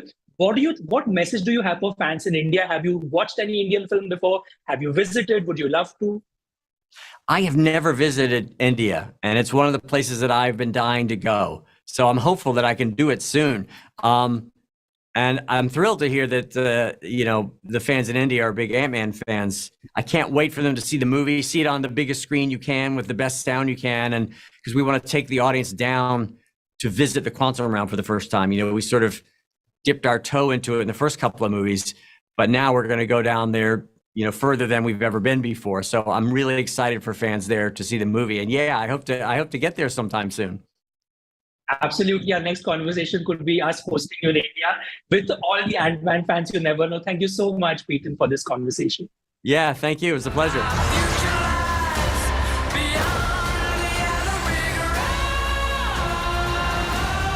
I can get you home. And give you more time. If you help me.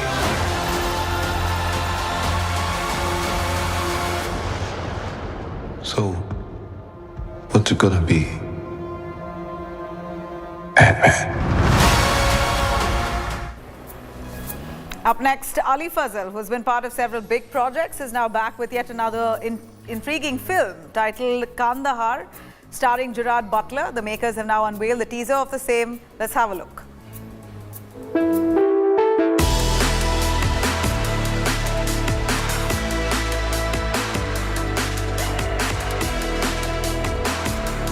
Fazal isn't an unknown personality when it comes to Hollywood. After proving his might in films like Victoria and Abdul, Death on the Nile, Ali Fazal is back with yet another intriguing movie titled Kandahar. Breaking news exposing the CIA's sabotage of Iran's nuclear reactor. Our cover's blood. We leave in 15 minutes. Stretching point is an old CIA base in Kandahar. Want to go home, and I'll be with you. The makers of the film have unveiled the teaser, and Ali Fazal will be seen sharing screen space with Gerard Butler in this action thriller.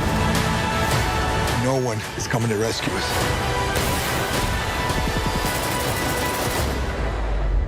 We have to get to Kandahar.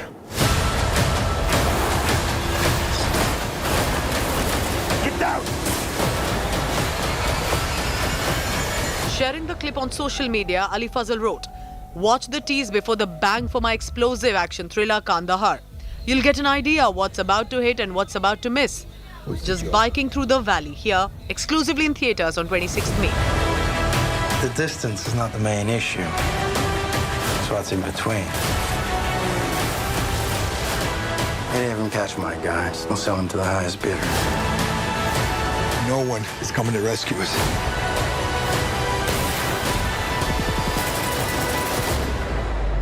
Directed by Rick Roman Walk, Kandahar is based on true incidents and draws inspiration from the life of a former military intelligence officer and his experience at the Defense Intelligence Agency in Afghanistan. It's what's in between. Any of them catch my guys, we'll sell them to the highest bidder. For the unversed, Ali Fazal got his first break with a small role in the 7th installment of Vin Diesel's Fast and Furious. You don't want to do that. The actor portrayed the role of Safar, an Emirati garage owner and a friend of the computer hacktivist Ramsey, played by Nathalie Emmanuel. So you make some new friends? Yeah, some short-tempered new friends. I need the speed drive I sent you. Where is it? Oh, good. You will be pleased to know. I sold it. He also had a chance to share screen space with Gal Gadot in Death on the Nile and essayed the role of Bride's cousin. Simon. Cousin Andrew, my trustee for all Ridgeway affairs abroad and domestic. He's practically family. I made him come so he'd take a vacation for once. I'm only here for the champagne. Sacred honor. With another big star movie, Ali Fazal is only putting his foot strong in the Hollywood, and fans cannot be more excited. Kandahar. Entertainment Bureau, India Today. Get down!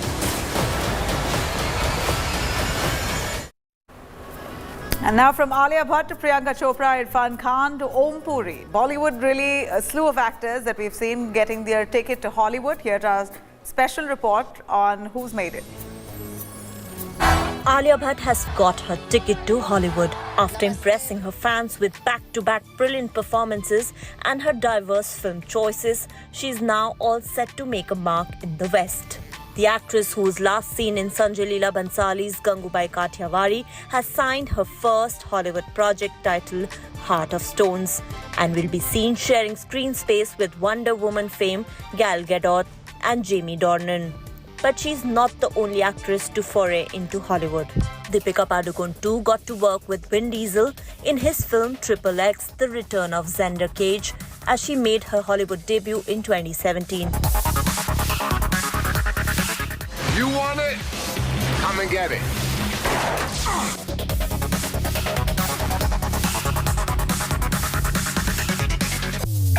Following its success, filmmaker DJ Caruso in 2018 had also confirmed that Deepika will be a part of the 4th film in the franchise. The actress, meanwhile, also signed another Hollywood project. She will star and produce a romantic comedy for STX Films and Temple Hill Productions, which is known for projects including the Twilight series and The Fault in Our Stars. I've had dreams that weren't just dreams. One actor who has conquered the West with her sparkling smile and acting prowess is our Desi girl Priyanka Chopra. Yes, PC, who was last seen in The Matrix Resurrections in 2021, made her foray into the West with her debut in Quantico back in 2015 and became the first South Asian to lead an American network drama series. There's one thing I've learned that I can't let go. Always be prepared. Training begins at 0600. Priyanka then made her film debut as an antagonist. Victoria leads in Dwayne Johnson's Baywatch. And it all started once she took over. Some people are up to no good. We're gonna have to do what Baywatch does best. The truth is, one of you will probably die. Yeah. Following this, she starred in A Kid Like Jake. Kindergarten, it's so hard for a child, you know, who just what? There's nothing. And did a supporting role in Isn't It Romantic? Priyanka will now be seen in Citadel. She has also signed on to star in Ending Things.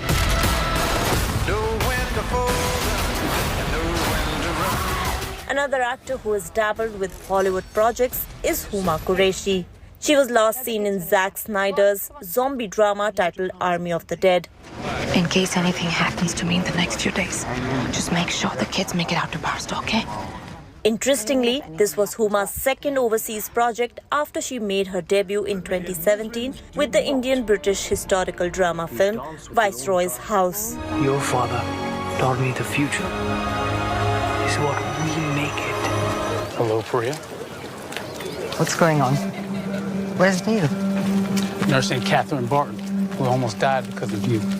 Veteran actor Dimple Kapadia also made her Hollywood debut with Christopher Nolan's Tenet. The film followed a secret agent who learns to manipulate the flow of time to prevent an attack from the future that threatens to annihilate the present world. I'm only the one that did. Do it before the boy comes out. That's your idea of mercy. You gave me your word. And I told you then what it would be worth. Dimple played a pivotal role in the main character's journey. How did you know? Posterity. This year, the acclaimed director of Bend It Like Beckham invites you to discover a new twist on a classic tale. Talking of Bollywood beauties, Aishwarya Rai Bachchan was also one of the first actors who got recognition in the West. She first starred in an overseas project titled Pride and Prejudice,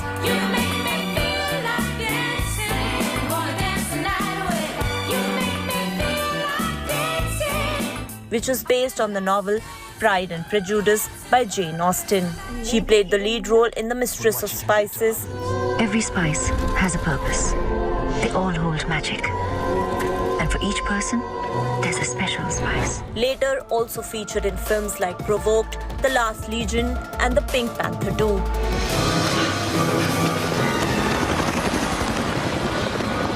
Irfan Khan, who was known for his versatility and film choices, also made a mark in the West with multiple films like Jurassic Park.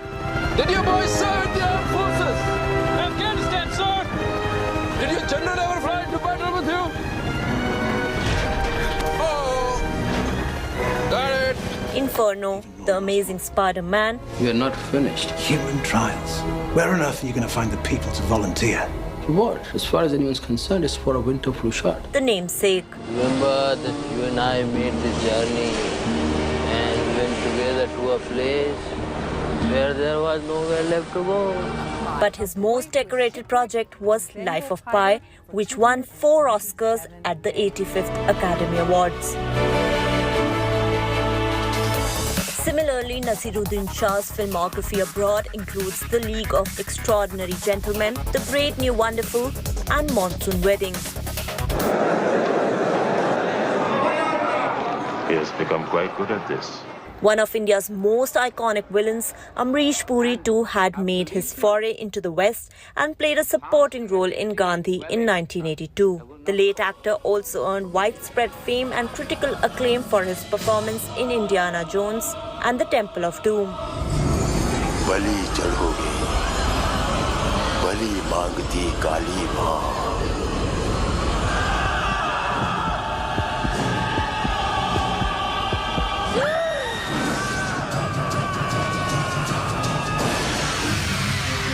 Welcome to Who Wants to Be a Millionaire? Anil Kapoor also made it big with his performance in the Oscar-winning Slumdog Millionaire. Doctors, lawyers never get beyond 16,000 rupees. He's on 10 million. What can a slumdog possibly know? We went on the show because I thought she'd be watching. That's not all. He made a stint on American TV when he was cast in the season 8 of 24 and also had a cameo in Mission Impossible Ghost Protocol. What's happening? The Godfather is dying, and the son is raising rent. Om Puri was too a part of numerous overseas films. The legendary actor had pivotal roles in City of Joy. If a man bows down too many times, there will come a time when he won't be able to stand up forever. Men have clear and legal right to strike. The Ghost and the Darkness. The devil has come to Samo! I am the devil. Such a Long Journey. My Son the Fanatic. There are many ways of being a good man. And I will be at home. East is East. Unfortunately, so is his dad. Lovely. Charlie Wilson's War. We don't have alcohol in the presidential residence. Bet a lot of people make that mistake. No. Mr. President ordered murga masala cooked the way Hassan cooks. And the 100-Foot Journey. They have never tried. Now they shall. We open Saturday night. My son is the best Indian chef in Europe. Raise your hand. Don't feel shy. Entertainment Bureau, India Today. Is he as good as I think he is? He's better. All right, that's all we could pack on this show, but we're going to leave you with some of the pictures coming in from Hardik Pandya and Natasha Stankovic's Hindu wedding in Udaipur. The couple had earlier renewed their vows as per Christian tradition on the 14th of Feb on Valentine's Day. And here's another ceremony as per Hindu tradition. Thank you for watching.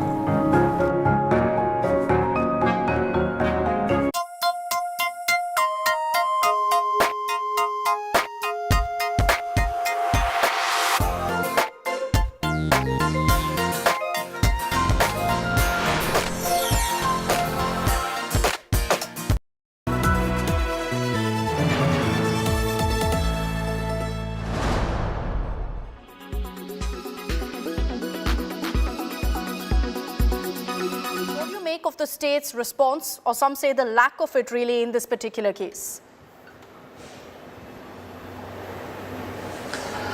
Madam Vanakkam, firstly I hung my head in shame as a Tamilian, as an Indian, that a person who is serving our country, putting his life in the service of others, is bludgeoned to death. And it shows the impunity with which DMK is defending the particular councillor. Especially in Tamil Nadu, it is nothing new, because with respect to DMK's mindset, and the same party has spoken about Dravidistan, the same party has spoken about a separate state. So, by their nature, their respect for men in uniform, the respect for army personnel was never there. And this incident has clearly shown the government itself is also brazenly defending in a way. The incident happened on February 8th. Now, after the yesterday's hue and cry, especially from the national media, which brought it to national attention, the local police were forced to arrest that councillor, which is after a good 6-7 days.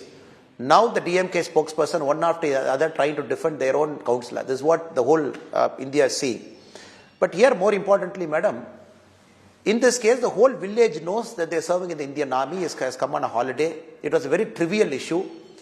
And later the councillor, along with this group of people, he went in, attacked them with rods. He was admitted to a hospital. Even the treatment was not very properly given. Then later the army Jawan passed away. In this case, I find fault with the local police also. Because now DMK as a party, we all know how they behave. Now we all know how the government behaves. For the local police, it is their men in uniform. It is like their brother. And they also did not take it very seriously. They were also very casual.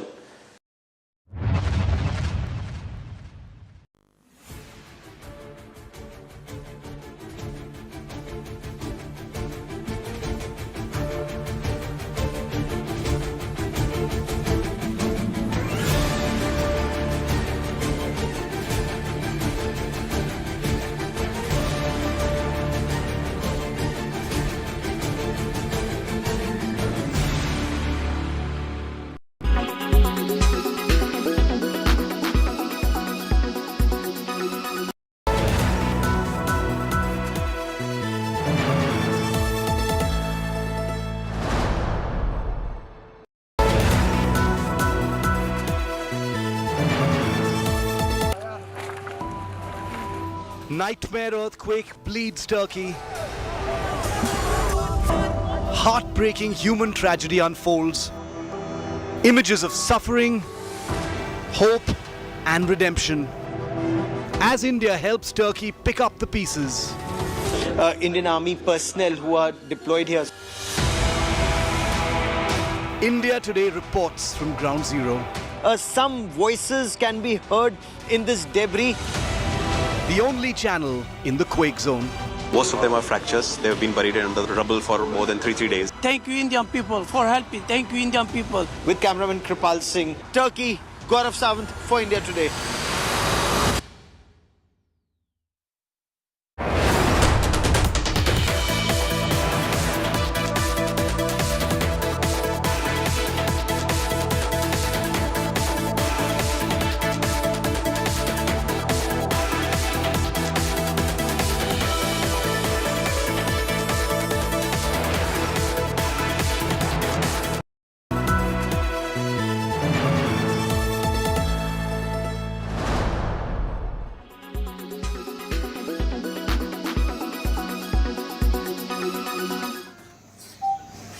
Tragedies can either break you or make you. And this story from Naxal hit Gadchiroli will inspire you in many ways. Bharati Bogami was just 17 when her father, the Sarpanch of Lahiri village, was shot dead by Naxals in 2002. A brain tumor survivor, she faced several financial problems and yet continued her struggle to become a doctor. She now serves in the same area where her father was killed.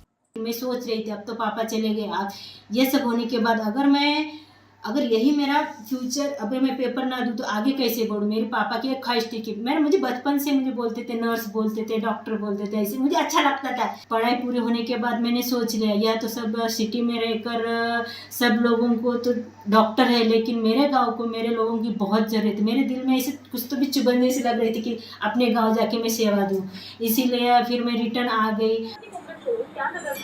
Bogami found a life and work partner in Satish, who moved from Beed to the tribal area only to support her dream of serving her village. मेरी जो बीवी है उसने मुझे motivate किया कि उन्होंने मुझे ये बताया कि doctor Prakash Amte, doctor Mandakini Amte, doctor दिगांत Amte और डॉक्टर अंदाकिनी आमटे वो जो कार्य वहाँ करते, उनसे कुछ मैं इंस्पायर होके मुझे भी ऐसा कुछ लगा दिल को कि अपन जाके आरोग्य में थोड़ी तो सेवा देना।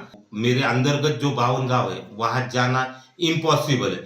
कई बाइक पे जाना पड़ता, कई जगह 10-10 किलोमीटर चलते हुए जाना पड़ता, वो आरोग्य सेवा देना पड़ता है।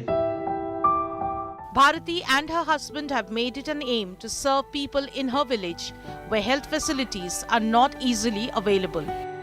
Bureau Report, India Today.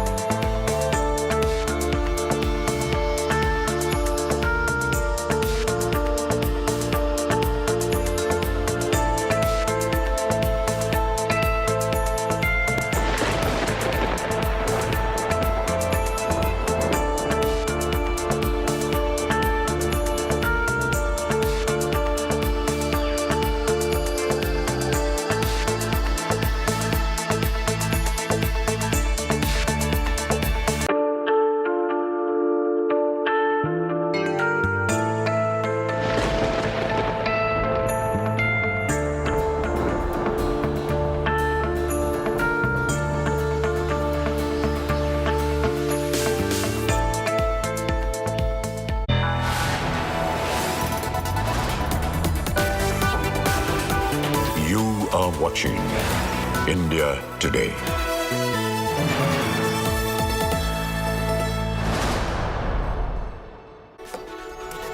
Hello there, very good afternoon. You're watching India Today TV. I'm Sneha Mordani. Let's tell you what the top stories in this edition are.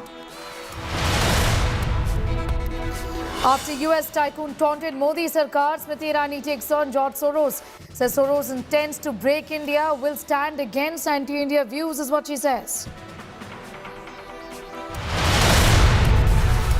Two Muslim men abducted from Rajasthan and burnt alive in Haryana over suspected cow smuggling. Family accuses Bajrang Dal worker Monu who's denied these charges.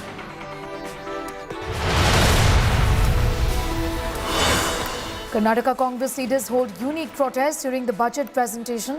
Congress netas wear flowers in their ears to accuse the government of fooling people. Mahashivratri war escalates in Jharkhand.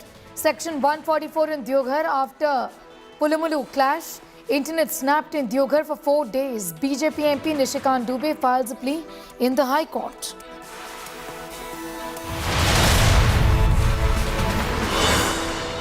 BCCI Chief Selector Chetan Sharma has resigned from his post. Desai has accepted the resignation with immediate effect.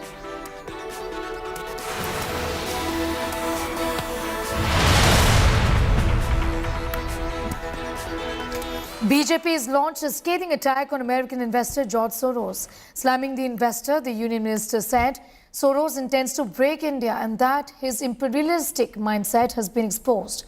Also called the remark made by him a declaration to destroy India's democratic processes. Called upon Indians to unitedly respond to foreign powers who try to intervene in India's democratic processes. Remember, the controversy erupted after billionaire investors said Indian business tycoon Gautam Adani's recent troubles in the stock market would spur democratic revival in India. And Prime Minister Narendra Modi will have to answer questions. Meanwhile, a massive political war has erupted over this issue. Congress has distanced itself from this controversy, saying it has nothing to do with George Soros. George Soros, an international entrepreneur, a man who is known and designated so by a nation as an economic war criminal, has now pronounced his desire to break the Indian democracy. Those who Mr. Soros finds pliable need to know that India has defeated imperialistic designs before and shall do so again. These designs to weaken Indian democracy will be met with the might of India under the leadership of Prime Minister Narendra Modi. To denounce the intention of this individual who seeks to demonize our democracy, weaken our democratic interests, and who brings an onslaught to the economy of India, all so that he can personally gain. जिस आदमी ने अपने पैसे की लालसा में एक मुल्क की करेंसी तक को नीचे ला दिया, ऐसे आदमी ने अब भारत के ऊपर हमला किया है।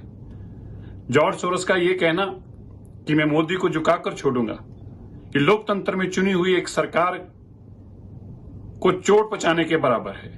ये विरोध मोदी का नहीं, ये विरोध हमारे देश के प्रधानमंत्री का नहीं, ये विरोध या झुकाने की बात हमारे देश के प्रधानमंत्री मोदी की नहीं, बल्कि हमारे लोकतंत्र ढांचे को हिलाने की बात है।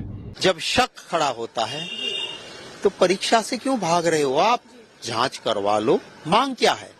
दूध का दूध, पानी का पानी हो जाएगा। और जब आपकी चोरी पकड़ी जाती है, कोई जांच की बात करता है तो देश बदनाम हो गया। अरे भैया, देश बदनाम ऐसे नहीं होता है। देश तब बदनाम होता है कि कहीं शक होता है और आप जांच से भी भागते हो तो शक गहरा हो जाता है। आप चोर हो, वो लोगों के दिल में बैठ जाता है। जांच करवाइए। Adani crisis has caused restlessness among countless investors, most of them from the middle class, poor class, and also the investors from abroad. The foreign investors are also going to question the government of India and the authorities like SEBI, etc., to see how they can recover their losses. And I think the Prime Minister during the Parliament's session, budget session, did not speak a word, although there was so much noise in the House and the House had to be adjourned because of the disruption caused by the opposition. Let's now listen into what exactly investor George Soros had said that sparked this attack from the government.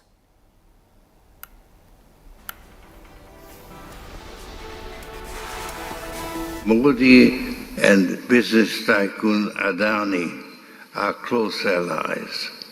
Their fate is intertwined. Adani Enterprises tried to raise funds in the stock market but failed. Adani is accused of stock manipulation and his stock collapsed like a house of cards. Modi is silent on the subject, but he will have to answer questions from foreign investors and in Parliament. This will significantly weaken Modi's stranglehold on India's federal government and open the door to push for much-needed institutional reforms. I may be naive, but I expect a democratic revival in India. Remember, the Adani Group had called the Hindenburg Report an attack on India. Listen in. 68 of these so-called 88 questions are like this: bogus, misrepresentation and outright lies.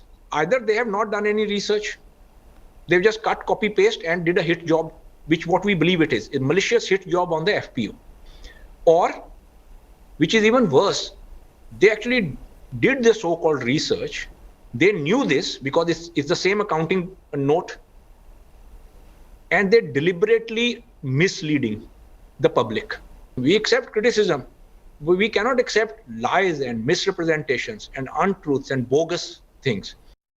Mosmi is with us for more details on that story. Mosmi, it's interesting that the Congress has distanced itself from George Soros' remarks, given that the narrative by the BJP that there are foreign hand, foreign forces trying to defame the country, break India, that is not something that the Congress wants to be accused of, isn't it? See, Sneha, Congress is clearly treading this very cautiously. And on the other hand, Pawan Khera has, in a presser in Mumbai, hit back at the Modi government, saying they don't want to respond on Soros because this is a part of the toolkit of the BJP government as far as diverting from the main issue is concerned. And that's the nexus between Adani and Prime Minister Narendra Modi. So here the Congress, in fact, wants to stick on to the core issue in this entire matter, that they are demanding a JPC. They want clarity, a proper committee, and the truth to in fact come out. Clearly, if you see that the way the BJP government has attacked Soros and also said that there is a foreign hand trying to rake up national sentiments, in fact, that there is a systematic attempt by international forces to, in fact, demean Prime Minister Narendra Modi, weaken the Indian economy, weaken the Indian democracy. So the BJP there, hitting it very hard, attacking very hard on that count, and the Congress, in fact, trying to stick on to the issue of the nexus between PM Modi and alleged nexus between PM Modi and Adani. So clearly, each political party playing to its own gallery. Mosmi, I'm going to thank you for the moment for getting us up to speed with all of those developments as far as the Congress's reaction to this new controversy is concerned.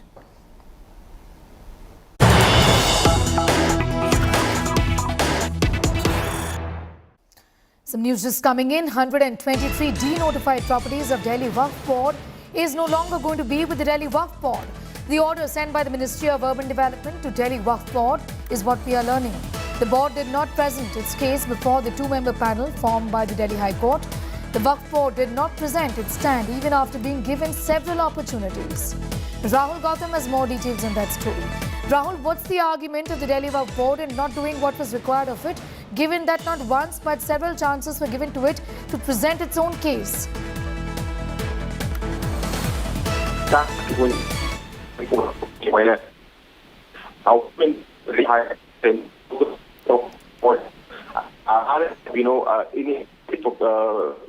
Of the organization, and therefore they should be absolved of these properties. Because We'll just in fact connect with Rahul in a few seconds from now. I'll try and get a better audio of him. Apologize for that. The Delhi Waqf Board did not present its stand, is what we know after being given many opportunities to do it. Now, this has got to do with 123 properties that we are talking about right now. What's happened to these properties is that they're denotified properties of the Delhi Waqf Board and no longer can be with the Waqf Board. The order has already been sent by the Ministry of Urban Development to the Waqf Board. The Delhi Board did not present its case before the two-member panel formed by the Delhi High Court. The board did not present its views after being given several opportunities.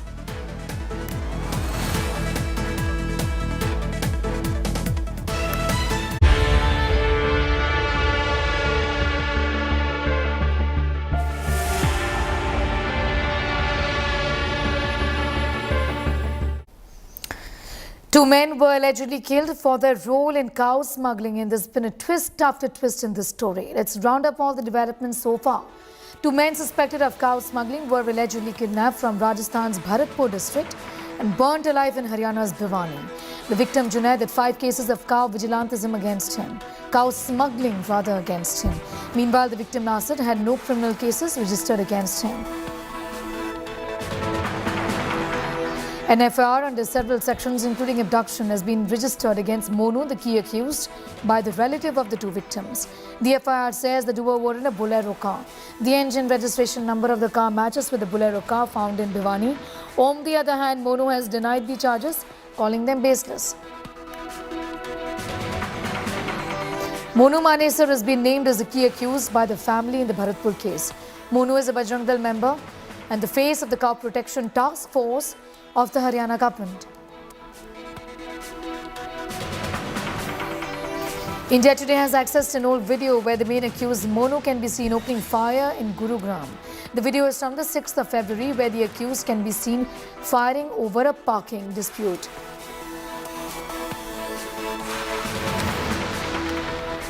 The shocker is from Rajasthan. 2 Muslim men suspected of cow smuggling were allegedly kidnapped from Rajasthan's Bharatpur and burnt alive in Haryana's Bhiwani. The victims have been identified as Nasir and Junaid, who were allegedly abducted late Wednesday night. They were found dead in a charred vehicle at Loharu in Haryana's Bhiwani. The blame is on a group of Gaurakshaks and leaders of the Bajrang Dal. Total of 5 have been named in the FIR, of which 1 has been arrested.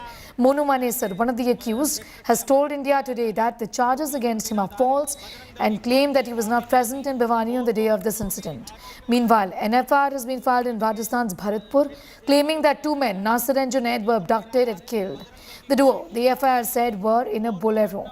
The engine registration matches of the car found in Bhiwani. The family inconsolable now, demanding stricter action. Bharatpur से जो जुनैद और नासिर गायब हुए हैं, उस मामले में जो FIR दर्ज हुई है, उसमें मोनू मानेसर का नाम सामने आ रहा है। मोनू मानेसर बजरंग दल से जुड़ा हुआ है। मोनू, जुनैद और नासिर की किडनैपिंग हुई है और भिवाड़ी में बोलेरो कार में एक नरकंकाल मिला है। अब नाम मोनू मानेसर का आ रहा है और FIR में भी आपका नाम है। आपका क्या कहना है? मेरा ये कहना है जी, जो जुनैद और उनको मैं जानता ही नहीं हूँ और उनसे हमारा कोई लेना देना नहीं है, ना मैं उनको जानता और ना इस घटना को मेरे बारे में पता ही चला। मैंने तो सोशल मीडिया के द्वारा ही पता लगाया कि मेरा नाम उस घटना में किसी में दे दिया गया है। उस दिन मैं जो 14-15 की रात को मैं गुरुग्राम में ही मौजूद था और मैं एक होटल में था, मैं और मेरे साथी मौजूद थे। उस घटना से हमारा कोई लेना देना नहीं है। पुलिस अच्छे से जांच करे और इसमें CBI जांच हो कि जो दोषी है उनको पकड़ा जाए और जो बजरंग दल को, हमारे संगठन को, इतने बड़े संगठन को जो समाज सेवा में लगा है उसको बदनाम कर रहे हैं, उसके खिलाफ सख्त से सख्त कार्रवाई की जाए। बाकी जो आरोपी हैं जिनके नाम है रजनीकांत, लोकेश, क्या इनको आप जानते हैं? मैं किसी रजनीकांत को नहीं जानता, रजनीकांत कौन है, लेकिन मैं उनको जानता हूं। जो श्रीकांत है, लोकेश जी हैं, वो जो श्रीकांत है बजरंग दल के कार्यकर्ता हैं, उनको मैं जानता हूं। उनका भी इस घटना से कोई लेना देना नहीं है। उनसे मेरी बातें हुई थी, उनसे मैंने पूछा था तो उन्होंने बिल्कुल मना कर दिया कि भाई हमारा इस मामले से कोई लेना देना नहीं है। और मैं खुद सवेरे एक होटल में मौजूद था, मेरे साथी भी मौजूद थे। इस घटना से दूर दूर तक हमारा कोई लेना देना नहीं है। हम कोई सामाजिक कोई भी सामाजिक ये काम बिगाड़ना नहीं चाहते हैं। जो अपने देश में दंगे भड़के या कुछ भी हो, हम देश की सेवा के लिए और समाज की सेवा के लिए ही सारे युवा साथी लगे हुए हैं। मेरा ये सवाल है कि आपका और आपके सहयोगियों का नाम आखिर कैसे सामने आ गया FIR में कि जुनैद और नासिर का किडनैपिंग होता है, और आप ही का नाम क्यों आ गया उस एफआईआर में? अब जाहिर सी बात है, किसी का किडनैपिंग होती है और वो उसमें नाम दे दिया जाता है, तो नाम जाहिर सी बात है गलत नाम दिए गए हैं। गलत नाम इसलिए दिए गए हैं कि गौ हत्या रोकने में हमारी टीम पूरी तरह से लगी हुई है। गौ हत्या हमने अनेकों ट्रक, अनेकों गाड़ियां हमने पकड़वाई है पुलिस से, और हम पूरे गौ हत्या रोकने में पूरा मतलब सक्षम रखते हैं। इसीलिए हमारे पीछे ये पड़ गए हैं। कुछ कसाईयों ने हमारे नाम दिलाए होंगे, लेकिन जांच जब सामने आएगी तो मैं सभी मीडिया कर्मियों और सभी से मैं कहना चाह रहा हूँ, जो सच्चाई है वो 1-2 दिन में सामने आ जाएगी, और जो लोगों को पता भी लग जाएगा कि ये काम किसने किया है, किसने नहीं किया। हमारा इस घटना से दूर दूर तक कोई लेना देना नहीं है। सुबह देखा था 4 बजे इसको, तब ये जल चुकी थी पूरी, लेकिन किसी ने ये अनुमान नहीं लगाया था कि उस टाइम में, क्योंकि अंधेरा भी था 4 बजे, कि इसमें कंकाल है। 8 बजे 8:30 बजे के लगभग पता चला कि इसमें डेड बॉडीज है। कंगाल देख के पता चला, फिर पुलिस को बुलाया गया। सुबह में किसी पुलिस वाले ने खबर दी कि भाई ऐसे ऐसे 2 व्यक्ति वहाँ पे मरे हुए हैं। पता चला कि वो हमारे दोनों भाई हैं, एक का नाम नासिर था, एक का नाम जुनैद था, और मरे ही नहीं जनाब, इनको गाड़ी के अंदर बंद करके मार दिया गया, जिंदों में आग लगा दी गई। इंसानियत की तमाम हदें पार कर दी इन लोगों ने। हम सरकार से और पुलिस प्रशासन से अपील करते हैं कि हमारे जो दोनों भाई थे इनको न्याय मिलना चाहिए, और जो दोषी हैं उन सबको कड़ी से कड़ी सजा मिलनी चाहिए। आप लोगों को कब इत्ला मिली और किस तरह से जांच चलेगी? क्योंकि यहाँ पे तो 2 एरिया ऑफ क्राइम है, जहाँ पे एक तो अबडक्शन हुआ और दूसरी जहाँ घटना स्थल है, तो किस तरह से आप लोग कोऑर्डिनेट करके, और जांच कौन करेगा? देखिए, सुबह 8 बजे के आसपास गांव के किसी आदमी ने हमारे को टेलीफोन किया था, लोहारू एसएचओ को। उसके बाद हम यहाँ मौके पे आए थे, और मौका पे आके हमने देखा तो उसमें 2 नरकंकाल थे जो लगभग जड़े हुए थे।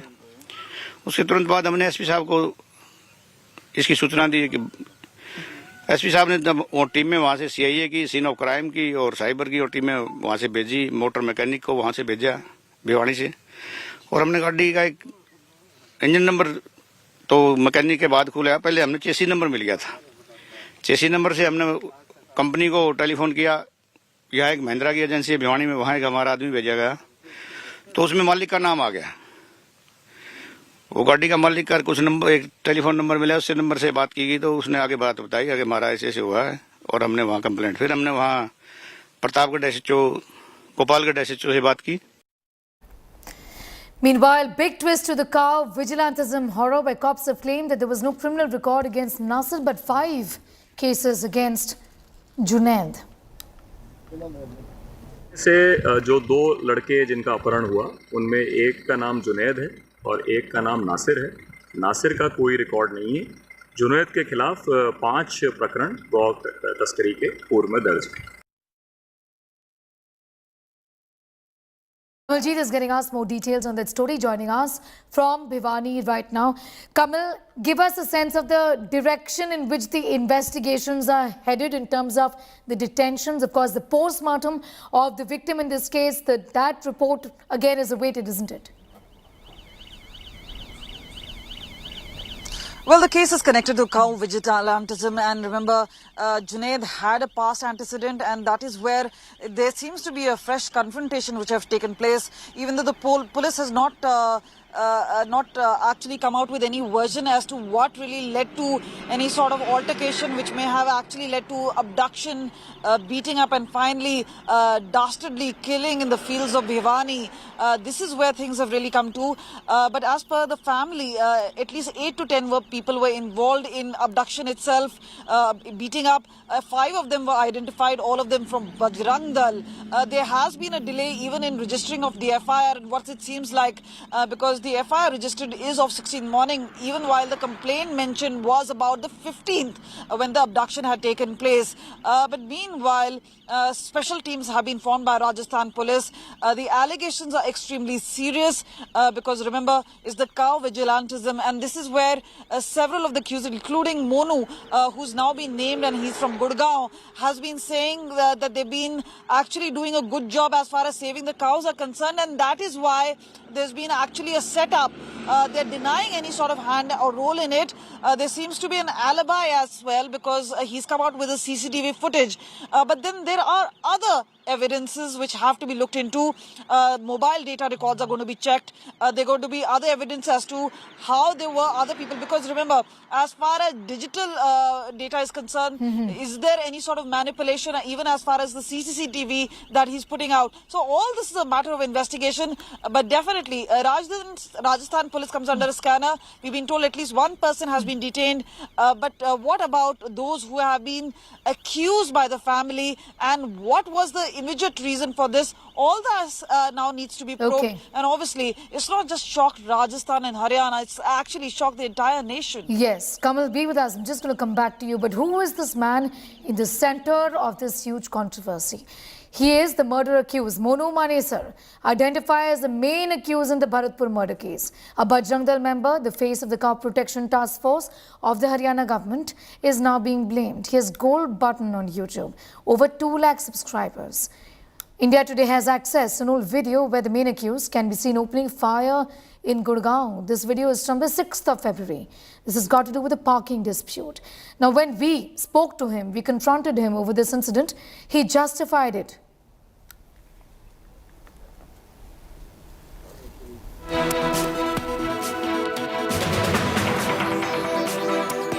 मेरा एक सवाल है कि 6 फरवरी को आपने गुरुग्राम में एक फायरिंग की थी जिसमें मोइन नाम के बच्चे को गोली लग गई थी पटौदी में, और आपके ऊपर एफआईआर दर्ज है। उस मामले में भी आप फरार चल रहे हैं। उस मामले में एक दलित परिवार के घर में अंदर हम बैठे थे, जिसकी हम मदद के लिए कहे गए थे, मतलब गए हुए थे। बाहर से अंदर से गेट बंद था, और क्योंकि हमारे साथ वहाँ लेडीजें भी थी, दलित परिवार था, बच्चे भी थे, उनको बचाने के लिए हमने हवा फायर जरूर किए थे, जो मेरी लाइसेंस है, हथियार है।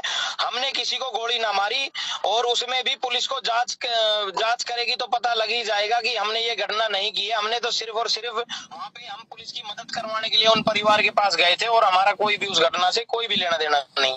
फायरिंग तो की थी ना आपने, एक बच्चे को गोली लगी।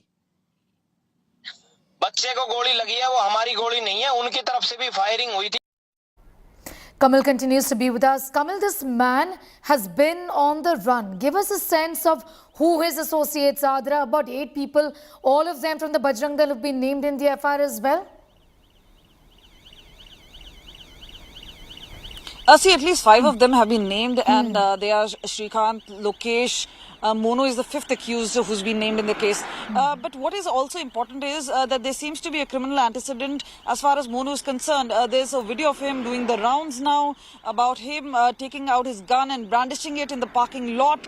Obviously, one person got injured in that. A case of 307 was registered against him. There's also a case in this one where the family members are actually coming out and naming him. But then even if he's saying it's a setup, remember, why is he continuing to be away from the clutches of the law? If there is nothing to hide, he should surrender before the police force, which has not been done. But meanwhile, it does seem that the other accused are at large as well. Clearly, that also one implies that there has been something to hide, and the other is obviously the role of Rajasthan police, which is now under scanner as to how they want to take this case forward. Now, the Ashok Gehlot government has clearly said, and remember, for them, this is extremely crucial. We've seen earlier, as far as the cases are concerned, where bulldozers have gone in. But what really happens in a case like this, which involves sensitivity of both sides of communities? There is obviously one fact that Junaid was involved in cattle smuggling. That could have irked the local people out there, but that does not mean that even if it is cow vigilantes, they can take the law onto their own hands.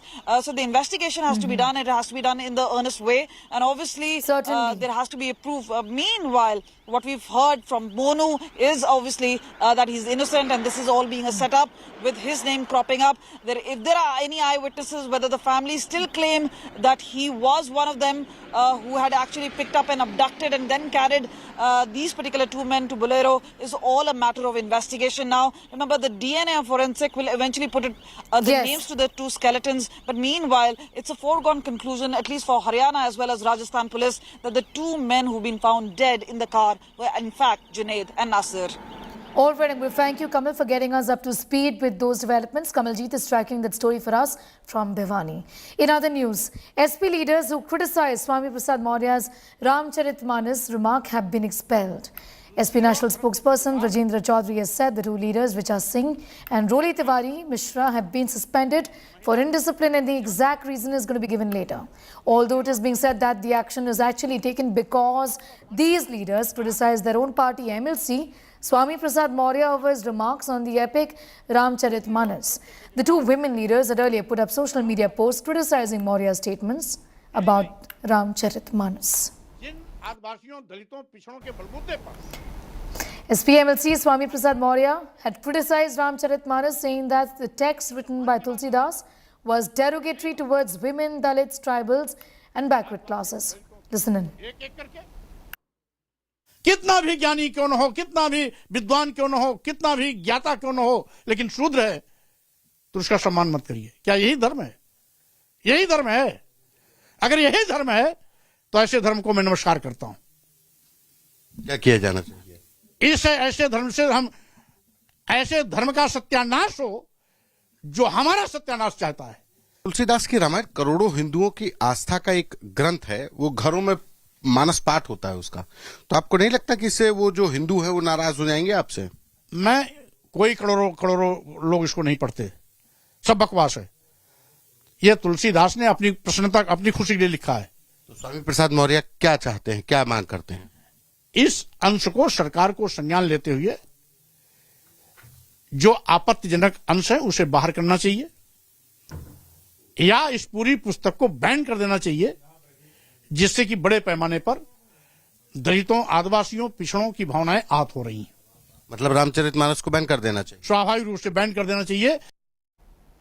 Roli Tiwari Mishra is one of the SP leaders who has been expelled. Let's get a sense of what has been said. In fact, I'm being told that Roli is joining us live right now. Roli Mishra, how do you know, how did you get to know really about your suspension? Or was there any reason really given to you? देखिए, कोई reason नहीं दिया गया है। Twitter के जरिए और Samajwadi party की जो वेबसाइट है उसमें एक लाइन की एक ट्वीट है कि आपको डॉक्टर रोली तिवारी मिश्रा को निष्कासित किया जाता है।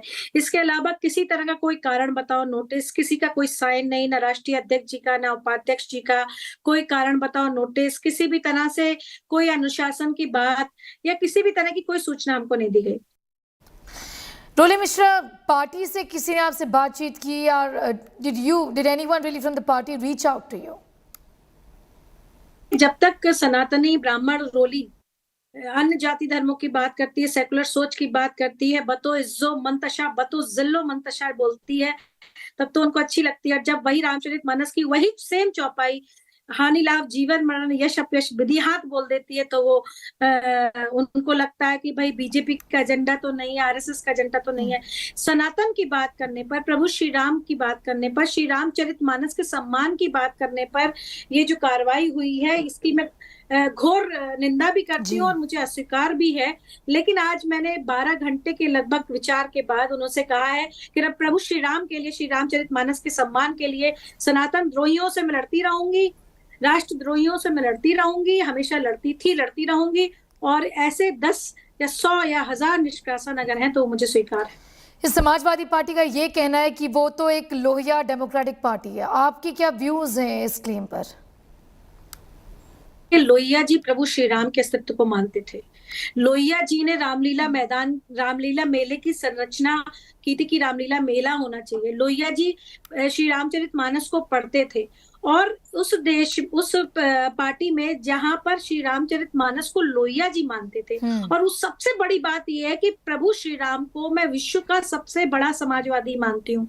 पूरे विश्व पटल पर सनातन धर्म में जिन्होंने उनके जीवन का आधार, मर्यादा पुरुषोत्तम श्री राम के जीवन का आधार ही जीवन की शिला है, जीवन का मूल तंत्र है, जीवन शैली है जो एक आदर्श व्यक्ति जी सकता है। प्रभु श्री राम ने ही माता शबरी को गले लगाया, प्रभु श्री राम ने ही निषाद राज केवट को गले लगाया, माता शबरी के झूठे बेर खाए, नल नील अंगद जामवंत के साथ मिलकर सेना बनाई, यानी दलित पिछड़े सबको लेकर के प्रभु श्री राम चले। तो प्रभु श्री राम के समाजवाद को समाजवादी पार्टी कैसे अस्वीकार कर सकती है? पंखुड़ी पाठक का ये कहना है और ये कहती है कि आपने उन्हें सपोर्ट नहीं किया। आपका क्या कहना है इस पर? पंखुड़ी पाठक की बहन है मेरी, मैं कभी उनसे मिली नहीं, लेकिन उनकी परिस्थितियां अलग थी। जब वो समाजवादी पार्टी में थे, वो एक वैवाहित पुरुष थे जो कि समाजवादी पार्टी का ही हिस्सा थे, उसी जाति विशेष से आते हैं जिसको समाजवादी रिप्रेजेंट करती है। वो विवाहित थे, शादीशुदा थे, उनके बच्चे थे, उनके साथ वो संबंधों में थी। तो उनको लेकर के समाजवादी पार्टी का एक बड़ा ग्रुप, जो उनके पति, जो अभी वर्तमान में उनके पति हैं, उनसे संबंधित लोग उनको ट्रोल करते थे। उनको जाति के आधार पर, महिला के आधार पर ट्रोल नहीं किया है, और ना ही उन्होंने कभी कोई ऐसी बात समाजवादी पार्टी में रह करके की थी। मेरा मुद्दा है, मैं एक देश के सैन्य अधिकारी की पत्नी हूँ, मैं एक सम्मानजनक परिवार से आती हूँ। मेरा मुद्दा उनके मुद्दे से बिल्कुल अलग है। मेरा मुद्दा प्रभु श्री राम, सनातन का सम्मान और श्री रामचरित मानस है। अखिलेश यादव से आपकी कोई बातचीत हुई इसके बारे में या इसके बाद? निसंदेह उनको बात करनी चाहिए थी, लेकिन स्वामी प्रसाद मौर्य जी, जैसा कि मुझे बताया गया है कि पिछले 1 महीने से या 20-25 दिन से जब से विवाद हुआ और मैं उसके लिए मुखर हुई, तो उन्होंने एक अपना स्टेटमेंट दिया कि ना मैं पिद्दी हूँ ना पिद्दी का शोरवा हूँ। आपके चैनल पे दिया था, यूपी तक पे, ना मैं पिद्दी हूँ ना पिद्दी का शोरवा हूँ, मेरे बारे में बात करना वो अपनी तौहीन समझते हैं। और आज उनको उस पिद्दी से इतना डर लग गया क्योंकि वो सनातन द्रोही है, वो बौद्ध धर्म को मानते हैं, वो सनातन द्रोही हैं। तो आज उनको इस पिद्दी से इतना डर लग गया कि वो पिद्दी उनके लिए इतनी घातक हो गई, या इतना वो डर गए कि उन्होंने मुझे पार्टी से निष्कासित करवा दिया। पूछना चाहूंगी रोली, आपकी बीजेपी के साथ कोई बातचीत, क्या आप बीजेपी भाजपा ज्वाइन करेंगे? देखिए, सनातनी होने का अर्थ भाजपाई होना नहीं होता है। ये बात मैं बार बार समाजवादी पार्टी के पटल पर कहती रही, और हमेशा मैं ये बात कहती रही कि समाजवादी पार्टी का अगर भारतीय जनता पार्टी का विरोध करती तो उसका विरोध सनातन का विरोध नहीं होता है, हिंदू धर्म का विरोध नहीं होता है, प्रभु श्री राम का श्री रामचरित मानस का विरोध नहीं होता है, भगवा का विरोध नहीं होता है। लेकिन समाजवादी पार्टी अगर इस बात को मानने को तैयार नहीं है तो ये मेरे लिए बड़ी चिंतनीय स्थिति है। दूसरी चीज, अब तो उन्होंने मुझे पार्टी से बाहर कर दिया, उस पार्टी से जिसको सदैव मैंने अपना परिवार का हिस्सा माना। इस पार्टी के लिए मैंने परिवार से बढ़कर के माना। उस परिवार में जहां नेताजी ने मुझे अपनी बेटी माना, दोनों चाचाओं ने मुझे अपनी बच्ची माना, उस परिवार से आज मुझे अलग किया गया है, और सिर्फ इसलिए क्योंकि मैंने सनातन की बात की। मैंने आज तक कोई अनुशासनहीनता नहीं की, कुछ गलत नहीं किया। मैंने सनातन धर्म की बात की, मैंने श्री रामचरित मानस की बात की, और उस व्यक्ति को जो सनातन विद्रोही था, श्री रामचरित मानस विद्रोही था, उसको तो उन्होंने प्रमोशन दे दिया। लेकिन मैं अगर सनातन की बात करती थी तो मुझे पार्टी से बाहर करती। All right, so you heard there from Roli Mishra Tiwari, suspended leader of the Samajwadi party. there शुक्रिया हमारे साथ जुड़ने के लिए रोली मिश्रा, हमारे साथ बातचीत करने के लिए इस विषय में।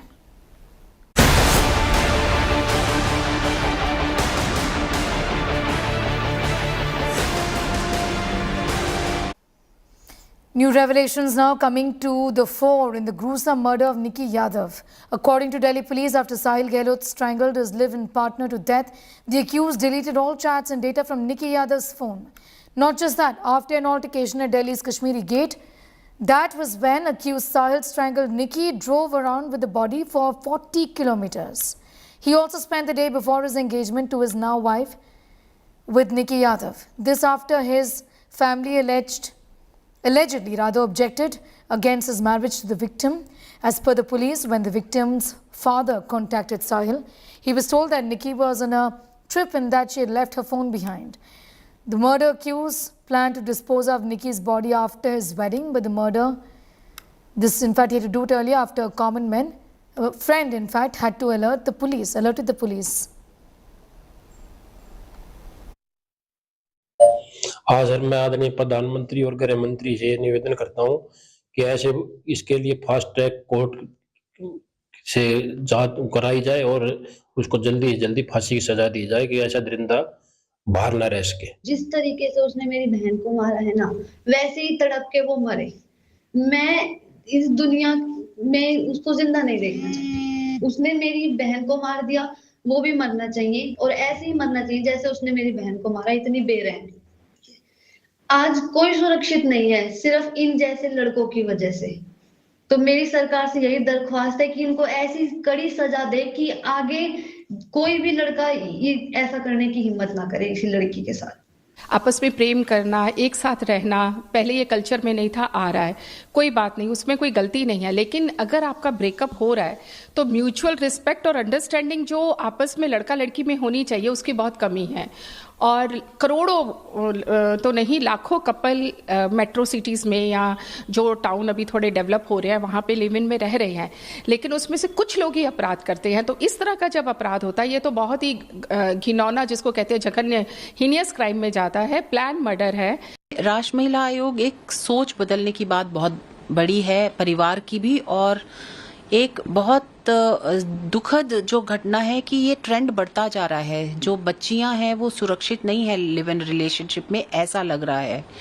और वो जो उनका राइट है, जो हमारे कॉन्स्टिट्यूशन ने राइट दिया है चूज करने का अपना पार्टनर, वो परिवार वाले उसको छीन रहे हैं बच्चों से।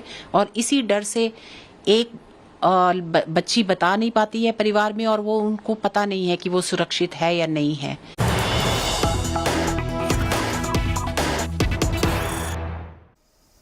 We have some news just coming in. Salil Shetty, the vice president in George Soros' NGO Open Society Foundations, walked with Rahul Gandhi on October 2022 during the Bharat Jodo Yatra, is what we are learning. A close aide, in fact, of George Soros, the man Salil Shetty is the vice president in George Soros' NGO Open Society Foundations, walked with Rahul Gandhi on October 2022 during the Bharat Jodo Yatra. So who really is George Soros, the man who's made comments against the Prime Minister of India?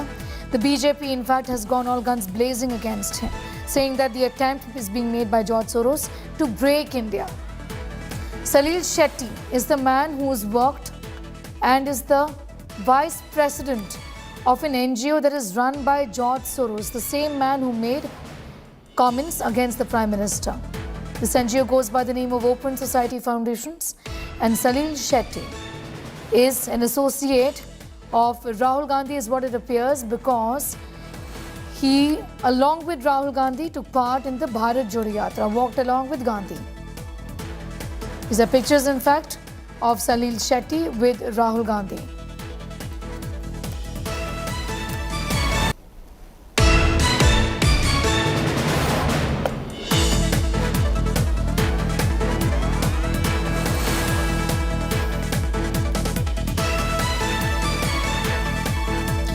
So what really is the link between George Soros and the Congress is the question. When the Congress says that they had nothing to do with George Soros, but the man on your screens with Rahul Gandhi goes by the name of Salil Shetty, and he is the vice president of an NGO which belongs to George Soros. In fact, this is the NGO called Open Society Foundations. This picture has now emerged.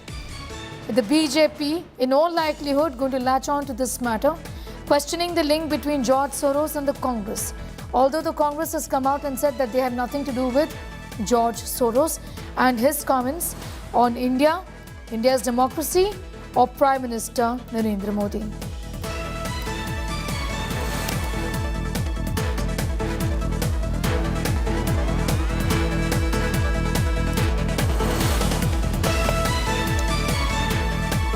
Billionaire investor George Soros had spoken about Prime Minister Modi